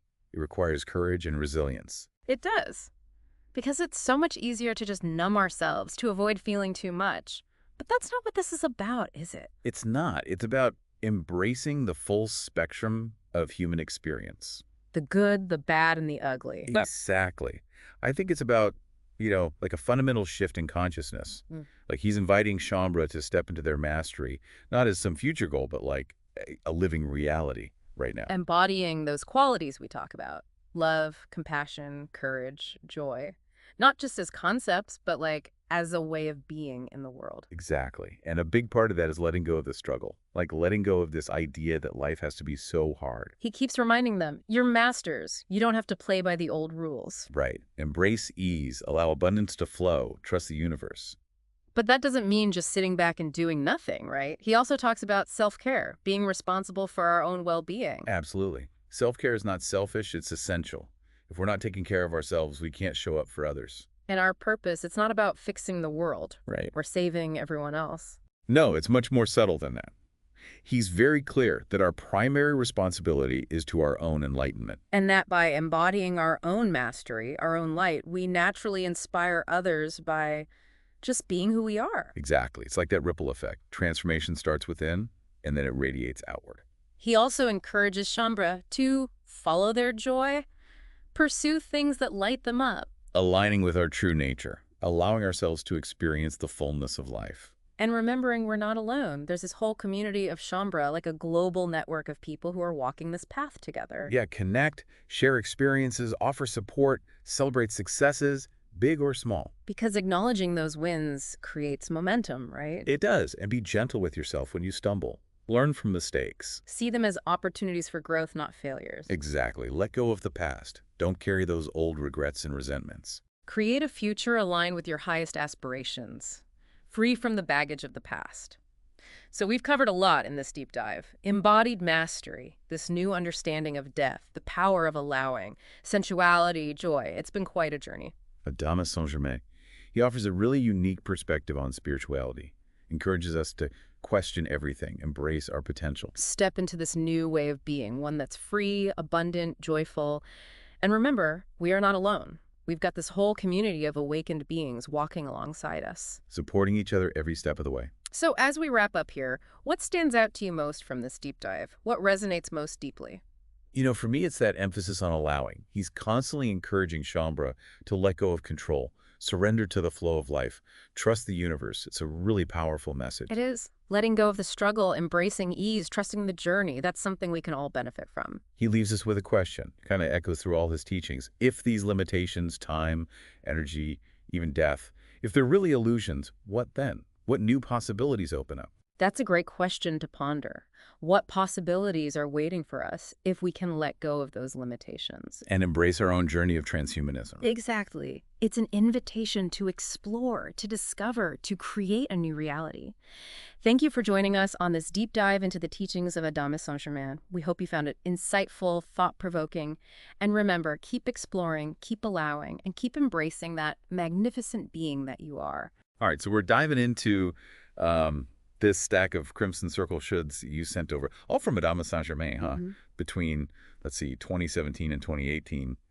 Looks like we're exploring embodied enlightenment this time, the Atlantean dream. Yeah, it certainly does seem that way. These shoulds are just, wow, packed with, Adamus's unique teachings. It'll be fun to unpack them together, see what resonates, Okay, yeah. One thing that really stood out to me right away was Adamus's perspective on the human and the master within each of us. This interplay, it's almost like two distinct aspects of ourselves at the same time, right? Yeah. And what's interesting is, well, he portrays the master as having access to this wisdom, like, from all lifetimes past the D&D future, Like, the master is watching, almost amused by the human struggles, reminding us it's all just a story, really. Huh. Yeah, that really puts things into perspective. Makes you wonder why we take those everyday dramas so seriously, huh? But he doesn't just say to ignore the human side completely. He actually pushes us to dive right in. Exactly. He uses this really powerful image strapping on wings and going right through those spheres. It's about embracing it all, right? Yeah. Being human, the whole experience, the good and the bad. And he's got a pretty interesting take on processing emotions, too. He actually says processing is the spider's dessert. It's like we're making ourselves more appealing, more likely to get stuck in the web of overthinking. Oh, that's a great analogy. Yeah. He's getting at the importance of, well, just allowing those emotions to flow through us. No need to get stuck in analysis paralysis. Acknowledge, feel, and let go. Okay. And then there's alternative reality, another big concept. Sounds like it's all about breaking free from those mental patterns that keep us, limited. Yeah, it's definitely about accessing a wider perspective. You realize you have the power to choose different realities for yourself. Adamus even suggests we think of it like pressing the Alt button on your computer, a way to get new solutions, see new possibilities. Right. It's like hitting Alt instead of Yeah. reacting with the same old anger to some, frustrating thing. Maybe you choose humor instead or compassion. Exactly. Choosing a different path, even if it feels strange, not letting your habits control you. And then he talks about this shift happening in humanity, too, splitting into different Earths based on, well, people's beliefs and levels of consciousness, almost like paths diverging. The important thing is he's not saying it's good versus bad. He's just acknowledging that, well, we're not all evolving along the same like predetermined line. Some people stay in those dense fear-based realities. Others, they're drawn to something more expansive, lighter. And he predicts some pretty big shakeups, too, especially when it comes to organized religion, things coming to light, creating chaos and fear, but ultimately more freedom. And that ties back to his thing about releasing mass consciousness. Think of it like a heavy energy field, this collective thing that keeps us bound to old beliefs and limitations. So maybe these upheavals are just, well, humanity breaking free. Okay, and here's where it gets really interesting, right? He talks about changing how we relate to energy altogether, moving from the law of attraction to being, wait for it, the center of creation. He makes a very clear distinction, too, between energy and life itself. It's like life arises from consciousness, and then energy becomes available to support our creations. It's not about attracting, it's about emanating, coming from your core being. Wow, yeah. Powerful stuff. And then, get this, he even mentions working with Nikola Tesla and John Kuderka, developing a new form of communication to help people release mass consciousness. Just a glimpse, but it definitely gets you thinking. This technology working directly with consciousness, not just physical devices. And one last thing that just, floored me, his view on aging. Adamus insists the body is designed to get, wiser, more efficient with energy as it ages, not just decline like we usually think. Right. It's like turning the whole idea of aging upside down. What if we could age gracefully and become more, vibrant with each year? Makes you wonder, what's really possible when it comes to longevity? Going through these shoulds, there's this phrase, it pops up all the time. This is not yours. Adamus, he keeps repeating it, like a mantra almost, for letting go of stuff. Right, it's like he's pointing out all the baggage, huh? Not just physical things, but like beliefs, emotional patterns, even parts of our identity that we've outgrown.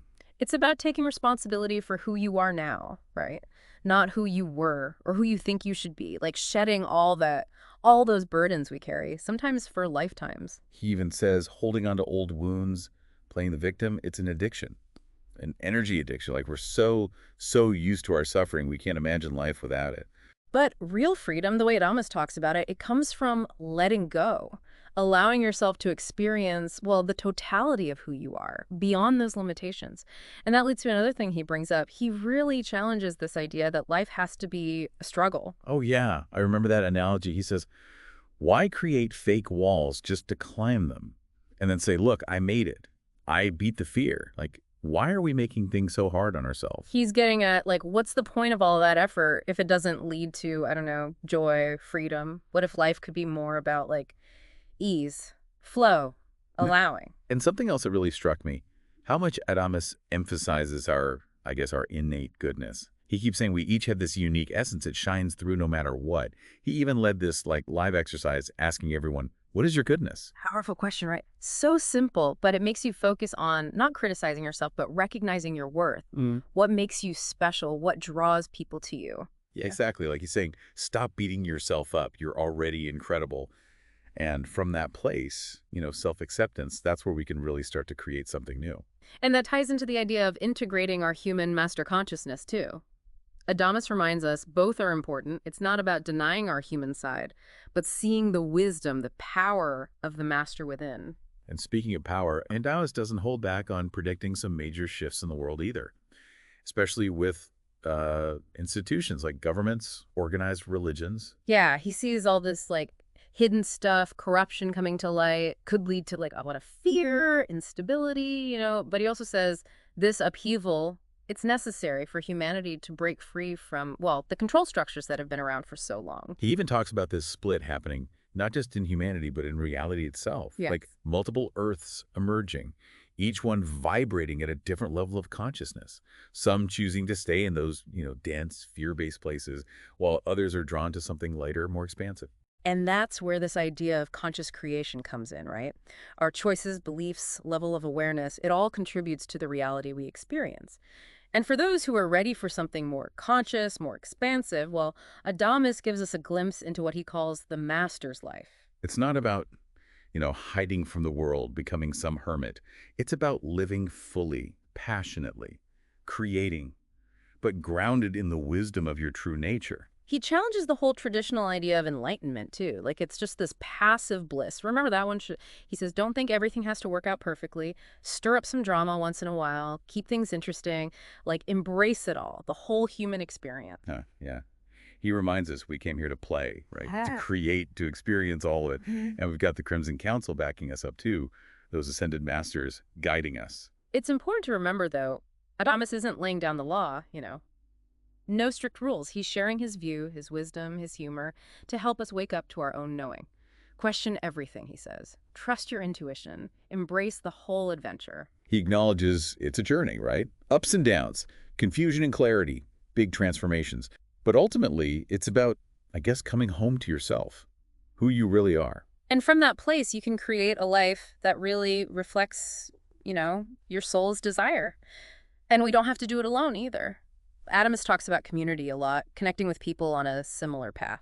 Especially as we start, shedding those old identities, stepping outside the mass consciousness thing. Having that community can be huge. He calls us pioneers, the Teslas of consciousness leading the way. And sure, it's unconventional, challenging a lot of the time, but it leads to freedom, No. Self-discovery, realizing our potential as creators. And Adam says, we've got the Crimson Council cheering us on every step of the way. He even jokes they're throwing us a party just for making it through another year. Okay, so we're back, and we've been exploring these Crimson Circle Shouds, right? Diving deep into all this Adamus stuff, the human and the master, alternative reality, letting go of those old patterns, Right. And now how about we shift gears a bit? Look at what Adamus has to say about energy and creation. He really shakes things up, especially when he challenges the whole law of attraction thing. Yeah, he says it's not just about attracting things to you, but emanating from your core, right? Being the center of creation. Yeah, center of creation, he calls it. Not about forcing things to happen, more about aligning with, your true nature as a creator, letting the energy flow through you. It is subtle, huh? Ooh, powerful. Instead of focusing on what you don't have, it's like you shift your attention to what you want to express, what you want to create. And the energy, well, it supports that. Absolutely. And remember how much Adamus talks about releasing mass consciousness, that heavy, sticky energy that keeps us stuck? I'll never forget that moment when he literally gave the middle finger to mass consciousness. Oh, I know. Such a bold move, right? But it really made the point. Got to break free from those old beliefs, limitations, step into your power, as a conscious creator. To support this whole transition, Adamus mentions he was working with, Nikola Tesla and John Kadurka, developing this new form of communication, something that works at the level of consciousness. Yeah, pretty mind-blowing, huh? He doesn't give a ton of detail, but it definitely sparks the imagination. There are ways to access and transform those deep patterns that shape our reality. Makes you think, right? We're always interacting with energy, consciously, unconsciously. And as we become more aware of our own energy, well, then we can start creating from a more, empowered place, more intentional. For sure. And then there's Adamus's view on aging, too. Instead of this idea of the body inevitably declining, he says it's designed to become wiser, more efficient with energy as it matures. Yeah, to flipping the script on how we think about aging, what if it meant becoming more vibrant, more alive each year? Really makes you wonder what's possible. Doesn't it? And while we're on the topic of, like, rethinking things, Adamus also encourages us to look at the whole idea of guilt. He says this is often self-punishment, keeping us feeling small, unworthy. Yeah, and you can't really, he says, step into realization with that burden. It's like trying to fly with weights on your ankles. Exactly. And instead of, over-analyzing guilt, trying to make up for stuff, Adamus says, just recognize it's a game we're playing. It's holding us back. Powerful stuff. Forgiveness has to start with ourselves, right? When we let go of guilt, then we can, embrace our worth, step into who we really are. So we've covered a lot of ground here. As we wrap up this deep dive into the Atlantean dream, what are some key takeaways for our listener? Well, I think one of the biggest things is that, embodied enlightenment, it's a journey. It's not a destination. It's about, integrating the human and the master within, experiencing it all, and creating from a place of joy and freedom, of course. And we're not alone, right? We've got the Crimson Council, our own inner wisdom, and a whole community of people who are, waking up too. Absolutely. And it's important to remember, Adamus isn't giving us, like, a set of rules. He's sharing his perspective, his wisdom, his humor even, to help us, awaken to our own inner knowing, question everything, trust your intuition, embrace the adventure. So to our listener, as you go about your day, remember, what would it feel like to really, truly allow yourself to be all that you are? Play around with that alternative reality idea, and most importantly, have some fun with it. Thanks for joining us on this deep dive. Hope these insights from Adamus spark your curiosity, inspire you to keep exploring the journey of self-discovery. It's an ongoing adventure. It sure is, and as Adamus would say, it's time to have some fun. Hey everyone, and welcome to this deep dive. We are going to be exploring this whole idea of emergence, and it comes from these talks given by this spiritual teacher, Adamus Saint Germain, to his followers. They're called Shaumbra. Ah, Shaumbra. Yeah. Yes. And it's almost like this roadmap to personal transformation. It's all about letting go of these old patterns that are holding us back and like stepping into this whole new way of being. What's so captivating about Adamus is that he really challenges the typical spiritual, like, norms. Okay. He doesn't talk about, like, this merging into oneness or collective consciousness. Right. He actually emphasizes individual empowerment. He calls it conscious creation, and that's about, really owning your individuality and literally choosing the reality you experience. So how do we choose our reality? Well, he starts by talking about this idea of the master within each of us. So imagine, like, having this endless source of wisdom and guidance inside of you. That's the master. And Adamus says we can all tap into that, but we have to let go of those pesky limiting beliefs that tell us we're not good enough or not worthy. Oh, absolutely.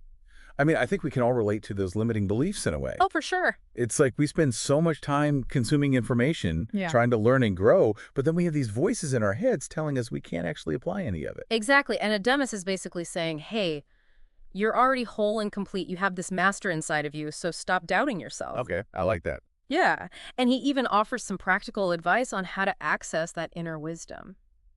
Okay, so tell me, what kind of advice are we talking about here? Well, he suggests something he calls bringing past experiences to wisdom.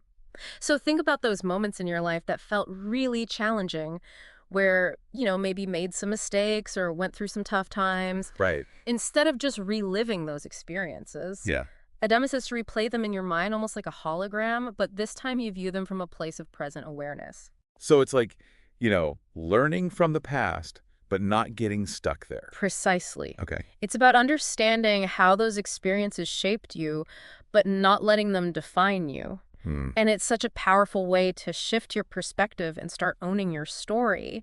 And that really ties into something else I found interesting in these talks, which was Adamus' stance on authenticity. Yes. He's totally against preaching or trying to impose your beliefs on others. It's like he's saying, live your truth, but don't shove it down other people's throats. He even calls out people on social media who are constantly pushing their agenda, trying to convert everyone to their way of thinking. Oh, yeah. And Adamus says that kind of behavior is a total energy drain, and it completely misses the point of personal growth. Absolutely. And it's so refreshing to hear that perspective, because these days, everyone seems to have an opinion about everything. I know, right? And they want to share it, whether you ask for it or not. Exactly. But, Adamus encourages Shaumbra to be true to themselves, but also to respect other people's journeys. He emphasizes that everyone's at a different stage of their evolution. Yes. And there's no one-size-fits-all approach to this whole spiritual thing. I love that. Yeah. And, it makes me think about all the information we encounter every day, all the different perspectives and opinions. And Adama seems to be saying that it's more about finding what resonates with you, what feels true for you, rather than trying to force yourself into a certain mold. Exactly. He encourages Shaumbra to be discerning with the information they consume, to trust their own inner guidance, and to let go of the need to be right. Speaking of letting go, there's this other concept Adamus talks about a lot called allowing. Oh, Allowing, and it sounds so simple, right. but I have a feeling it's way deeper than it seems at first glance. It definitely is. He describes allowing as surrendering to the flow of life, Hmm. trusting the process and getting out of your own way. Hmm. And he's not talking about passively accepting whatever happens. Right. He's talking about consciously choosing to align with the natural unfolding of your experience. It's funny. He actually makes fun of Shaumbra for trying to create these allowing mantras, like repeating affirmations, to try and force themselves into a state of surrender. Right. He's basically saying that true allowing isn't about mental gymnastics. It's about a shift in your entire being, a way of approaching life with ease and trust. He even compares it to the way a child experiences the world with a sense of wonder and openness. That's such a beautiful analogy, and it makes me think about how often we as adults get caught up in trying to control everything, Yes. to force things to happen according to our plan. Absolutely. And Adamus is saying that when we do that, we actually block the flow of abundance. Hmm. We create resistance, which leads to more struggle and frustration. So allowing is more about releasing that need for control and allowing ourselves to be guided by something bigger than our limited minds. Exactly. And it's not always easy, Oh, I can imagine. especially for those of us who are used to being in charge, Right. always trying to figure things out. It makes me wonder if allowing CAP could be the key to navigating this whole information overload thing. Like, what if instead of trying to consume every bit of information out there, we allowed ourselves to be drawn to what truly resonates with us, to trust that the right information will find us at the right time? That's a really interesting connection, and it actually ties into something else. Adamus talks about the importance of fully experiencing this human reality rather than trying to transcend it or escape from it. So he's not saying we should be striving to detach from our physical experience or anything like that. Not at all. In fact, he encourages Shaumbra to really dive into their senses, to feel the richness of being human, to explore all the emotions and sensations this reality has to offer. That's so different from a lot of spiritual teachings that emphasize detachment and transcendence. It is, and what's even more fascinating is that Adamus suggests there's so much more to our sensory experience than we realize. Really? He mentions that humans are only aware of a handful of senses, Right. but there are actually over 200,000 senses available to us. 200,000. It's like we're only tapping into a tiny fraction of the full spectrum of experience. That's incredible. What kind of senses are we missing out on? He doesn't go into specifics, Okay. but he does give the example of the sense of love, saying that it was actually created on Earth through the experience of romance. Mm. It's like humans had to go through the ups and downs, the joys and heartbreaks of romantic love in order to develop this entirely new sense. Wow. So we're literally creating new senses through our experiences. That's what Adamus seems to be suggesting, and it makes you wonder what other incredible senses are waiting to be unlocked as we continue to evolve and expand our consciousness. Okay, I am officially hooked. This is also fascinating, but I'm also sensing that this whole emergence thing might not be a walk in the park. Adamus doesn't shy away from talking about challenges, does he? No, he definitely doesn't. He even introduces this rather intriguing character, the dragon, as a symbol of the transformative forces at play. Imagine a powerful, fiery dragon swooping in to shake things up, to help you break free from old patterns and ignite your true potential. A dragon? Oh, okay, now I'm really curious. Tell me more about this dragon metaphor. Well, Adamus describes the dragon as this energetic force that can be pretty intense, even a little bit scary at times. He even talks about the dragon biting at the feet of Shaumbra's energy aspect, which he says is often sluggish and stuck. So the dragon is like a cosmic wake-up call, pushing us to get our energy moving, to step into our power. Exactly, and it might not always feel comfortable. Right. Adamus is very clear that true transformation often requires us to face our fears and embrace the unknown. It makes me think about how overwhelming all this information can be. Sometimes maybe the dragon represents that feeling of being pushed out of our comfort zone, forced to confront the limitations of our old ways of thinking and being. That's a really insightful connection, and it actually leads us to one of the most exciting concepts Adamus explores, the Amyo life.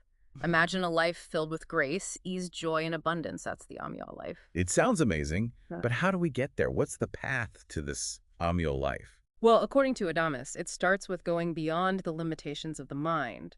He challenges the idea that the mind is the ultimate source of truth, suggesting that there's a whole realm of awareness beyond our mental chatter. I'm sensing this might be where things get really radical. Our minds are so ingrained in our sense of self. It's hard to imagine going beyond them. How does Adamus even begin to explain that? He actually leads Shaumbra through a guided meditation where they experience the nothingness beyond the mind. He even asks them point blank, where is your mind located?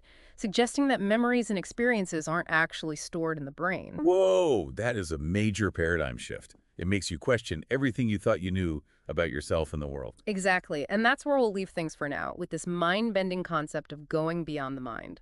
Join us for part 2, where we'll dive deeper into the Amia life and explore how this whole emergence thing can actually play out in our everyday lives.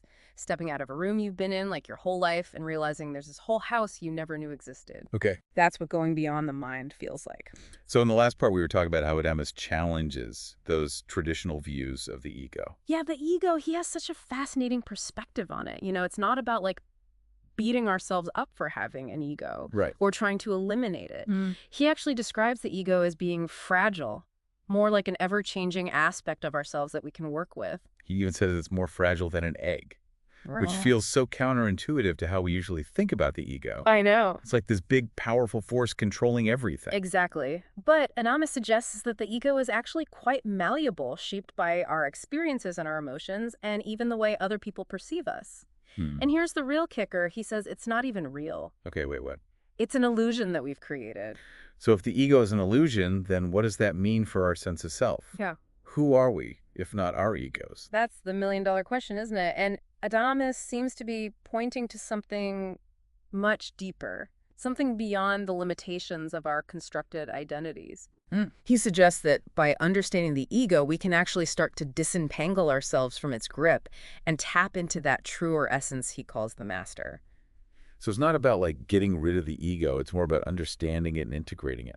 Precisely. And this brings us back to that theme of conscious choice. Okay. You know, we have the power to choose how we relate to our egos, Right. how much we let them dictate our thoughts, feelings, and actions. You know, this whole conversation is making me think about how we consume information. Maybe we sometimes let our egos get in the way of truly learning and growing. How so? Well, like, we might get attached to certain beliefs or ideas because they make us feel smart or superior, even if deep down we know they're not really serving us. That's so true. It's like we build these walls around ourselves made up of information that reinforces our existing beliefs, Right. even if those beliefs are limiting us. And maybe, just maybe, the key to breaking down those walls is this concept of allowing, that Adamus talks about, what if we allowed ourselves to be challenged, to be wrong, to let go of the need to have all the answers. Now you're really getting to the heart of it. Allowing isn't just about surrendering to the flow of life, it's also about surrendering to the flow of information. It's about being open to new perspectives, even if they contradict our current understanding. You know, this makes me think about all those times I've like dismissed an article or a book because it didn't fit into my preconceived notions. Yeah. What if I had approached those sources with more curiosity, with more openness, allowing myself to be surprised by what I might learn? Exactly. It's about shifting from a place of judgment to a place of receptivity, and it's not always easy, Oh, I can imagine. especially in a world where we're constantly bombarded with information that's designed to trigger our egos and reinforce our biases. So how do we cultivate that sense of allowing, when it comes to information? Are there any practical tips that Adamus offers? Well, he emphasizes the importance of tuning into our inner guidance, you know, that wise voice within that knows what's truly right for us. He suggests that instead of blindly following the latest trends or getting caught up in information overload, we take a step back and ask ourselves, what do I feel drawn to? What resonates with my soul? It's like becoming more discerning with our information diet, choosing to consume what nourishes us rather than what just fills us up. Precisely. And it's not just about what we consume, but also how we consume it.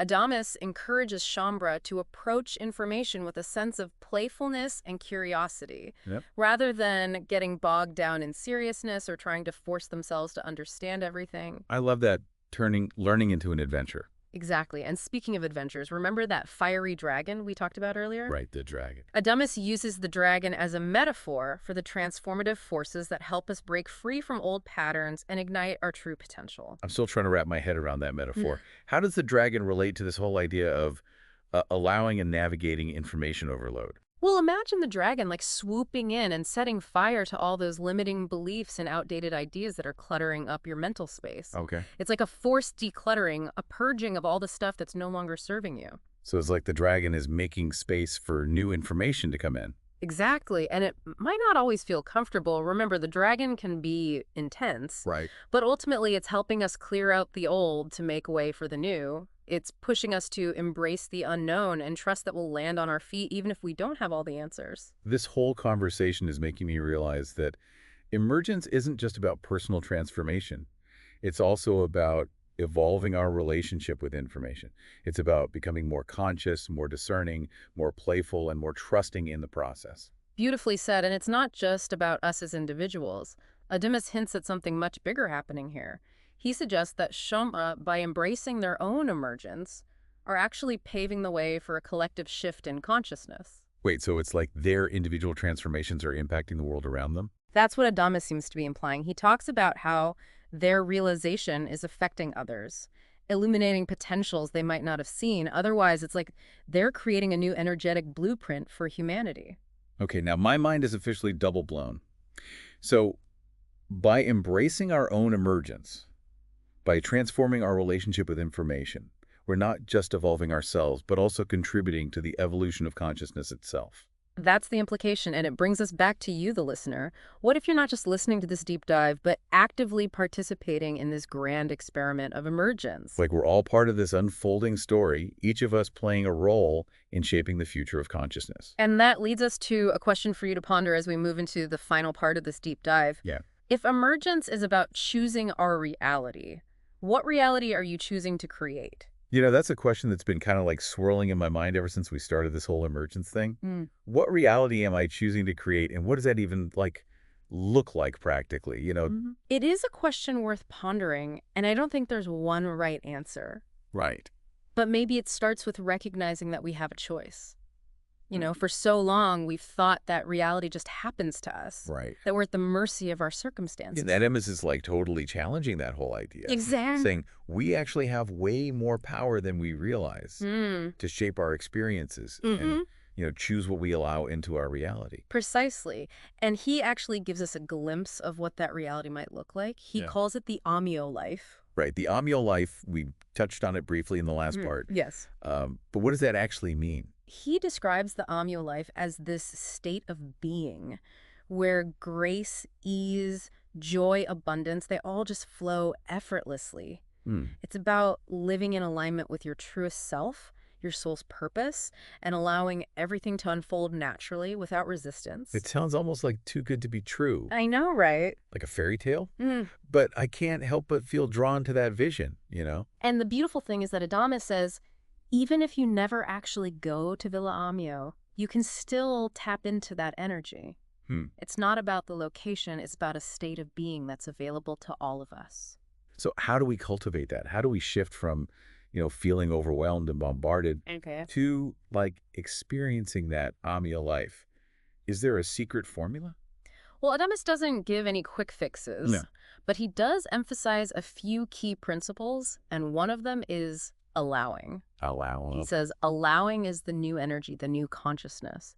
It's about surrendering to the flow of life, trusting that everything is unfolding perfectly, and releasing the need to control everything. Which is easier said than done. Oh, absolutely. We are so conditioned to try and force things to happen. To resist anything that doesn't meet our expectations. Yeah, it's like we're constantly fighting the current instead of just floating downstream. And that creates so much suffering, you know? And Adamus reminds us that we don't have to carry that burden. We can choose to let go, to trust, to allow the universe to support us. And that makes me think about how we approach information so often. It's like with this urgency. Like we need to know it all right now, or we're going to miss out on something important. Yeah, like we're afraid to trust that the right information will find us. Exactly. And what if we applied this? Allowing to how we, you know, take in information. What if we let our intuition guide us? What if we trusted that the information we need will show up? Yeah, without us having to, like, force it. It's like shifting from a scarcity mindset to an abundance mindset when it comes to information, instead of feeling like we're constantly behind. Right. We can trust that we're exactly where we need to be. And that opens up space for more joy in the learning process. Exactly. It allows us to approach information with curiosity and wonder instead of feeling overwhelmed or pressured. Like turning information into an exploration instead of a chore. Exactly. And that brings us back to, what reality are we choosing to create? If the Omnia life is about ease, joy, abundance, then maybe it starts with choosing to approach everything, including information, from that same perspective. So instead of stressing about keeping up with every new thing or like feeling like I have to read every book on a topic, Yeah. I can let myself be guided by what actually interests me. What sparks your curiosity? Yeah, what feels aligned with, my soul. Precisely. And here's the thing. When we approach information from that place of allowing, we often end up learning and growing more than we could have ever imagined. That's like we're opening ourselves up to a whole new universe of possibilities. It's like we're tapping into that unlimited potential that Adamus talks about. And that's the essence of emergence. Yes. It's not just about personal transformation. It's about creating a new reality. A more conscious, joyful, abundant reality for ourselves and for the world. So as we wrap up this deep dive into emergence, I want to leave you, the listener, with a final thought. What if you're not just passively listening to this, but actually participating in this evolution of consciousness? What if your choices, your curiosity, your willingness to explore are all contributing to creating a more beautiful world? It's a powerful thought, and it all starts with that simple act of choosing. Choosing. What reality will you choose today? All right, are you ready for this? We're going deep on this one. You guys sent in some really interesting stuff. We're taking a look at what looks like excerpts from a transcript, a spiritual gathering. Oh, wow. Led by a guy named Adamus. And Okay. let me tell you, he goes for it, throws out some really provocative ideas right off the bat. Like, for example, he claims that global warming is a distraction. That's a bold statement. It is. So, looking at his reasoning, he doesn't seem to be denying climate change. Right. But he's suggesting that the Earth can take care of herself. He even connects the growing environmental awareness to Gaia leaving the planet. Gaia is the spirit of the Earth. Wait, hold on. Gaia's leaving. What does that even mean? Well, that's where things get really interesting, because he seems to be implying that humans are stepping into a new role. Okay. As Gaia departs, right? Okay. We become more responsible for the planet. But he warns that all of this intense focus on the environment might make us miss the bigger picture. Okay, so on the one hand, we have this perspective that's different from the mainstream, right? Right. On the other hand, we're taught that caring for the environment is crucial. It definitely makes you think. It does. It absolutely does. And it's a call to maybe examine our assumptions about environmentalism and where our energy is best directed. Speaking of energy, Adamus also has some strong words about technology. Fine. Specifically, its potential for control.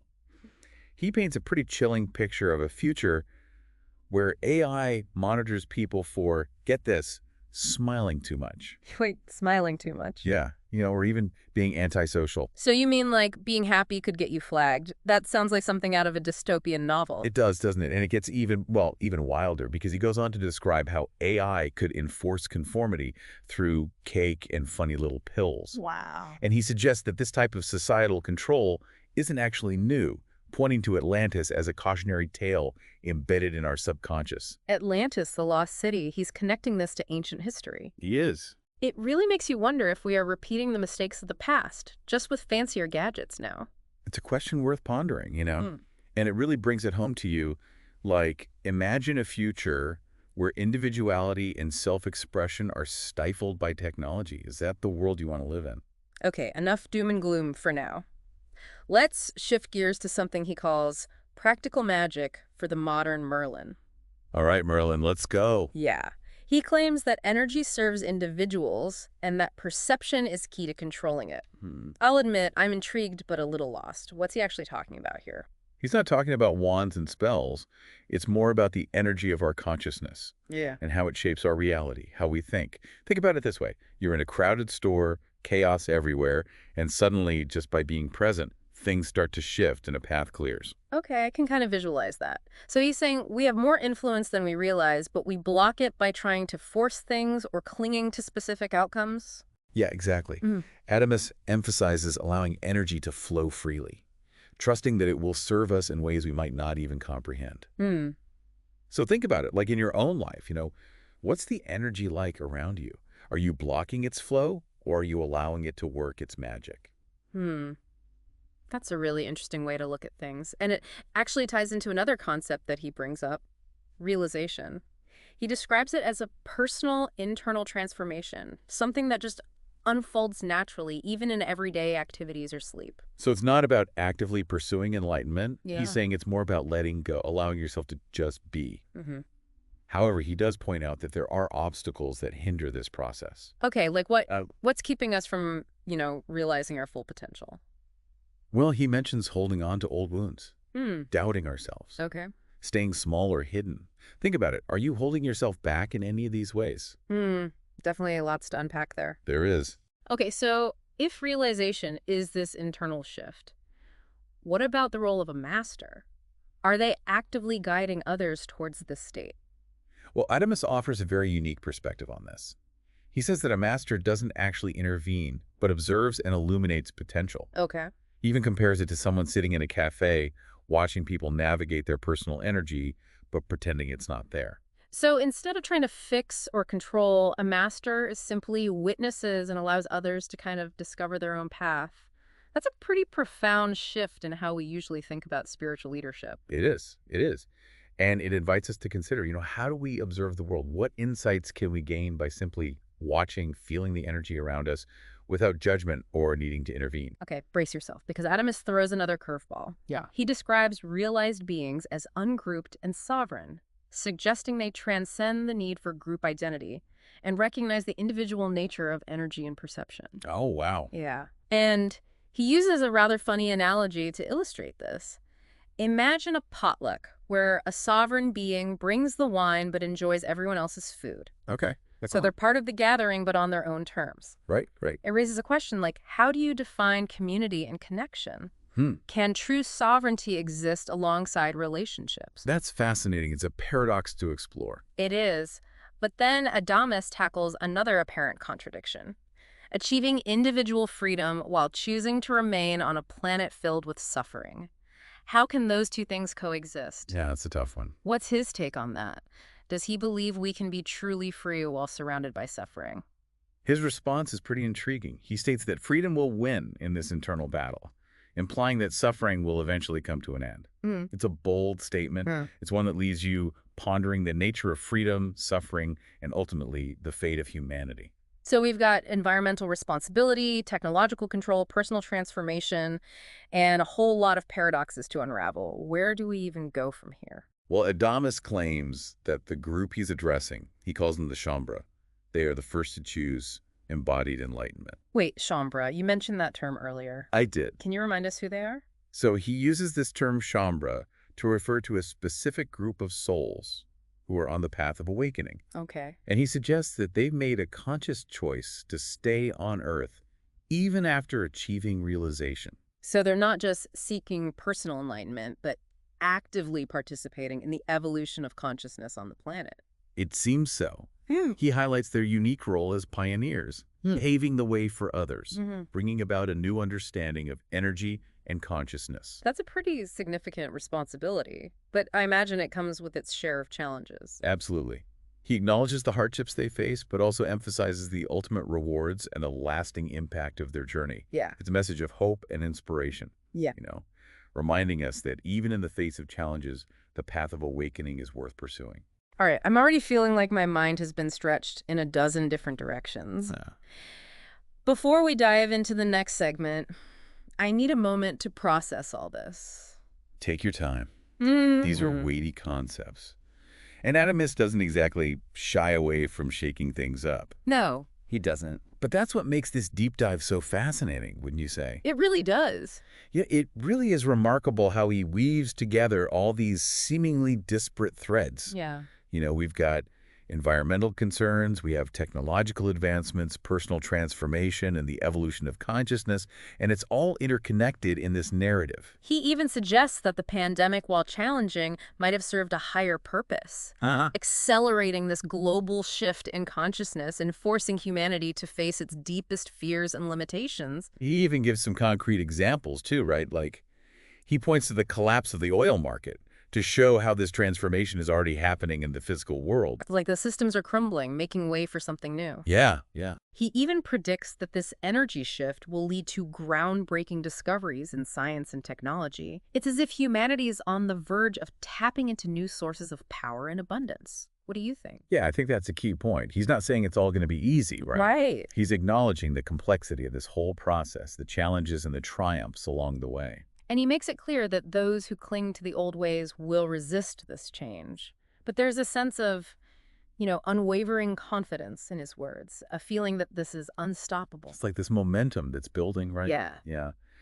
And amidst all of this, he keeps emphasizing the crucial role of the Shaumbra. These awakened beings in this transformation, they're the trailblazers, the ones who have faced their own shadows and embraced their true potential. So it's like they're paving the way for others. Exactly.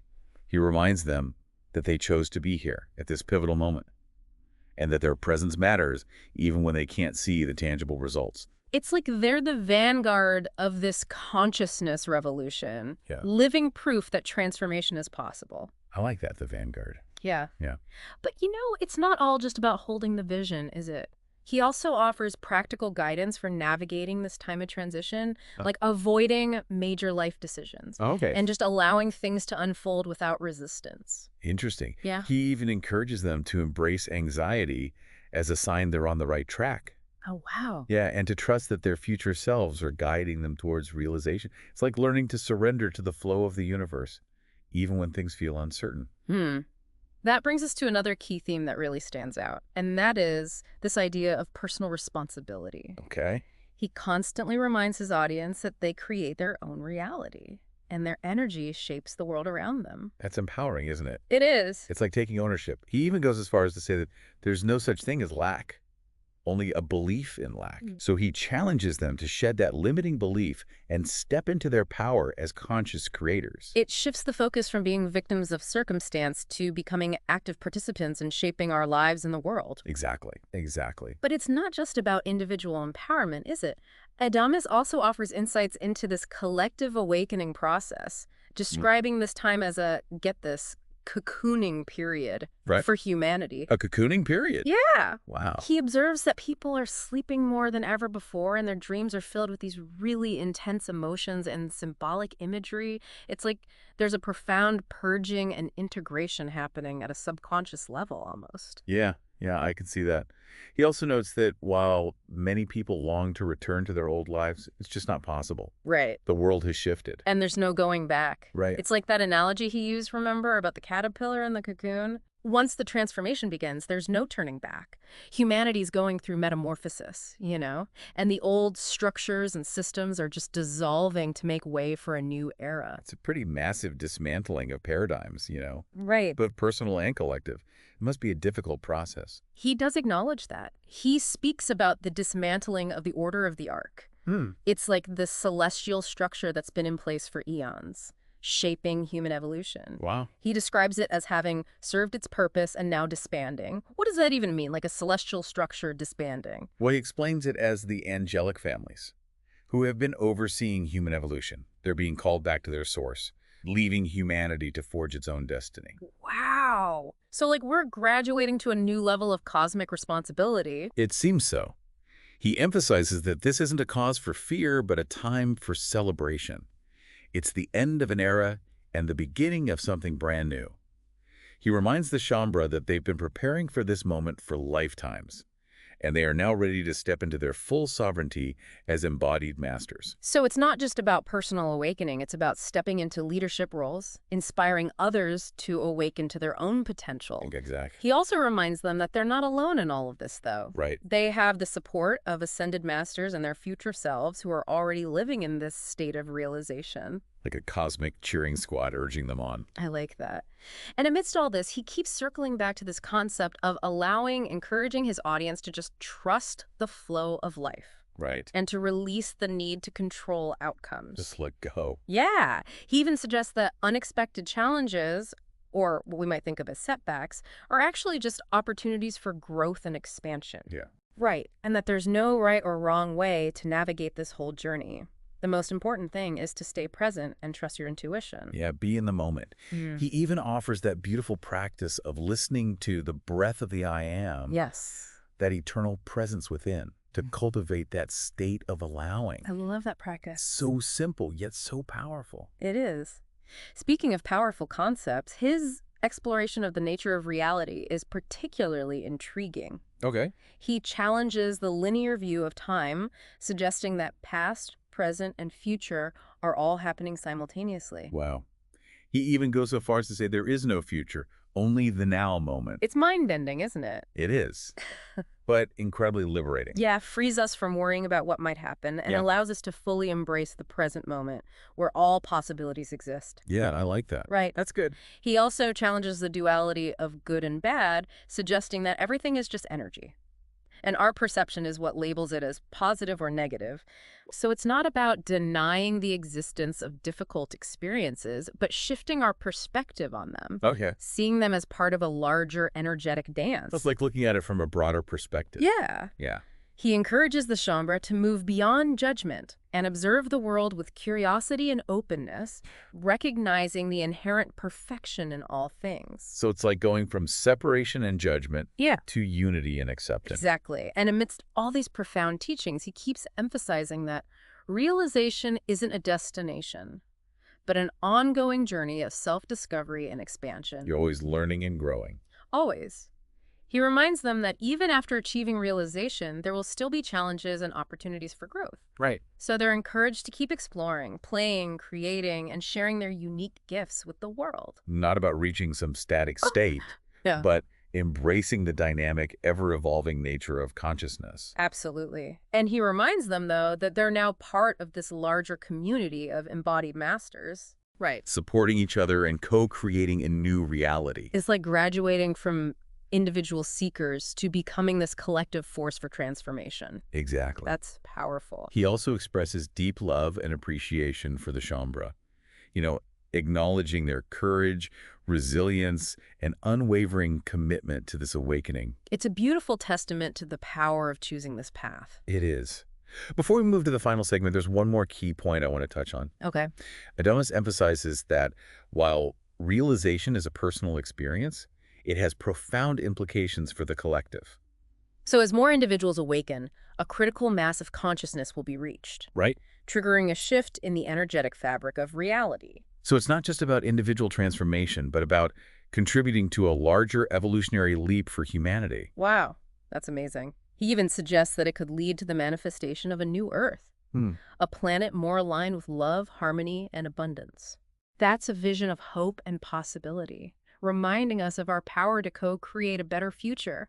It's mind-blowing, to think that just individuals awakening could have such a ripple effect on the entire world. It's huge. It's like he's saying humanity's on the brink of this collective aha moment. Yeah. Realizing we've been playing this limited game and it's time to rewrite the rules. Absolutely. And he even suggests this shift could lead to the development of entirely new technologies based on these principles of free energy and conscious creation. Okay, now we're talking. Imagine a world where energy is abundant and available to everyone, where we can just create anything we desire just by aligning our consciousness with it. It's a whole new paradigm. But he's clear that this transformation isn't about escaping the material world or becoming some kind of disembodied spirits. So it's not about transcending life, but actually transforming it, right? Yeah. Bringing more consciousness, joy, abundance, and love into our human experience. Right, exactly. He emphasizes that the Shaumbra will continue to live in these physical bodies, to work, play, create, and experience all that life offers. But from this place of expanded awareness, this mastery. Now that sounds like a truly fulfilling existence. It does. But I imagine this journey of embodied enlightenment isn't without its challenges. Does Adamus offer any guidance on how to navigate this transition? Well, he constantly reminds the audience, you're not alone. You have the support of ascended masters, your future selves, and each other.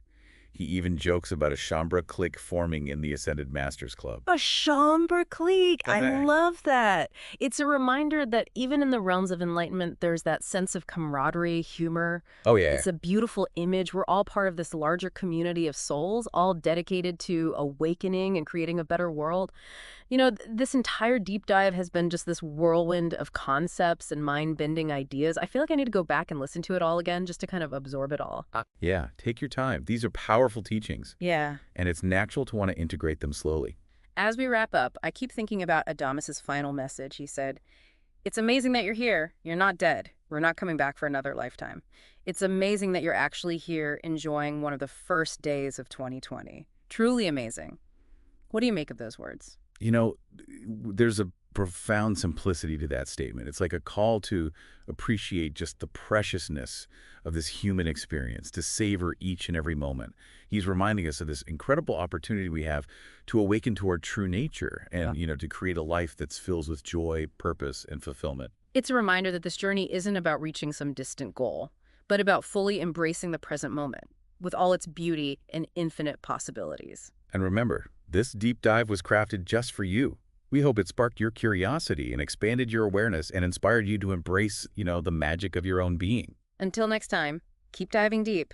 Hey everyone, welcome back. We're going deep today. Diving deep. Yeah, into some pretty fascinating material. Yeah. It's channeled messages from this being called Adamus Saint Germain. Uh-huh. We're looking at excerpts from Merlin Event. Okay. Specifically where he's talking to this group of spiritual seekers called Shaumbra. Yeah, it's interesting. It is. How he kind of changes up his style in these messages. Yeah. He presents himself as Merlin. Right. And it's much more direct. It's very simplified. Straight to the point. Yeah, like he's kind of acknowledging the unique challenges they're facing. Yeah. Like he knows they're in this world that doesn't really get it. Right, exactly. And he doesn't waste any time. He just jumps right in and addresses this thing called Machio. Yeah, Machio. Which basically, like all the outward show. Yeah, all the appearances, the things that people use to mask, like their inner sincerity. Have you ever noticed any Machio stuff? Oh, for sure. Yeah. I think everybody has at some point, Yeah. Especially when you're... It's so easy to get caught up in all the doing. Yeah, doing all the right things, following all the steps. Yeah. But missing the core of it all. Yeah. Have you noticed that in your own totally spiritual practices? Yeah, like the appearances or, the rituals rather than like... the genuine connection to yourself. Yeah. It's ironic because he points out that like new seekers often crave all these systems structure and processes, but in reality, realization is this natural unfolding process. Exactly. It's like you can't force it. Can't force it, yeah. You can't put it in a box. It's like wanting a step-by-step manual right. for something that's meant to just bloom organically. And here's what I found so interesting. Okay. He talks about how the energy dynamics are shifting. Yeah. So it's actually becoming more enjoyable. More enjoyable. To be here on Earth. Even as we go through all these crazy transformations, it's like the universe is making it easier for us to be here. Like we don't have to suffer so much to evolve. Exactly. And he even talks about abundance. It's like a key part of this. This shift. Yeah. Not just material wealth. Right. But abundance of joy, creativity, fulfillment. It's like tapping into that energy that's already there. That's already within us, Yeah. And allowing it to flow. But there's a little bit of a wake-up call here. Oh, yeah. For those who are still clinging to these external causes. Oh. He says it pretty bluntly. How does he put it? He says, there are no causes on the planet. There really aren't. There are only people who fight causes. Oh, I love that. Yeah. So true. Like we get so caught up in these external battles that we miss the solutions that are right there, that are already available. Yeah. Within. So true. Like we're so busy fighting the darkness, we forget to turn on the light. Which brings us to the first guideline in his Merlin's Guide to Embodied Survival. Okay. Stand behind the short wall. Stand behind the short wall. What does that even mean? I know it sounds kind of strange, but he's not saying like isolate yourself from the world. Right. It's more about creating a healthy boundary. Okay. Like a space where you can observe without getting swept up. In the drama. Yeah. Okay, so it's like a place of inner peace. Inner peace, clarity. Yeah. Where you can access your wisdom and make choices from a place of empowerment. I like that. Yeah. Okay. Now, this is where it gets a little technical, Okay. but bear with me. All right. He introduces this concept of the enneatron, which is basically an energy-based communication system within the body Okay.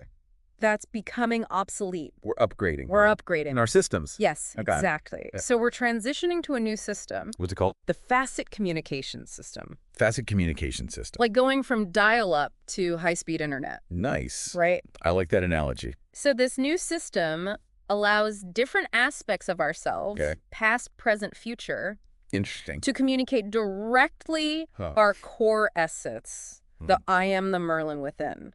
So it's like Like a direct line a direct line. to your own wisdom. I like that. Yeah. Okay. He uses this hilarious example about your bank account. Yeah? He says, it's not enough to just look at the numbers. Oh, yeah. You have to feel into the energetic dynamic. The energy behind it. Yeah. So it's not just about the practical, it's about the energy. So it's like Yeah. focusing on the energy of abundance Yes. rather than just stressing over the numbers. Yes. Okay. And that's where real change happens. Right. Because energy flows where attention goes. Exactly. If we're constantly focused on lack. That's what we're going to experience. Yeah. But if we shift our attention to abundance, We open ourselves up. to receiving more of it. Yeah. It's a subtle shift, Uh-huh. but it can have a huge impact. Yeah. And speaking of subtle shifts, Okay. he makes this powerful declaration, I am realized. I am realized. Now he's not. He's not bragging. No, he's not being egotistical. Right. He's emphasizing the power of owning your truth Mm-hmm. and how that simple statement can shift the energy dynamic. So it's about acknowledging your realization first. Yeah. And then allowing the energy to follow. Rather than waiting for external circumstances to But change. you're stepping into the truth of who you are. Yeah. Okay. And he tells this really touching story about Edith, Edith? who's a Shaumbra, Okay. and she chooses to return to Earth for another lifetime Oh. to experience realization with her soulmate. Interesting. It's about this unwavering commitment to Ah, love and realization. no matter what. Yeah, no matter the circumstances. Imagine feeling into your own history. Not just the facts, but the energy of it. Yeah. What comes up for you? I love that. What past experiences, Hmm. what soul connections Yeah. have shaped your journey? It's so powerful. What choices have you made out of love, Yeah. out of a deep yearning for realization? It gives me chills. Beautiful. I know. And he seems to have this deep respect and fondness for Shaumbra. Yeah, he really does. He acknowledges their struggles and seems genuinely excited about their progress. Like a proud teacher. Yeah. Or a mentor. Yeah. Yeah. And he even does a bit of time traveling. Time traveling. Yeah. Oh, okay. He witnesses Tobias, Oh, Tobias. another spiritual guy, Right. working with Shaumbra on their deep wounds. Preparing them for now. Yeah, exactly. Uh, It's like their past experiences are woven into the present moment. shaping their awakening. Yeah. And he observes that they often get distracted from their truth. They forget. Forgetting that truth isn't something you find. Ah. It's something you allow. And he emphasizes Yeah. that truth isn't a concept. Right. It's a feeling. It's a resonance within your being. That quiet knowing. That, yes, this is it. Even when your mind Yeah. is trying to convince you otherwise. Yeah. That's the voice of the Merlin within. The voice of your true self. So we've talked about the challenges of staying grounded after realization and the importance of shifting our energy dynamics. Yeah? Now let's explore how Adamus suggests we navigate these challenges. Welcome back. I really liked that idea of feeling into your history Yeah. instead of just getting stuck in the mental data of it. Yeah. Like, your true history isn't about... The facts and figures. Yeah. It's in your heart. It's in your knowingness. Yeah, he says it's not about the head. It's about the heart. It's a whole different perspective. Yeah. And, you know, we can get so, Tangled up. entangled in those stories we tell ourselves About the past. about the past. Yeah. That we miss the deeper truth. Of who we are. Yeah. What if you could Yeah. feel the energy of your past, not just remember the events? Yeah. What would that reveal to you? And he even says doubt Doubt. is what prevents us from truly perceiving our history. It's like we've slammed the door on our own magnificence. Doubt can be such a powerful force, Yeah. keeping us trapped in those, Limitations. those cycles of limitation. Yeah. He wants us to break free. Yeah. Embrace the fullness of who we are. Yeah. What doors have you closed on yourself? Out of doubt. Yeah. What would it take to open them again? That's a good one. Yeah. And he talks about going beyond time itself. Beyond time. Yeah, not just managing time better, Right. but transcending it. Okay. He suggests that as we move beyond linear time, we can It access could access what those, wisdom and experience and all our lifetimes. Yeah. Now that's exciting. I know. Think of the possibilities. Oh, I know. It's mind-blowing. Yeah. But he reminds us we've already broken through time. We've already done it. It's not something we need to achieve. We just have to allow it. Yeah. So we're shifting our perception Yeah. from that rigid linear track Mhm. to something more fluid and interconnected, Yeah. like a funnel, Okay. where all those past and future experiences Yeah. are flowing into the present moment. Wow. What a powerful vortex I of could- energy and potential, And you're right there at the bottom of that funnel. ready to receive Of us. the fullness of who you are. But he acknowledges that as we embody more of our true selves, Mm-hmm. feelings of loneliness, anxiety, Mm-hmm. even a sense of not belonging might pop up. Oh, yeah. It's like shedding an old skin. Before the new one is fully formed? Yeah, it's natural to feel a bit, Unsteady. unsteady during that transition. But it's temporary. He says it's temporary. He encourages us to Embrace the discomfort. embrace the discomfort, knowing that it's a sign of growth, Yeah, it's like those growing pains. like growing pains. Yeah, you get as a kid a little awkward. But ultimately, A sign that you're becoming stronger. more capable. Yeah. And he reminds us, you're not alone in this. I have the whole Shaumbra community And Adamus himself. supporting you. Every step of the way. It's true. Can we talk about his personality for a second? Oh, yeah. He's pretty playful. Playful and provocative. Yeah, he loves poking fun at Shaumbra, Uh-huh. pushing them out of their comfort zones. And he wants them to lighten up. Yeah, he even tells them What does he say? they love a good ass kicking Oh, yeah. He's not afraid. to shake things up. Yeah, he's breaking through Yeah. that seriousness. That's around spirituality. Yeah, he wants them to remember to have fun Yes. on this journey. And he's not afraid to call out their makyo, They're muckyo. those distractions Yeah. that keep them from fully embracing their truth. Yeah, what stands out to you about the way he interacts with them? I think it's brilliant. You do? Yeah, he's holding up a mirror. Reflecting back their patterns. Your limitations. Their limitations. Encouraging them to let go. Yeah. It can be confronting, It can be confronting. but it's a gift. It is a gift. Yeah. Yeah. He also gets pretty frustrated with Shaumbra's tendency to get caught up in conspiracies. Oh, the conspiracy. Yeah, he sees it as a distraction. From their true purpose. Yeah. Conspiracy theories can be seductive, Yeah. but they often trap us in fear. And duality. Yeah. He wants them to remember that they are sovereign beings. It's sovereign beings. Their true power lies within... He's reminding them they're not victims Yeah. of external forces It's a call to reclaim their power. and create a reality Yeah. that aligns with their... Highest potential. What do you think about that idea of sovereignty?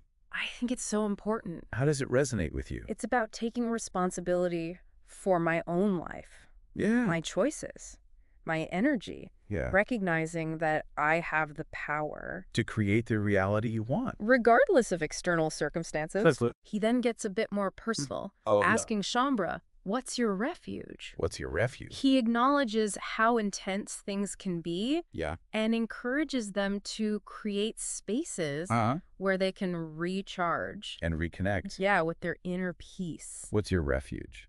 My refuge. Oh, that's a good question. Yeah. It changes, you know. It doesn't have to be anything grand. No. It could be a walk in nature. Sometimes it's just a hot bath. A hot bath. Yeah. Just some time alone. Or spending time with loved ones. Yeah. It's about finding those things that nourish your soul, And making time for them. even amidst the chaos of Yeah. everyday life. He also reminds us to treat ourselves. We treat ourselves. Indulge in simple pleasures. No guilt trips allowed. No guilt trips. Absolutely. It's about honoring our human experience. Yeah. We're not here to deprive ourselves. Or punish ourselves. We're here to experience joy Abundance. and fulfillment. Fulfillment. Yeah. Yeah. He even suggests we indulge. A good meal, a glass of wine, A walk in the park, a drive in a fast car, whatever brings you joy. whatever brings you joy. What are some of your favorite ways to indulge? Oh, I love a good massage. Oh, yeah. A nice long bath, Good book. a good book. A cup of tea. Yeah, just those simple things Yeah. that make you feel good. It's about appreciating the beauty And abundance. that's all around us Yeah. and allowing ourselves to experience joy. In the simple things. Yeah, life is meant to be savored, Not endured. not endured. Now let's talk about allowing. allowing. Because he explains that allowing isn't passively accepting whatever happens. Right. It's about actively choosing To align with the natural flow of energy. and trusting. Yeah, trusting the wisdom of the universe. So it's about surrendering, To the present moment. recognizing that everything, Is unfolding as it should. even if it doesn't make sense Yeah. from our limited human perspective. It can be tough to let go, right? It is tough, To surrender to the unknown. especially for the mind. The mind wants to figure things out. It wants plan. Yeah, have a plan. Control everything. But true allowing, It's about letting go of that. it's about stepping into that space. It's not knowing. Of not knowing and trusting. The universe has our... Who ever struggled with that? Oh, all the time. Yeah. It's like that inner control freak Takes over. wants to map it all out. Yeah. Make sure everything goes according to plan. But life doesn't really work that way, does it? It doesn't. The best things happen When we let go. when we let go. Yeah, and allow things to unfold. He says one of the biggest challenges for Shaumbra Is. is allowing their own realization. Oh, yeah. They get stuck in the mental gymnastics Trying to figure it out. instead of just embracing the truth Yeah. of who they are. It's like they're standing at the doorway Yeah. of their own magnificence. But hesitant to step through Yeah, waiting for a sign. a permission slip when the only validation that matters Comes from within. comes from within. Have you ever felt that pressure The pressure. to get there faster? Oh, yeah.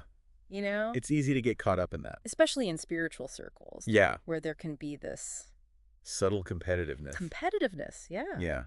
But realization isn't about... Achieving some external goal. No, it's about recognizing the truth That's always been there. that's already within you. He also encourages them to stop micromanaging their energy. Stop micromanaging Yeah, let go of the need to control every aspect. of their lives. Yeah. Just allow their true nature to emerge. What if we just stopped trying to force things? What if we just allowed ourselves to be? And he talks about this incredible potential for global transformation. While more and more people awaken, As more people awaken to their true nature. it's like a ripple effect. Yeah. He suggests that Shaumbra are pioneers of consciousness, Years. paving the way for a new humanity. That's more conscious. More compassionate. And connected to their divinity. Do you think that's possible? I think it's already happening. Yeah. We're seeing signs of it everywhere. People are questioning the old systems. Embracing their uniqueness. Yeah. Seeking a more meaningful way of life. It's like the seeds of a new consciousness are being planted. And they're starting to sprout. But he reminds us, we're not here to save the world All right. or to fix others. We're here to embody our own truth. And inspire by example. Inspire by example. What does embodying your truth look like for you? It's about being authentic, Yeah. speaking my truth, Yeah. following my heart, Even when it's scary. even when it's scary. Unconventional. Yeah, living in alignment with my values. Letting your actions reflect your beliefs. That's it. It creates that ripple effect. As we raise our own vibration. We contribute to raising the collective. Exactly. Our light shines brightest. When we're being true to ourselves. He also emphasizes allowing our divinity to emerge. Allowing our divinity. It's time for humanity to move beyond duality. We recognize that separation Between light and dark. is an illusion. It's not about denying our shadow side. Or pretending we're perfect. It's about embracing the wholeness, of who we are. integrating all aspects. Light and shadow. And he points out that as more people embrace their divinity, There will be putback. there will be pushback from those clinging to the old paradigm. Yeah, remember how we talked about that rise to arms? In 2020. As divinity started to emerge. Yeah. It's like a final showdown. Yeah. Between the forces of light and darkness. But it's important not to get swept up in the drama. Still focused. Stay focused on your inner journey. Allow your divinity to shine. This next part is both heavy and hopeful. Okay. It's about the tears of humanity. The tears of humanity. He describes them as this culmination of all the suffering That humanity has endured. throughout history. Wow. It's a collective energy field, Weighing us down. keeping us trapped in that cycle of pain. And limitation. It's a lot to take in. It is, but it's also powerful. Yeah. It's about acknowledging that depth of human suffering. The wounds we've carried. But he doesn't leave us there. No. He reminds us That those tears can be transmuted into wisdom. as we awaken, we have the power. To heal those wounds. Release the pain. Transform that suffering. Into strength and compassion. It's not in vain. It's shaped us. Made us more resilient. More compassion. He encourages us to embrace those tears To hold them with love. and understand it. Allow them to guide us. To a more enlightened and fulfilling way of being. Yeah, it's a beautiful message. It is a message of hope and transformation. We've covered a lot of ground today, We have from realization and embodied mastery, to transcending duality, supersensory living. time distortion, embracing energy. What resonated with you the most? I think just that reminder that we are the Merlins. We are the Marlins. We have that power to create a reality. That reflects our highest potential. A reality filled with joy and abundance. And fulfillment. It's time to step out of those limitations Of the mind. and embrace the fullness of who we are. Allow our divinity to shine. Create a world that reflects. The beauty and love within each of us. The journey's not always easy. But it's worth it. It's an adventure. The adventure of a lifetime. Thank you for joining us on this deep dive into the Merlin I Am material. We hope it's inspired you. To embrace your own mastery, And create a life that reflects. the magnificence of who you are. Namaste.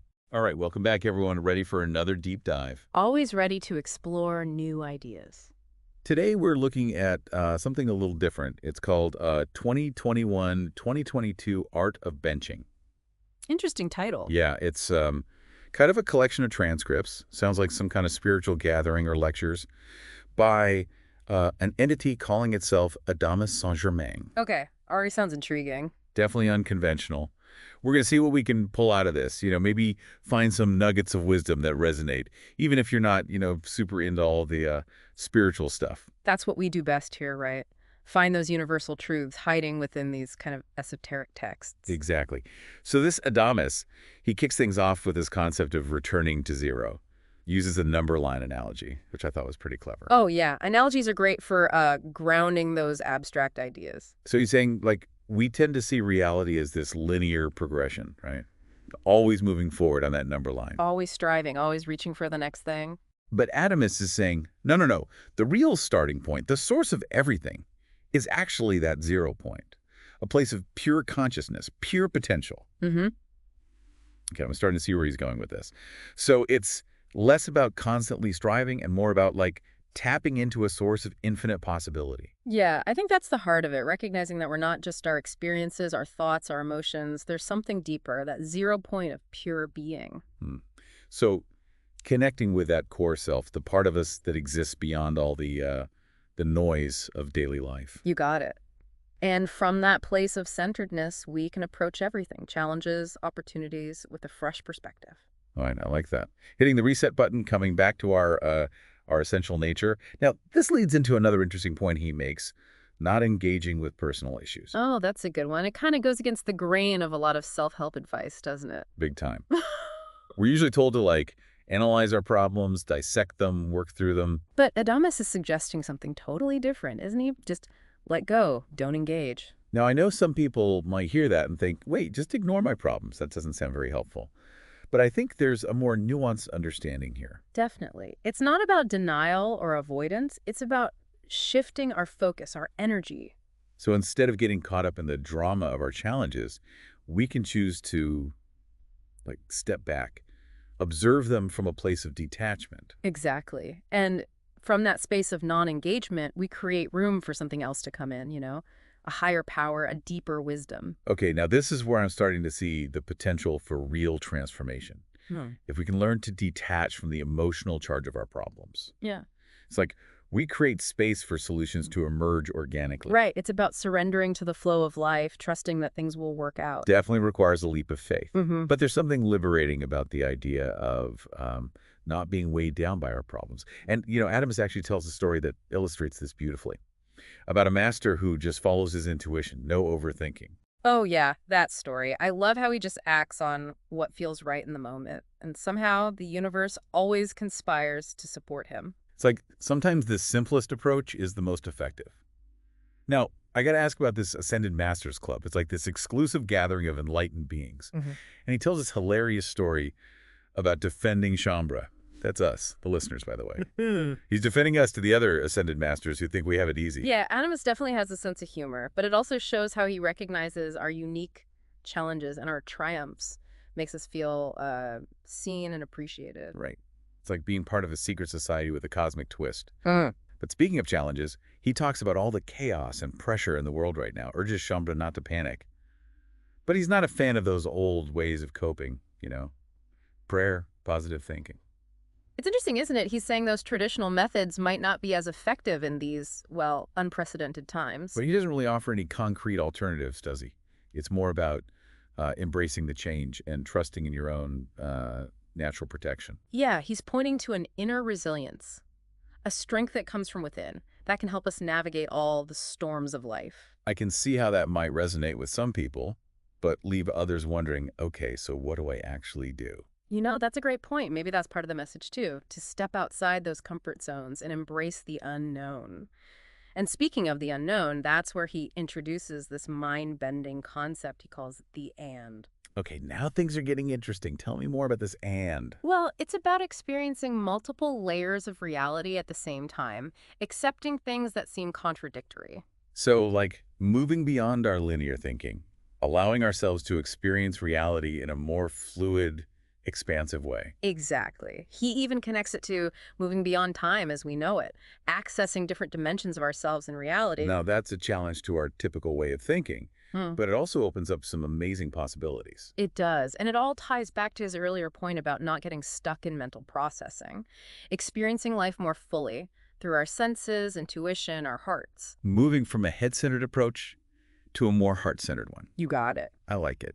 And it seems like a lot of his teachings revolve around this shift in consciousness, leading to ultimately more peace, joy, fulfillment in our lives. That's a beautiful vision. It is.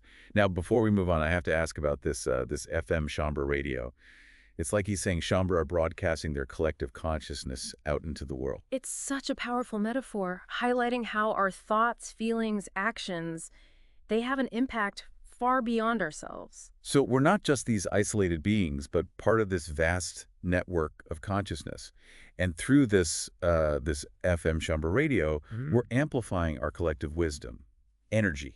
That's it. And it suggests that we have a much greater capacity to shape reality than we realize. Now, that's a thought-provoking idea. And it makes me wonder, if we're all broadcasting our energy out there, what kind of signal are we sending? That's a great question. And it's one we can all ponder as we continue this deep dive together. Absolutely. Now, there's one more concept I want to touch on before we wrap up this part. Adamus mentions this fruit of the rose repeatedly. He calls it the way out, the key to realization. It's definitely symbolic language, but it seems to represent the potential for liberation that already exists within each of us, like a trapdoor or escape hatch we just need to discover. So it's not about striving for something outside ourselves, but recognizing what's already there. Exactly. It's about awakening to our true nature and the inherent freedom that comes with that. Oh, that's powerful. And it seems like a recurring theme here, this idea that we already possess everything we need to experience true liberation and fulfillment. You're absolutely right. It's a message that can be both empowering and challenging because it requires us to let go of so many old ways of thinking. It's like we have to unlearn everything we thought we knew about ourselves, about reality, to really embrace this new way of being. That's a journey. A journey I'm definitely ready to keep exploring. All right, so picking up where we left off, this idea of not engaging with issues, really fascinating and a little bit provocative, I'd say. For sure. Like with that example about abundance, if you fixate on not having enough, you just create more lack. But then later on, he says, Shaumbra, that's us, specifically struggled with this abundance thing. Yeah, a bit of a paradox, right? But I think what he's getting at is that even when we intellectually understand something, actually living it, embodying it, that's another layer entirely. So it's like with Shaumbra, maybe they were so eager to put these teachings into practice, they over-focused on manifesting abundance and ended up kind of reinforcing the lack they were trying to overcome. Exactly. And, you know, it's interesting how this ties into his point about death, not fearing it, but actually embracing it as a transformation. Like by surrendering to the natural flow of life, including its end, we kind of free ourselves from those issues that keep us so stuck in the material world. Okay, yeah, I see that. Shifting our perspective on death, not denying it, but changing our relationship to it. Right. And he even suggests that Shaumbra, in a way, has already died. Not physically, of course, but symbolically. Shedding old identities, limitations. It's like a death of the ego. Constantly dying to those old versions of ourselves and being reborn into something new. Exactly. So speaking of rebirth, Adamus talks about this planetary awakening that started a couple of years ago, partly triggered by the pandemic, he says. and that things will get messier before they get better, that people are having a hard time coping. Right, but it's important to remember he doesn't present this as like a doom and gloom prophecy. It's more like a natural process of evolution. So, like shaking up a snow globe. Things get chaotic for a while, but then a new order emerges, hopefully a more harmonious one. A perfect analogy. But it makes me wonder, if things are going to get messier, what's Shaumbra's role in all of this? Well, he talks about these new ones coming in, people who are feeling overwhelmed by all the chaos, but they're open to a new way of being, and they're drawn to Shaumbra's light, like moths to a flame. So it's like Shaumbra's responsibility to be that light in the midst of all the darkness and confusion. Yeah, I think that's part of it, but he's also careful to say it's not about taking on the world's burdens or trying to fix everything. It's more about embodying these principles of self-empowerment and letting that energy radiate outwards. So being the change we want to see, not trying to force it on anyone. Okay, I like that. Now, before we get too lost in all this talk about planetary awakening and global shifts, I wanted to bring up something that totally made me laugh out loud when I was reading these excerpts. Oh, I think I know what you're talking about. Do tell. It's the part about the FM Shaumbra radio link. And he mentions how FM, this very technical left-brained guy, wrote this incredibly poetic line about letting your soul shine forth. I remember that. It was so unexpected. Right. And Adamus is like, can you believe FM wrote that? It's hilarious. But it also like illustrates that idea that energy is communication. Absolutely. Like FM was channeling something beyond his usual way of thinking. Yeah. And it's just that we can all tap into that energy of inspiration, creativity, no matter who we are. We're all receivers and transmitters on this cosmic radio frequency. I love that image. And it reminds me of something else that Dennis talks about, the observer effect in science. How the observer's beliefs and expectations can actually influence the outcome of an experiment. It's that idea that our consciousness shapes reality. Right, which is something a lot of spiritual traditions have been saying for centuries. But Adamus presents it in a way that, like, bridges that gap between science and spirituality. Exactly. Which is what makes this so compelling. It is. Now, this brings us to another major theme that runs through all of this, power, and how we're in the midst of a global power shift. Yeah. Moving away from traditional power structures. And he's not just talking about politics, is he? It's about the whole concept of power itself. He says it's an illusion. And that a lot of power seekers are actually victims themselves, trying to fill some kind of void with external power. Yeah, but it never really satisfies, does it? No, it doesn't. And so Adamus suggests that Shaumbra, by embracing their own inner power, are helping to dismantle those old power structures. Not by fighting against them, but by transcending the need for power altogether. It's about reclaiming our own authority. Yeah. Recognizing that it comes from within, not from some external source. Exactly. And he even ties this into the conflict in Ukraine, suggesting it's not just a localized event, but part of this global power vortex, bringing all these dynamics to the surface. Like the universe is using these events to kind of push us towards change, to confront those imbalances. Yeah, and that's where the concept of overhead consciousness comes in again, seeing the bigger picture, recognizing the deeper purpose behind these seemingly chaotic events. It's like looking at the tapestry from the back, right? Seeing all the threads that are woven together to create the design, even if we don't fully understand it in the moment. That's a beautiful way to put it. So it's about approaching these global events with more compassion and understanding, trusting that there's a higher order at work, even in the midst of all the chaos. Exactly. Now, while we're on the topic of global shifts, there's something else Adamus says that I found really thought-provoking. He questions whether humans really desire freedom. That's an interesting point. It seems like freedom would be something everyone wants, but he suggests that for some, it's actually pretty frightening. Yeah, he even says some people fear freedom because it means taking full responsibility for their lives, for their choices, their happiness. No more blaming others. He's getting at that truth that a lot of spiritual seekers come to realize. Real freedom, it requires inner work. It's not just about breaking free from external constraints. It's about liberating ourselves from the limitations of our own minds, our beliefs. Like being released from prison only to realize that you've built your own internal prison bars. And those can be even harder to break down. They can. But, you know, that's also where the real empowerment lies.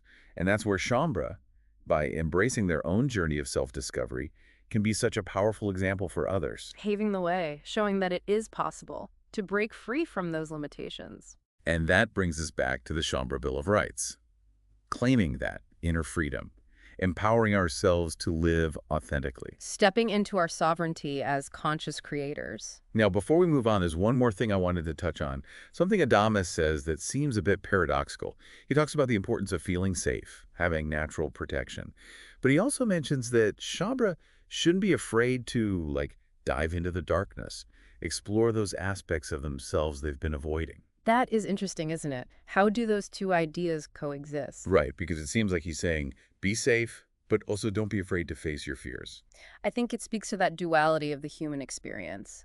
We need security and comfort, but we also have this drive to explore, to expand, to evolve. So finding that balance between those two impulses, creating a safe container for ourselves, but also being willing to step outside of it, to face those shadow parts of ourselves. And maybe those shadowy parts are actually holding a key to our liberation. It's not about erasing them or denying them. It's about understanding and integrating them. So not forcing ourselves to love the darkness, but just acknowledging it, accepting it, allowing it to be. Exactly. And often, when we do that, we discover those so-called shadow aspects actually hold incredible wisdom and strength. They've just been waiting to be acknowledged, to be integrated. Like they've been in exile, wanting to come home. Now, this brings us to something interesting that Adamus observes about Shaumbra specifically. He mentions how their priorities have shifted over the years. Things like money and relationships, they're not the driving force they once were. It's like that classic theme, right? As we awaken spiritually, our values change. What was once important starts to lose its grip. Material possessions, external validation, it doesn't hold the same allure anymore because we're finding a deeper sense of fulfillment from within. And that internal shift is reflected in how Shaumbra are willing to let go of those old paradigms, societal expectations that just don't resonate anymore. They're paving the way for a new way of being. They are. And that leads to the final concept I want to talk about before we wrap up this part. It's a bit mind-boggling, but incredibly intriguing. Adamus talks about how Shaumbra's journey is actually impacting their past lives. Whoa. Okay, now we're getting into some deep stuff. Time travel. Well, not exactly time travel. It's more like by embodying their mastery in this lifetime, they're healing and transforming their past. So the present can influence the past. That's what he's suggesting. It challenges our linear understanding of time. It's like we're not just moving forward in a straight line, but creating this ripple effect that touches all aspects of our being across time and dimensions. Okay, yeah, now I'm starting to see it. And that's where multidimensionality comes in, right? He talks about how we have aspects of ourselves experiencing in other realms simultaneously. It's like we're not just limited to this one physical embodiment. We're these multifaceted beings existing across multiple timelines. So our consciousness isn't confined to the boundaries of linear time. And that's what makes this so mind-blowing. We're influencing our past, present, and future selves all at once. It's like we're not just working on ourselves, but playing a role in the evolution of consciousness itself. Wow, that's a lot to take in. I think we need a moment to let all of this sink in. I agree. Let's pause here and come back for the final part of our deep dive. There's still so much more to explore. Okay, welcome back. I feel like our brains got a serious workout in that last segment. Absolutely, we went deep. Deep dive, for sure. So I'm still pondering that idea of diving into the darkness, especially alongside that whole emphasis on safety, natural protection. It just seems like a kind of contradictory message. Yeah, it does, doesn't it? But I don't think Adamus is suggesting we, recklessly throw ourselves into dangerous situations. It's more about consciously exploring those shadow parts of ourselves, the stuff we tend to repress or deny out of fear or shame. So self-discovery, not self-sabotage. Exactly. And, it ties into his point about the limitations of the human condition. All those rules and beliefs we create about who we should be, what's acceptable. Adamus is saying true liberation comes from embracing our wholeness. Light and dark. Okay, so those shadow parts, they actually hold a key to our full potential. That's the idea. It's not about erasing them, pretending they don't exist. It's about integrating them. But how do we do that? Through acceptance, what Adamus calls allowing, creating space for all parts of ourselves to exist, without judgment, without resistance. So not necessarily loving those shadowy parts, but just acknowledging them, letting them be.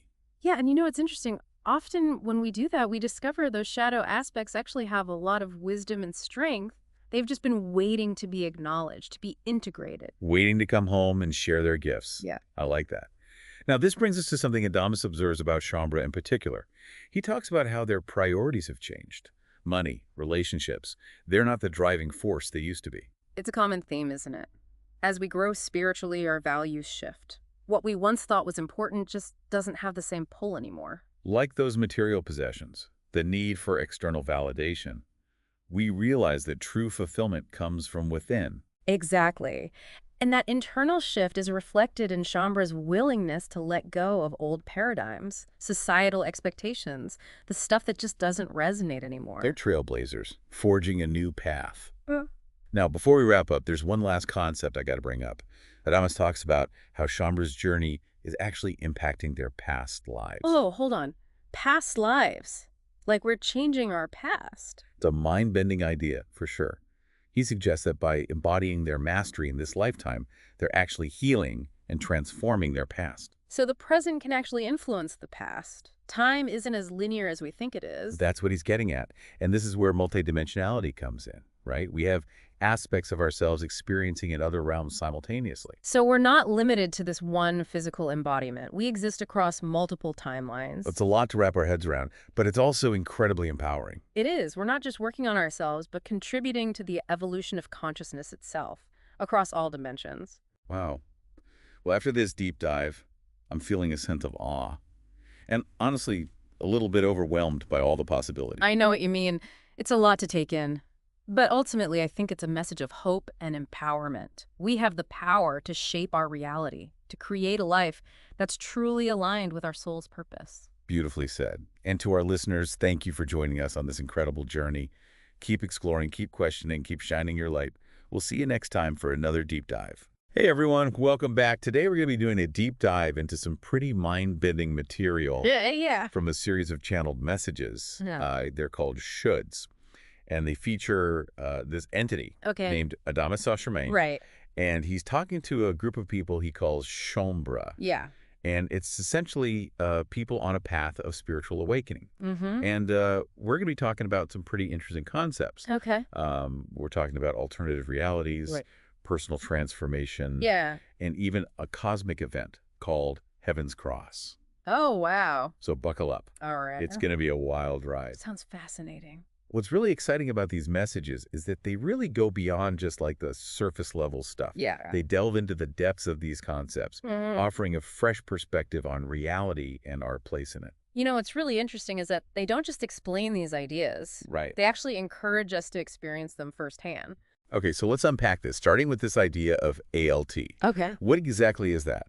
So Adamus describes ALT as this shift from just experiencing one fixed reality to actually embracing the possibility of multiple realities existing simultaneously. Oh, hold on. Yeah. Multiple realities. Like, instead of just one me, they're like infinite maze. Yeah, it's a pretty wild idea. I don't even know where to begin wrapping my head around that. It definitely challenges everything we think we know about how the world works. Yeah. And what's really fascinating is that Adamus actually connects ALT back to Atlantis. Oh, interesting. You know, and he suggests that its original name was actually Alt. Atlantis is often seen as this place where humanity kind of solidified its focus on just this one material reality. So it's almost like coming full circle, going back to this more expansive way of being. So instead of like branching out and going to like space and finding other planets and like exploring the cosmos externally, it's more like we're going internally and realizing that there are already infinite realities within ourselves. Yeah, and this idea of multiple realities might even help you in your own life. You know, think about a time when you faced a really tough decision or you felt trapped by a limiting belief. Oh, yeah. What if those were just experiences in one reality? ALT suggests that there could be other realities where you made different choices or you embraced different beliefs. And that led to completely different outcomes. It's like suddenly having infinite possibilities instead of feeling stuck in this like one narrow path. But wait a minute, how can you even function if you're aware of multiple realities all the time? Wouldn't that be totally overwhelming? It's definitely a shift in perception, and Adamus acknowledges that there are challenges, especially in our world that's constantly bombarded with difficult news. He specifically mentions the war in Ukraine and all the anxieties around a potential nuclear conflict. Those are definitely heavy things. Yeah, those are tough to even think about sometimes. Right. I mean, I know I struggled to stay informed Yeah. without being completely overwhelmed Yeah, it's a common struggle. by all the negativity. And it's interesting how Adamus approaches this. Okay. He doesn't take sides Oh. or get caught up in the drama. Okay. He talks about observing the situation energetically, Okay. understanding the bigger picture Uh-huh. without getting lost in that emotional whirlwind. So it's like taking a step back Yeah, and seeing the situation from a higher perspective. exactly. But how do you actually do that? Right. It's easy to say, don't get caught up in the drama, Uh, but it's a lot harder to actually put that into practice. yeah, Especially when it feels like the world is falling apart around you. absolutely. Adamus talks about the mind being a major player in this. No, definitely. You know, he describes the mind evaluating itself Okay. and realizing its own limitations. Uh-huh. It's like it's trapped inside its own little house Yeah, and it can't see beyond the walls. I totally get that feeling. Right. It's like hitting a wall in your personal growth and your Yeah. mind's like, nope, we're not going there. This is far as we go. This is it. We're done. Done. Exactly. And according to Adamus, that resistance is coming from fear. Oh. The mind wants to stay in control, Wow. even if it means clinging to a limited view of reality. It doesn't want to expand. Right. It doesn't want to grow. And here's where it gets really interesting. Okay. Adamus suggests that ALT, Uh-huh. this experience of multiple realities, Right. is actually our natural state. Oh, wow. It's like we've forgotten how to access this multidimensional aspect of ourselves. So how do we remember? How do we get back to that natural state Uh. of experiencing ALT? Well, Adamus says that we can tap into it Uh-huh. through things like dreams, imagination, and expanded consciousness. Interesting. He even contrasts ALT with these concepts like qualia association Right. and mental compositing. Qualia association. Yeah. What is that? So think of qualia association as like Okay. how our senses create our perception of reality. Uh-huh. For example, the smell of freshly baked bread Okay. might trigger this feeling of comfort and warmth. Yeah, like a nice memory. Right. Like you're a kid again. Exactly. Yeah. So we're always taking in information from our senses Uh-huh. and forming our reality based on those sensations. That makes sense. Now, mental compositing Okay. is how our minds take those sensory experiences Right. and weave them into these stories and Yeah. beliefs and judgments about the world. So it's like our minds are constantly creating a narrative Yes, based on what our senses are telling us. right. Okay. But Adamus suggests Yeah. that both qualia association and mental compositing Uh-huh. can actually limit us. How so? They keep us trapped in this very specific Uh-huh. mind-created version of reality. Okay. ALT, on the other hand, Okay. is about going beyond those mental constructs Oh. and experiencing reality more directly without all those filters. So it's like we've been relying on these mental maps to navigate reality. Right.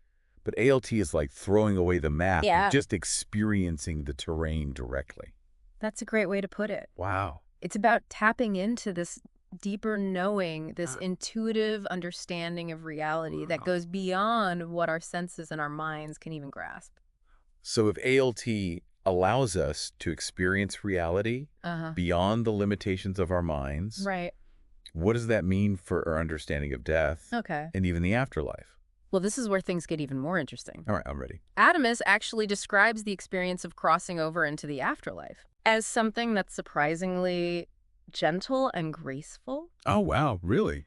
He says there's no fear or shock like many people expect. So it's not this like big, scary, dramatic thing. It's not this like, fiery pit of hell. Right. Or like pearly gates and judgment. Yeah, not at all. That's not what he's saying. Nope. Interesting. And he even mentions that people often encounter loved ones Oh. and angelic beings on the other side Oh. offering comfort and guidance.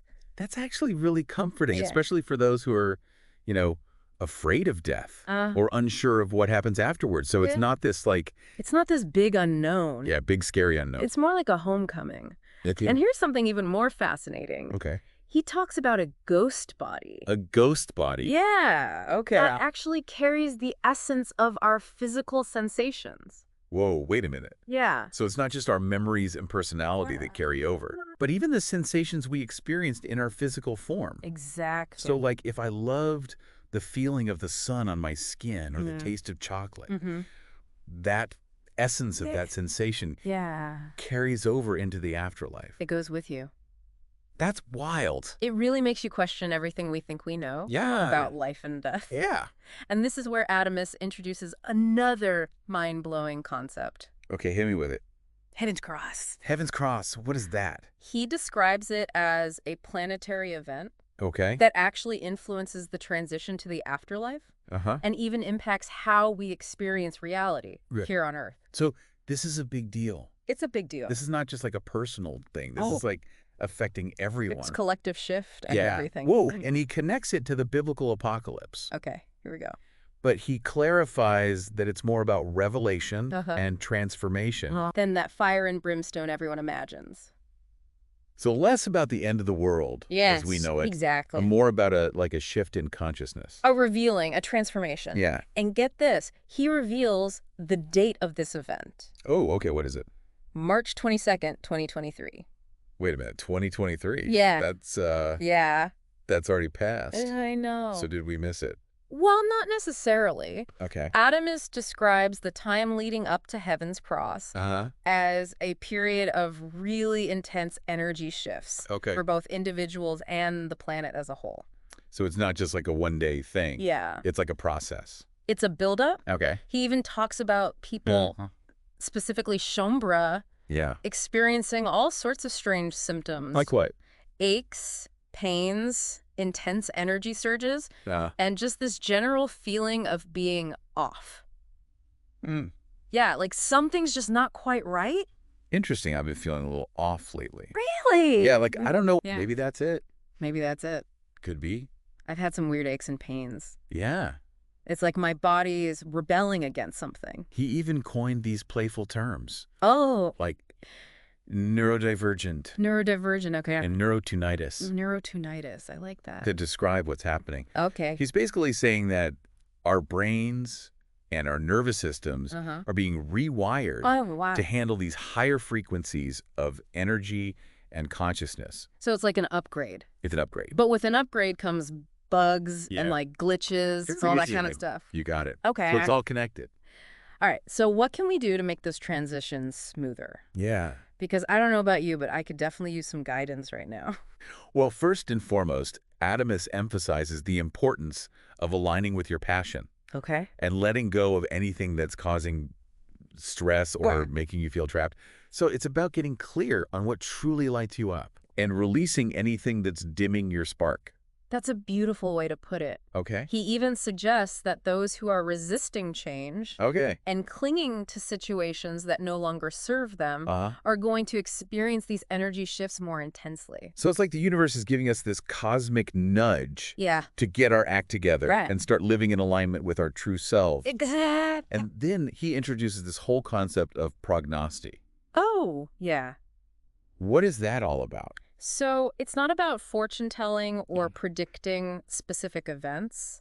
It's more about understanding the energetic currents that shape potential outcomes. So it's less about knowing the future and more about understanding the forces that are shaping it. Exactly. Kind of like how meteorologists can predict the weather based on atmospheric conditions. Based on what's happening right now and the patterns that they've seen.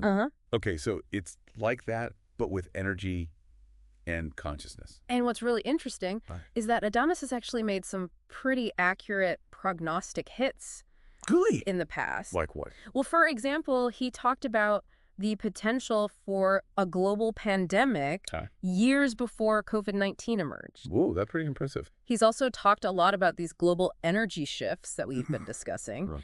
And he even predicted the recent breakthrough with nuclear fusion. Nuclear fusion, that's huge. He sees it as a major step forward in humanity's understanding of energy and consciousness. Okay, hold on. Yeah. Nuclear fusion, that's about like energy production. Yeah, but Adamus emphasizes that it's all connected. Okay. He believes the planet's purpose is to understand and master energy and consciousness. Okay. And nuclear fusion is like this big part of that journey. So it's like we're unlocking the secrets of the universe, one scientific breakthrough at a time. Yeah, it's pretty amazing. So this is all happening alongside Heaven's Cross and this massive shift into ALT. Yeah. It's a lot to take in. It's a lot. Okay, so if we're moving toward this expanded reality of ALT, Right. are there any, like, potential downsides? Okay. What kind of challenges should we be prepared for? Adamus acknowledges that there are challenges. Okay. He talks about how embracing ALT Mm-hmm. can bring up a lot of doubt, Right. cynicism, and even fear. I mean, that makes sense. Yeah. It's like you're stepping into the unknown. Right. You don't know what to expect. Exactly. You don't even know if you're, like, going crazy. You're questioning your sanity. Yeah. Is this real? Am I making this up? Am I losing it? Yes, it's just all in my head. Exactly. I mean, it would be scary. And Adamus actually encourages people Uh-huh. to take that quantum leap into ALT despite the fear. It's a leap of faith. It is. But he's saying that there's something amazing waiting Yeah. on the other side. Absolutely. Okay. He reminds us that there's this incredible freedom and ease that awaits us when we align with our true nature. I like that. Yeah. So to help us navigate this transition, he highlights the importance of 2023 Yes. being a year of significant personal transformation Right. and these big stories unfolding. Yeah. He emphasizes that our perception shapes the stories we experience. It's not just what's happening to us, it's Right. how we perceive it. Yeah. That really creates our reality. So we have a choice in how we interpret Yes. what's happening to us. Exactly. Okay. He even asks, what is your story for 2023? Ooh, that's a good question. What kind of reality are you choosing to create for yourself? I like that. And he goes even further. Okay. He introduces this idea that we're not living just one story, Mm-hmm. but many simultaneously Wait, multiple stories at the same time. at the same time. Okay, so it's not just multiple realities. It's Right. like multiple storylines. Yes, exactly. Right. He's suggesting that we're experiencing past lives, potential futures, Okay. and stories playing out in other dimensions. Hold on. So you're telling me Yeah. that we're basically living in a multi-dimensional movie with infinite storylines Yes. happening all around us. That's what he's saying. Oh. And he emphasizes the soul's role as the observer and the creative force behind these stories. Wow. He believes we have the power to change those stories Uh-huh. through conscious observation and shifting our perception. So you're saying that we can actually change our past Yeah. by changing our present perception. It's a mind-blowing concept. It really is. It raises a lot of questions about the nature of time Yeah. and reality itself. I need a minute to process all of this. I know, it's a lot to take in. It's intense. It is. We've only just scratched the surface here Yeah, we've just begun to explore. of what Adamus has to offer. There's so much more. I know. I can't wait to dive deeper into these concepts and see what other mind-bending insights we can uncover. I think you're going to be amazed. I'm ready. Let's do it. Let's do it. Okay. So, you know, it's amazing how Adamus takes these really complex, almost unbelievable concepts Yeah. and just weaves them together into this tapestry of, like, spiritual insights. You know, it's like he's encouraging us to go beyond our everyday understanding of reality. And he doesn't just talk about these big abstract ideas. Yeah. He also brings it down to earth and talks about the challenges of actually integrating these concepts into our daily lives. And he even reminds us to have a sense of humor about it all. I love that about him. It's like he's saying, hey, don't take yourself too seriously. Right. You know, don't get caught up in Yeah. trying to be perfectly spiritual. Exactly. This is a wild and It's- unpredictable journey, It is. you know? So we might as well have some fun along the way. Yeah, bring that joy into it. Exactly. Speaking of wild and unpredictable, Okay. Adamus talks about something called realm work. Realm work. Realm work. Okay. And it's this idea that Shaumbra, Mm-hmm. those on this path of awakening, Okay. have actually been actively shaping the energetic landscape of Okay. other realms. Wait a minute. Other realms? Are we talking about like different dimensions here? Yeah, other dimensions. So people are out there influencing other dimensions Yeah, while still living here on Earth. that's what he's suggesting. That is mind-blowing. It is. I mean, it makes you think about Yeah. what kind of impact we could have Right. if we really tapped into our full potential. It challenges our understanding of what's possible. Yeah. But he does say that realm work can be Right. challenging. In what way? Well, he describes how Shaumbra can sometimes get Could kind that- of pulled into the denser energies of those realms. It's like you're diving into Uh, deep, murky waters. right. And it's easy to lose your sense of direction. You can forget who you are. Yeah. yeah, where you came from. Okay. But he emphasizes that even though it can be challenging, Yeah. this work is crucial for Okay. the evolution of consciousness. So it's like they're the trailblazers, Yes. forging a new path Exactly. for humanity to follow. That's a great way to put it. A path that leads to greater awareness, freedom, connection to our divine nature. Precisely. It makes me think of all those stories and myths about shamans and mystics who travel to other realms and then they come back with this knowledge and healing for their communities. Exactly. It's like those stories are reflecting a deeper truth about our ability to access these other dimensions and bring back those insights. But I imagine it's not always easy to integrate those experiences back into everyday life. Adamus talks about this sense of homecoming, that Shaumbra experience when they return. This feeling of like finally remembering who they are and why they chose to be here. But he also acknowledges that it can be a bumpy transition. I can only imagine. Yeah. It's like waking up from a vivid dream where everything felt so real and expansive, and then having to adjust to the limitations of the physical world again. Exactly. So he's emphasizing the importance of patience, self-care, and support during this integration process. It's like giving yourself time and space to process those experiences, to allow those expanded states of consciousness to gradually filter into your everyday life. It's a process. Yeah. It's not something that happens overnight. But even with all this talk about other realms and expanded consciousness, Adamus doesn't forget about the importance he does. of our human experience. Absolutely. He emphasizes the importance of embracing our humanness, even as we're exploring our spiritual potential. He says there's nothing wrong with enjoying the simple pleasures of life. Like good food, good company, laughter. I like that. Yeah, even a little mischief now and then. It's like he's saying, hey, don't forget to enjoy the ride. Enjoy the ride. You know, Yeah. this is a journey. It is. It's not just about reaching some final destination. Yeah. It's about the journey itself. Yeah, embracing every step of the way. And he even shares anecdotes about gatherings at the Ascended Masters Club. Wait a minute. The Ascended Masters Club. Yes. They have a club. They have a club. What do they do there? They hang out, they tell stories, they crack jokes. That's amazing. You know, they even shed a tear or two over the human condition. I love that. Yeah. It really humanizes those figures. It does. You know, it reminds us that they weren't just these perfect, untouchable beings. Exactly. They experienced life. They felt emotions. Yeah. They had a sense of humor. They did. That's amazing. Yeah. And he encourages us to bring that same sense of playfulness and joy to our own spiritual journeys. So it's not all serious. It doesn't have to be. All the time. Right. You can laugh, you can dance. Exactly. You can enjoy yourself and still be on the path of awakening. You got it. And he says we can actually learn a lot from children. Oh, yeah. You know, they're just... Kids are amazing. They are. They're so present.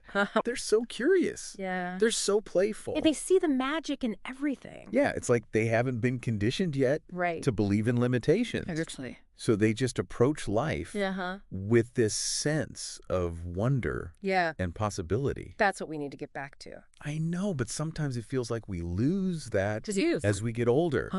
We get bogged down by responsibilities, fears, self-doubt. All that stuff. All that stuff. So how do we get back to that? Yeah, how do we get back to that? Well, Adamus emphasizes the importance of trusting our intuition and our inner guidance. You know, that still small voice within. That's it. That quiet knowing. Yeah, that whispers the truth, even when it's drowned out by all the noise of our minds. Exactly. So it's about quieting that mental chatter and tuning into that deeper wisdom that comes from our hearts. It's about feeling into it. Yeah, feeling into it. Yeah. Not just thinking about it. Right. Okay, but what happens when we start to integrate these teachings? Okay. When we really start living in alignment with our true nature? He describes it as this profound transformation, a process of radiance. Radiance. Okay. Where our inner light starts to shine brighter. So it's not about becoming better or more spiritual. Right. It's about allowing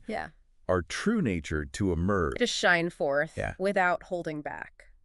I like that. Yeah, So we're already radiant. we are. It's just about uncovering. Uncovering it. Yeah, and letting that light shine. Yeah, and he suggests Oh. that this radiance can actually have a healing effect on others. Oh, wow, really? Our light can help to dispel the darkness and Mhm. fear that can hold others captive. So it's like we become beacons of hope, Yes. inspiring others to Yeah. embrace their own Exactly. light and potential. That's beautiful. It is beautiful, Yeah. but how do we cultivate that inner radiance? Well, Adamus emphasizes that it's not about trying to force change or control outcomes. Okay. It's about trusting in the natural flow of energy and allowing things to unfold in their own perfect timing. So it's about surrendering to the wisdom Yeah. of the universe, Yeah. knowing that we're always Right. guided and supported, Yes. even when we can't see the bigger picture. That's it.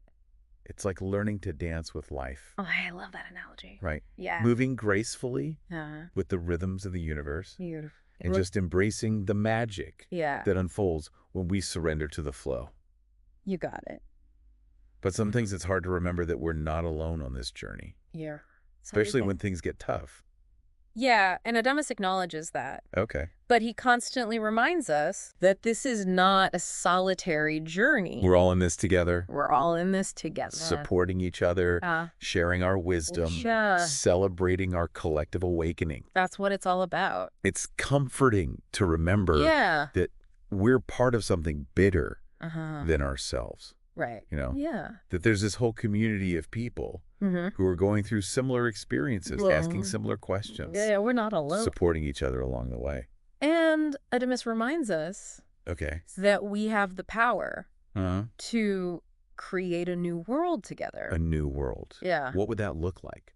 Well, he describes it as a world based on Okay. compassion, understanding, and the realization Yeah. of our interconnectedness. So it's like a world where Yeah. we're not seeing ourselves Right. as separate from each other, Exactly. but as part of this Yeah. unified whole. Beautiful. I like that. Yeah. It gives me hope, Me too. even amidst all the chaos and Yeah. uncertainty that we're seeing in the world right now. There's still hope. Yeah. There's still that light shining brightly within us. Yeah. But sometimes it feels like Yeah. my individual efforts Mhm. are just like a drop in the ocean, I hear you. you know? Yeah. Like, what difference can one person Right. really Wow. make? But Adamus emphasizes that even small acts of kindness and compassion can Okay. have a ripple effect. So our actions do matter, They do. even the small ones. That's especially the small ones. Oh, okay. Yeah. So it's about recognizing the power Yes. of our choices, our words, Yeah. our actions, Right. and our very presence You got it. make a difference in the world. And to do it with a Right. sense of humor Okay. and playfulness Okay. and a willingness to embrace the unexpected. It's an adventure. It's a grand adventure. Yeah, full of surprises, challenges, Yeah. and opportunities for growth and transformation. That's life. Okay, so it's not about trying to control everything and make it perfect. Right. It's about It's about embracing the messiness. Yeah. The imperfections. Mhm. the unexpected twists and turns, Yeah. and finding the joy Exactly. in all of The it. key. I like that. Yeah. It's a message of hope, Uh-huh. empowerment, Yeah. and a reminder Uh-huh. that we have everything we need within us We do. to create a life Yeah. filled with joy, Uh-huh. purpose, and meaning. You got it. It's beautiful. It is. So we're not alone. We're not alone. We have each other. We do. We have the support of the universe, Uh-huh. and we have the power within us That's right. to create the Yeah. reality that we desire. You got it. Okay, that brings up a question for me. Mm-hmm. How do we balance this idea Yeah. of surrendering to a higher power Uh-huh. with taking responsibility for our lives Right. and creating the reality that we want? It's a great question. Because it sounds like a bit of a paradox. It does. You know? On the one hand, we're supposed to surrender, Right. but on the other hand, we're supposed to create. Exactly. So how do we reconcile those two things? Adamus actually addresses this directly in his teachings. Okay. He talks about this delicate balance Okay. between allowing. And receiving. Yes. Okay, tell me more about that. Yeah. So we were talking about finding this balance Uh-huh. between allowing and receiving. Right. And it sounds a little paradoxical. It is a bit of a paradox. You know, like how can we surrender to a higher power Right. and also take an active role in creating our reality? Well, Adamus suggests that a lot of us are stuck in this pattern of battling and powering through life, trying to force things to go our way. Yeah, like we're in this constant struggle Right. with, reality. He even uses this analogy of boxing, Oh, okay. where we're constantly in this fighting mode, Okay. trying to control outcomes. Yeah, trying to knock out Yeah. any obstacle that gets in our way. But he points out that it's exhausting. It is. It's tiring. And ultimately, it's futile. Yeah, you can't win every You fight. can't fight reality. It's like shadowboxing with our own limitations. Never realizing that true freedom Right. comes from surrendering Exactly. to something bigger than ourselves. Surrendering to the flow. Yeah, but doesn't surrendering mean giving up control? Well, that's where receiving comes in. No. It's not about being passive or complacent. Right. It's about aligning with our true nature, our soul's desires, Okay. and then allowing those desires Right. to manifest in our lives. So it's like setting an intention, Yeah. getting clear on what we want, Mm-hmm. and then trusting that the universe will support us Trusting the process. in bringing it into reality. Yeah. But how do we know Right. if we're truly aligned with our soul's desires? That's the big question. Yeah. Or if we're just chasing after Right. these ego-driven wants.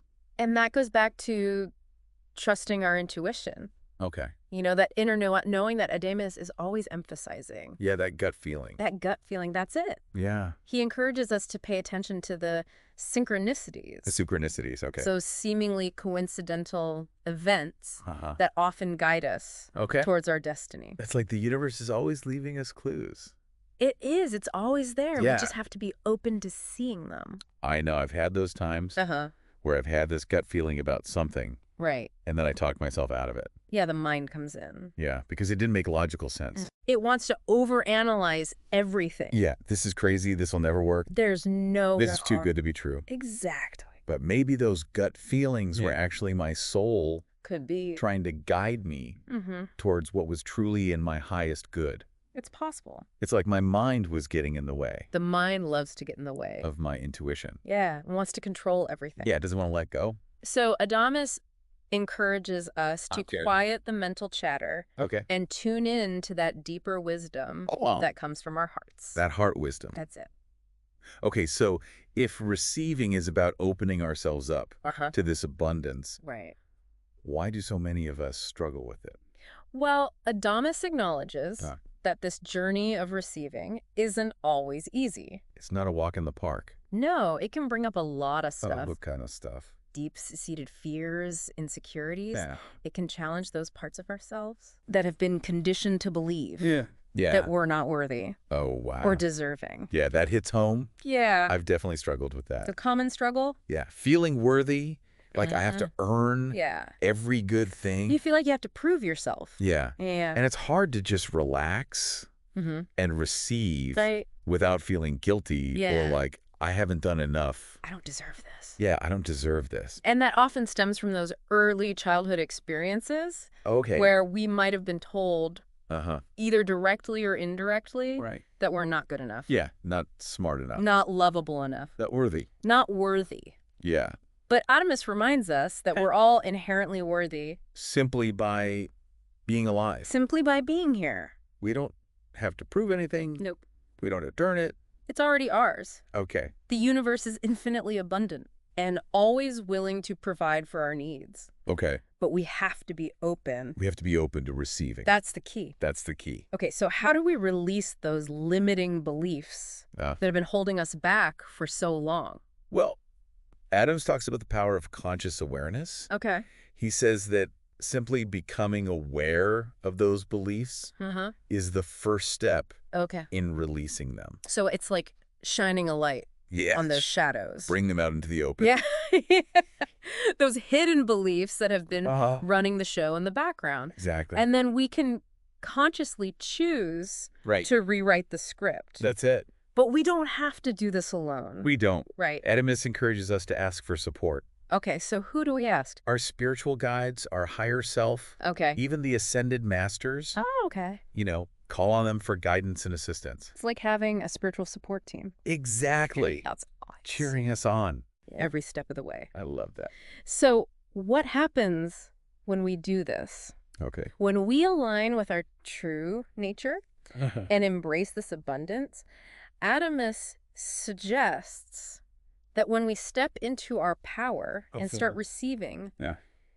it doesn't just benefit us individually. It has a ripple effect. It does. Well, It we actually contributes to the to collective. the collective awakening. Wow. So our individual radiance becomes amplified Yes. and inspires others To shine their light. to shine their light Yeah. and create a more beautiful A more harmonious world. and harmonious world. That's beautiful. It is beautiful. And it's not about Okay. striving for some distant utopia. Right. It's about embodying heaven on earth Right here, right now. right now, in every moment. In every moment. I love that. It's about choosing love over fear, Uh-huh. joy over suffering, Okay. and allowing our true light To shine brightly to shine brightly. for all to see. This has been an incredible journey, It has, but exploring these teachings with you. I've enjoyed it. I feel like my mind has been stretched. Mm-hmm. My heart has been opened. Yeah. And I'm definitely feeling inspired to Yeah. embrace all the possibilities that Yeah. await. Yes. That's what it's all How about. about you? Well, for me, Uh-huh. it's this reminder that we are not alone.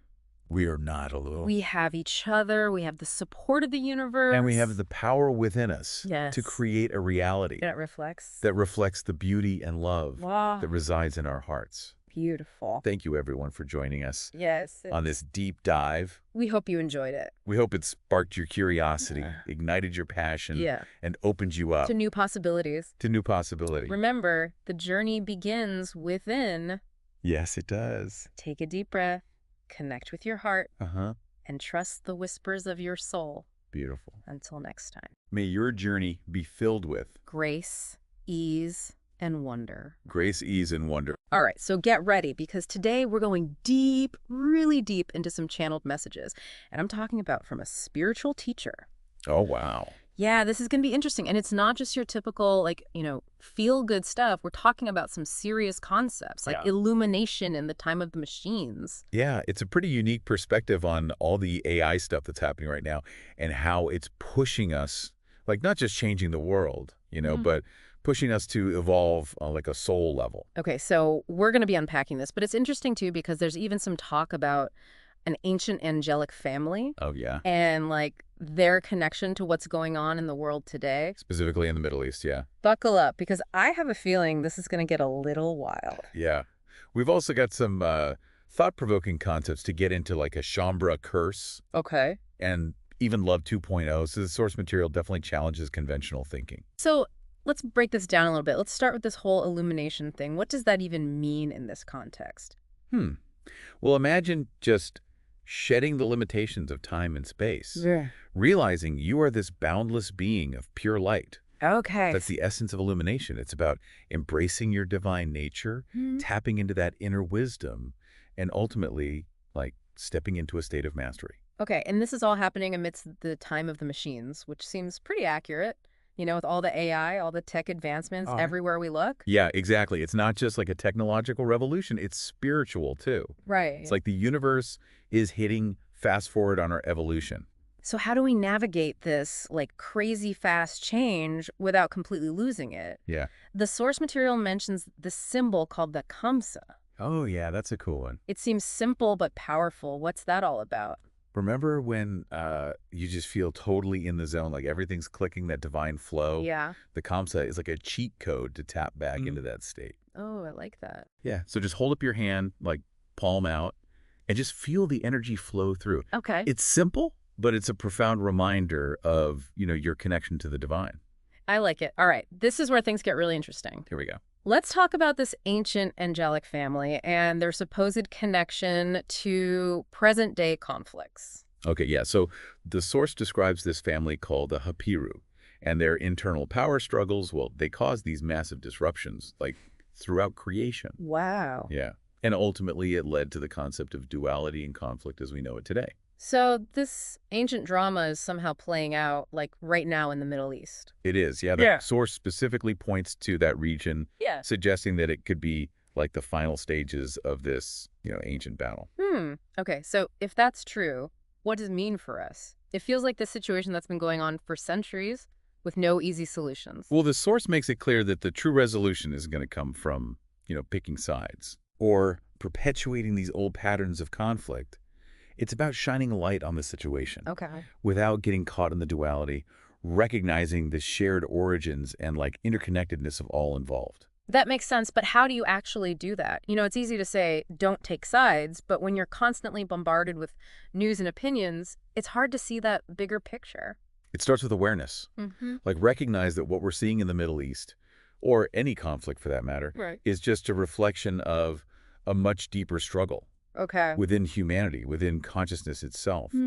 So recognizing, the Hapiru within each of us, the part that's drawn to power struggles and all the drama. So it's not about ignoring it. It's not about pretending it doesn't exist, but it's about approaching it from a higher level of awareness. Exactly. Transcending that Yeah. us versus them mentality and recognizing that we're all connected, even in our disagreements. It's a lot to wrap your head around, especially with everything else happening in the world. For sure. I mean, between AI and climate change and global unrest, it feels like we're constantly in this state of upheaval. Yeah. The source actually uses the word apocalypse to describe this time period. Oh, wow. But not in a doom and gloom way. It's seen as a necessary purge, a clearing out of the old to make way for the new. So it's not the end of the world, but maybe the end of the world as we know it. Exactly. And the source actually offers a surprisingly optimistic prediction.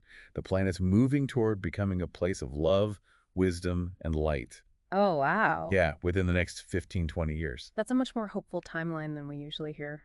It's like a breath of fresh air with all the negativity we hear. Yeah. Speaking of these shifts, the source mentions a celestial event called Heaven's Cross, which apparently happened about 6 months before this message was even channeled. It's described as a cosmic event that ushered in a wave of light and change. Okay. Accelerating the transformation we're experiencing now is like a massive energy influx, upgrading the planet's operating system. Yeah. And we're right in the middle of it, feeling all the glitches and upgrades happening in real time. Exactly. This brings us to this term, Shaumbra. Yeah. Who are they, and what's this curse all about? So Shaumbra is a term for a group of spiritually aware individuals, Okay. sensitive to these global shifts, working to integrate more light into their lives. That sounds a lot like us, always seeking knowledge, exploring different perspectives, trying to make sense of it all. Yeah, for sure. So where does this whole curse come in? Have you ever felt like you're just drowning in other people's problems or holding on to suffering even when you know better? Yeah. That's the Shaumbra curse. Okay. It's this tendency to get caught up in other people's dramas, hold on to old pain, Right. and ultimately delay our own breakthroughs. I think we've all been there. Oh, yeah. The source gave some relatable examples too, right?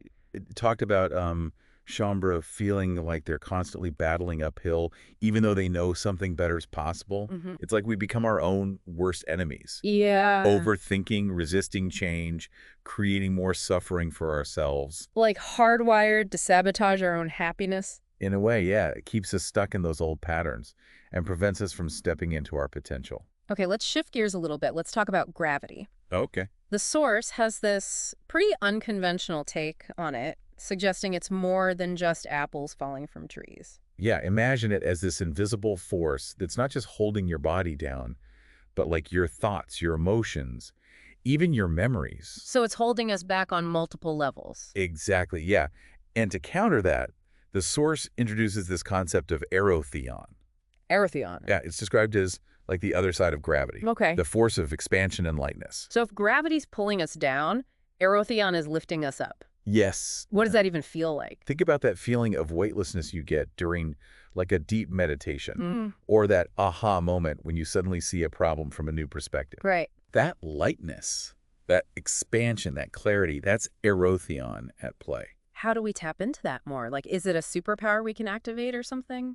It's more about awareness and allowing, even physicists, they're starting to discover this dark matter, which could be related to this other side of gravity. So science is finally catching up to what spiritual teachers have been saying for centuries. Seems that way, and this discovery of dark matter could unlock a whole new understanding of the universe and our place in it.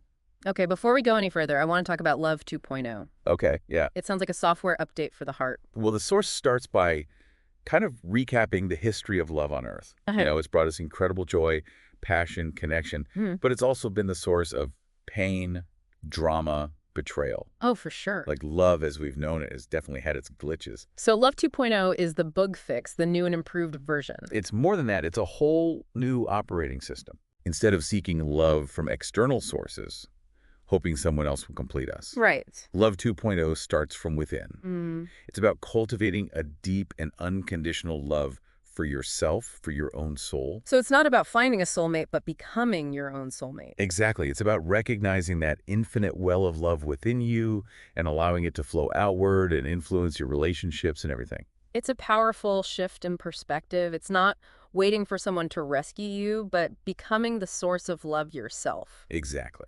All right, my brain is already feeling a little overloaded, but we've got more ground to cover. We do. Let's dive into the connection between light and imagination. Okay. You might be surprised to learn they're more intertwined than you think. Connected, like literally the same thing. Yeah. So according to the source, light and imagination are basically two sides of the same coin.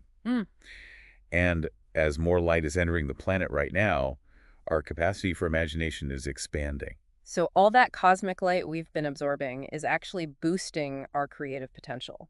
It is, and it's affecting not just our mental imagination, but also our light bodies, our non-physical expressions. Hold on, light bodies, is that like our astral selves or something?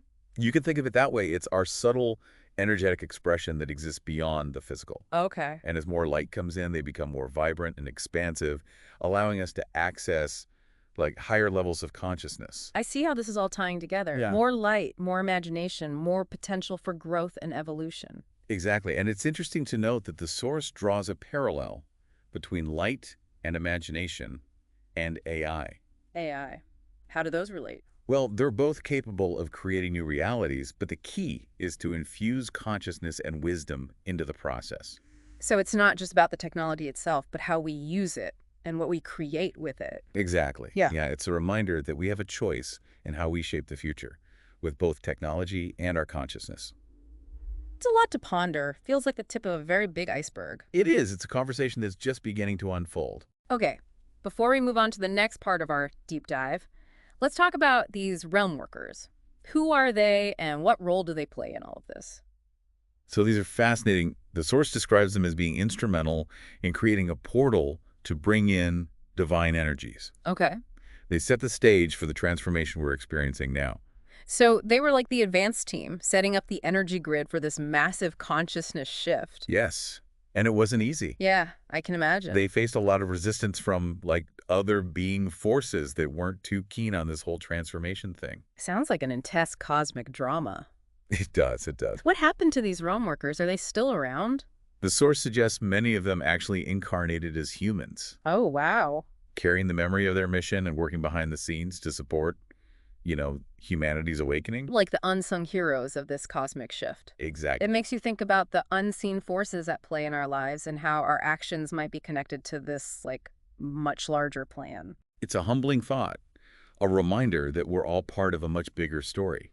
It's both awe-inspiring and a little intimidating at the same time. It is. It's a call to step into our power and recognize the impact we have. That's a lot of responsibility. Yeah, but it's also empowering. We're not just passive observers, we're active participants. Exactly. This whole journey of illumination becomes even more meaningful knowing that we're building on the work of, those who came before us, these brave realm workers who paved the way. For sure. Okay, one last question before we wrap up this part. Okay. What's the deal with I exist and therefore it is? They sound simple enough, but I get the sense there's more to them than meets the eye. Yeah, they're more than just affirmations. They're powerful declarations of your creative power. Like, I exist is about recognizing the fundamental truth of your being beyond all the limitations and stories you've created. Okay. It's about claiming your space in the universe. And therefore it is. That's where you step into that knowingness and start creating from a place of, like, certainty and power. It's about bypassing all the doubt and fear and allowing your desires to manifest. Like a shortcut to manifestation. Just declare it and it shall be done. It's not quite that simple, Okay. but it's about aligning with the truth of who you are and trusting the creative power that flows through you. Powerful stuff. I'm going to have to practice saying those with conviction. Feels like a way to reprogram my reality. It is. It's about reclaiming your power as a conscious creator and shaping your life with intention. Wow, we've covered a lot of ground already, but this deep dive's about to get even more intense. Oh, we're just getting started. I'm ready to dive deeper. Let's do it. What's fascinating is this idea that humans are the most advanced beings in creation. Really? More advanced than all those other civilizations and beings we hear about out there in the cosmos. How can that be? Well, the source lays out some interesting points, and one key factor is our capacity for, really profound and complex emotions, particularly love. Okay, but don't other beings experience emotions too? Of course, but the source suggests that the depth and range of human emotions, especially love, are unparalleled in the cosmos. Like, we're capable of experiencing it on a whole other level. So it's not just about feeling love, it's about the intensity, the nuance of human love. I've never thought of it as like an indicator of advancement before. It's a unique perspective for sure. The source also points out that love, in all its, messy, beautiful complexity, it originated here on Earth. So we're the birthplace of love. That's kind of cool. It adds another layer to this whole humans are advanced thing. It does, and this capacity for love is seen as a key factor in our ability to understand and integrate energy and consciousness. Like, love is this powerful force that allows us to connect with something much greater than ourselves. Okay, I'm starting to see how this all ties together. What else makes it so special? Well, the source also emphasizes the human ability to really experience physical sensations and connect with nature. But other beings have physical bodies and experience their environments too, right? Absolutely. But think about it. Has you ever just watched a sunset and felt that awe and wonder? Or tasted a delicious meal and felt pure joy? The source suggests that the level of sensory perception and appreciation for nature that humans possess is unique. We're not just going through the motions, we're truly savoring the experience of being alive. So we're the ones who can really stop and smell the roses, so to speak. Appreciate the beauty of a starry night. I get it. It's about that deeper level of awareness and connection. Exactly, and this connection to the physical world is seen as a vital part of our evolution. It's through our senses that we experience the richness and diversity of creation. Okay, this is blowing my mind a little. So far, we've got deep love, connection to nature, incredible sensory experiences. Anything else on this list of amazing human qualities? Well, how about creativity? The source highlights our unique capacity to invent, to create new things, to push the boundaries of what's possible. But other civilizations have technology and innovation too, right? We're not the only ones with spaceships and smartphones. True. But think about the sheer range of human creativity. From music and art to technology and architecture, the source suggests that the level of ingenuity and imagination that humans possess is unmatched. We're constantly pushing the boundaries of what's possible. So we're the ultimate innovators, the cosmic artists. It seems that way, and this capacity for creativity is seen as a driving force in our evolution. It's through our creative expression that we shape reality and bring new possibilities into being. Okay, if we're so advanced, why are we still struggling with so much conflict and suffering? Shouldn't we have figured things out by now? That's the paradox, isn't it? Yeah. The source suggests it's all part of the human experience. It's about experiencing the full spectrum of duality, the light and the shadow, the joy and the pain. So it's not about avoiding the bad stuff, but learning and growing from it. Exactly. And we have a choice in how we respond to these challenges. We can choose to get caught up in the drama, or we can choose to rise above it and use it as fuel for our own evolution. So it's not about being perfect or always making the right choice, but about learning and evolving through our experiences. Precisely. And remember this concept of illumination we talked about earlier. It's not just about personal growth. It's about waking up to our cosmic significance. It's about remembering who we truly are and why we're here. It's like we've been given this incredible gift, this potential for greatness, but somewhere along the way we forgot how to use it. Exactly, and now we're being called to remember. Okay, there's one part I'm still struggling with. Remember those other beings, the realm workers we're battling, the ones resisting the shift? If we're the most advanced beings in creation, where do they fit in? This is where it gets interesting. The source suggests that these other beings are actually extensions of ourselves, parts of our own consciousness that have gone off exploring in other realms. Wait, so they're like our cosmic shadow selves? Parts of us that got lost along the way? That's a good way to put it, and they're often motivated by fear and a lack of understanding, which can lead them to try and, manipulate or control us. Yeah. So they're feeding off our energy, keeping us stuck in those lower vibrations. That's the suggestion, and they do this by triggering our fears, our doubts, and insecurities. So it's like this cosmic game of tug of war. Light versus darkness, fear versus love. It's pretty intense when you think about it, but if they're part of us, does that mean we can't really get rid of them? It's not about getting rid of them, it's about integrating them. It's about recognizing that they're part of our wholeness, even if we don't like what they represent. So how do we do that? How do we integrate our shadow selves and stop them from running the show? By remembering who we are, by choosing love over fear, by stepping into our power and claiming our sovereignty, as we evolve, we raise the vibration of the entire cosmos, which ultimately helps those other beings evolve as well. So it's not about fighting them, it's about transcending them, becoming the light so bright that the darkness can't help but be transformed. I like that. Exactly. It's a cosmic dance of evolution, and we're all in it together. Okay, this whole picture of the universe is getting clearer, but I'm still curious about what happens after completion. What comes after this whole cycle of death and rebirth? The source hints at something new, something beyond what we can currently imagine. It does. And it specifically mentions moving beyond samsara, that endless cycle of death and rebirth we've been caught in for eons. So we're talking about transcending the limitations of the physical realm.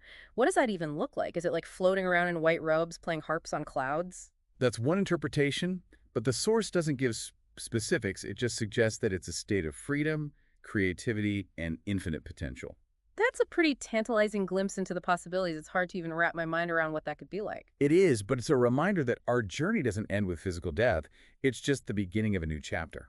Okay, one last concept I want to touch on before we move on. The source mentions something about holding our light within ourselves during this deep dive. What's that all about? It's interesting. It seems to be suggesting we create a sacred space, a container for this exploration and integration. It's about honoring the intensity of these concepts and allowing them to settle within us before, sharing them with the world. So instead of radiating our energy outward, we're turning our attention inward, like creating a cocoon for transformation. Exactly. Focusing on our own personal journey and allowing these insights to deeply penetrate our being. And maybe it's also about not overwhelming those who aren't ready for this level of intensity. That's a compassionate perspective. It's about honoring the different stages of awakening and allowing each individual to unfold at their own pace. This whole conversation has opened up a universe of possibilities. It's been a wild ride so far. Let's continue exploring and see what other insights emerge. So we've explored all these mind-blowing concepts, humanity's role in the cosmos. It's a lot to digest, but one thing keeps coming back to me, like, if we're these incredibly advanced beings, capable of profound love and creativity, why are so many of us struggling just to get by? That's a good question, and the source actually addresses this directly. It suggests that we've gotten so caught up in the day-to-day, the grind, the endless cycle of work and responsibilities, that we've lost sight of what truly matters. So it's not about achieving some grand purpose out there, but about finding the joy and meaning in, like, our everyday lives. Exactly. The source encourages us to take a step back, look around, and ask ourselves, what brings me joy? What makes my heart sing? What gives my life meaning? It's about shifting the focus from, external achievements to internal fulfillment. It makes sense, but it's easier said than done, Sometimes those big questions just lead to more confusion. Right. What if you realize your job, doesn't really spark joy or your relationships feel draining? Well, the source acknowledges that this self-discovery can be challenging. Yeah. It's about being honest with yourself Mm-hmm. and having the courage to make changes if necessary. Hmm. And it doesn't have to be a drastic overhaul. Sometimes it's just about finding those small moments of joy in the everyday, like a walk in nature, a heartfelt conversation, a moment of creative inspiration. Savoring those simple pleasures, the things we often take for granted. Precisely. The source even uses this example of a Zen monk. And you realized there's no inherent purpose to life. Wait, so what's the point of it all then? That sounds a little depressing. Well, at first the monk was, disheartened, but then he had this profound realization. He discovered that the beauty of life itself is enough. Oh. It's about appreciating the present moment, experiencing the world through our senses, and connecting with our inner divinity. So not striving for some future goal, but embracing, like, the richness of being right here, right now. Beautifully said. And this shift in perspective, it can free us from a lot of unnecessary suffering and anxiety. Yeah. It's about letting go of the struggle and allowing ourselves to simply be. It sounds like a much more enjoyable way to live, but how do we actually make that shift? It's easy to get caught up in all the shoulds and have-tos. It starts with awareness. Mm-hmm. Notice where you're holding tension, where you're resisting the flow of life. Right. It's about cultivating a sense of presence, being fully engaged in whatever you're doing, whether it's washing the dishes or having a conversation. Bringing that mindfulness to every aspect of our lives, not just meditating on a cushion, but like living our lives as a meditation. Exactly. And it's important to note that this doesn't mean we become passive or inactive. Right. It's about aligning our actions with our soul's purpose, Okay. allowing our passions to guide us, creating from a place of inspiration and joy. So finding that sweet spot between effort and allowing, between taking action and surrendering to the flow. Precisely. It's about dancing with life, trusting the process, and embracing the unfolding of our own unique journey. I like that analogy. Speaking of unfolding journeys, let's revisit that prediction about the planet evolving into this place of love, wisdom, and light in the next 15, 20 years. How do we contribute to that? The source emphasizes embracing our divinity, Yeah. integrating our light bodies, expressing our unique creativity. Okay. It's about embodying those qualities we've been talking about: love, joy, presence, and creativity. So it's not about trying to change the world, but changing ourselves, becoming the change we want to see. Exactly. And as we do that, as we embody those higher vibrations, we naturally uplift those around us. It's like a ripple effect spreading outward. What about that COMSA symbol we talked about earlier? How can we use that to support this process in our daily lives? The comps is a great reminder to stay in the flow of divine energy. You can use it as a physical gesture, holding up your hand with the palm outward, Right. or simply visualize it in your mind. Okay. Whenever you feel stressed or overwhelmed, just take a moment to connect with it. And remember that you're supported, you're loved, and you're divinely guided. It's like a little pocket full of cosmic energy we can tap into anytime, anywhere. Exactly. A tool to help us navigate these times with grace and ease. So, as we wrap up this deep dive, what's the key takeaway for our listeners? What's the one thing you hope they'll remember? I think the source presents this really profound vision of humanity's potential. And if we truly are the most advanced beings in creation, then we have a responsibility to step into our power, embrace our divinity, and co-create a future that reflects our highest potential. And it starts with remembering who we are, letting go of limiting beliefs, and allowing our light to shine brightly, illuminating the path for ourselves and all of humanity. Beautiful. Thank you for joining us on this incredible journey of exploration and discovery. And remember, even though this deep dive is ending, your own personal journey of illumination, well, it's just beginning. It's been an honor to share these insights. And until next time, keep diving deep, keep questioning, and keep allowing your light to shine.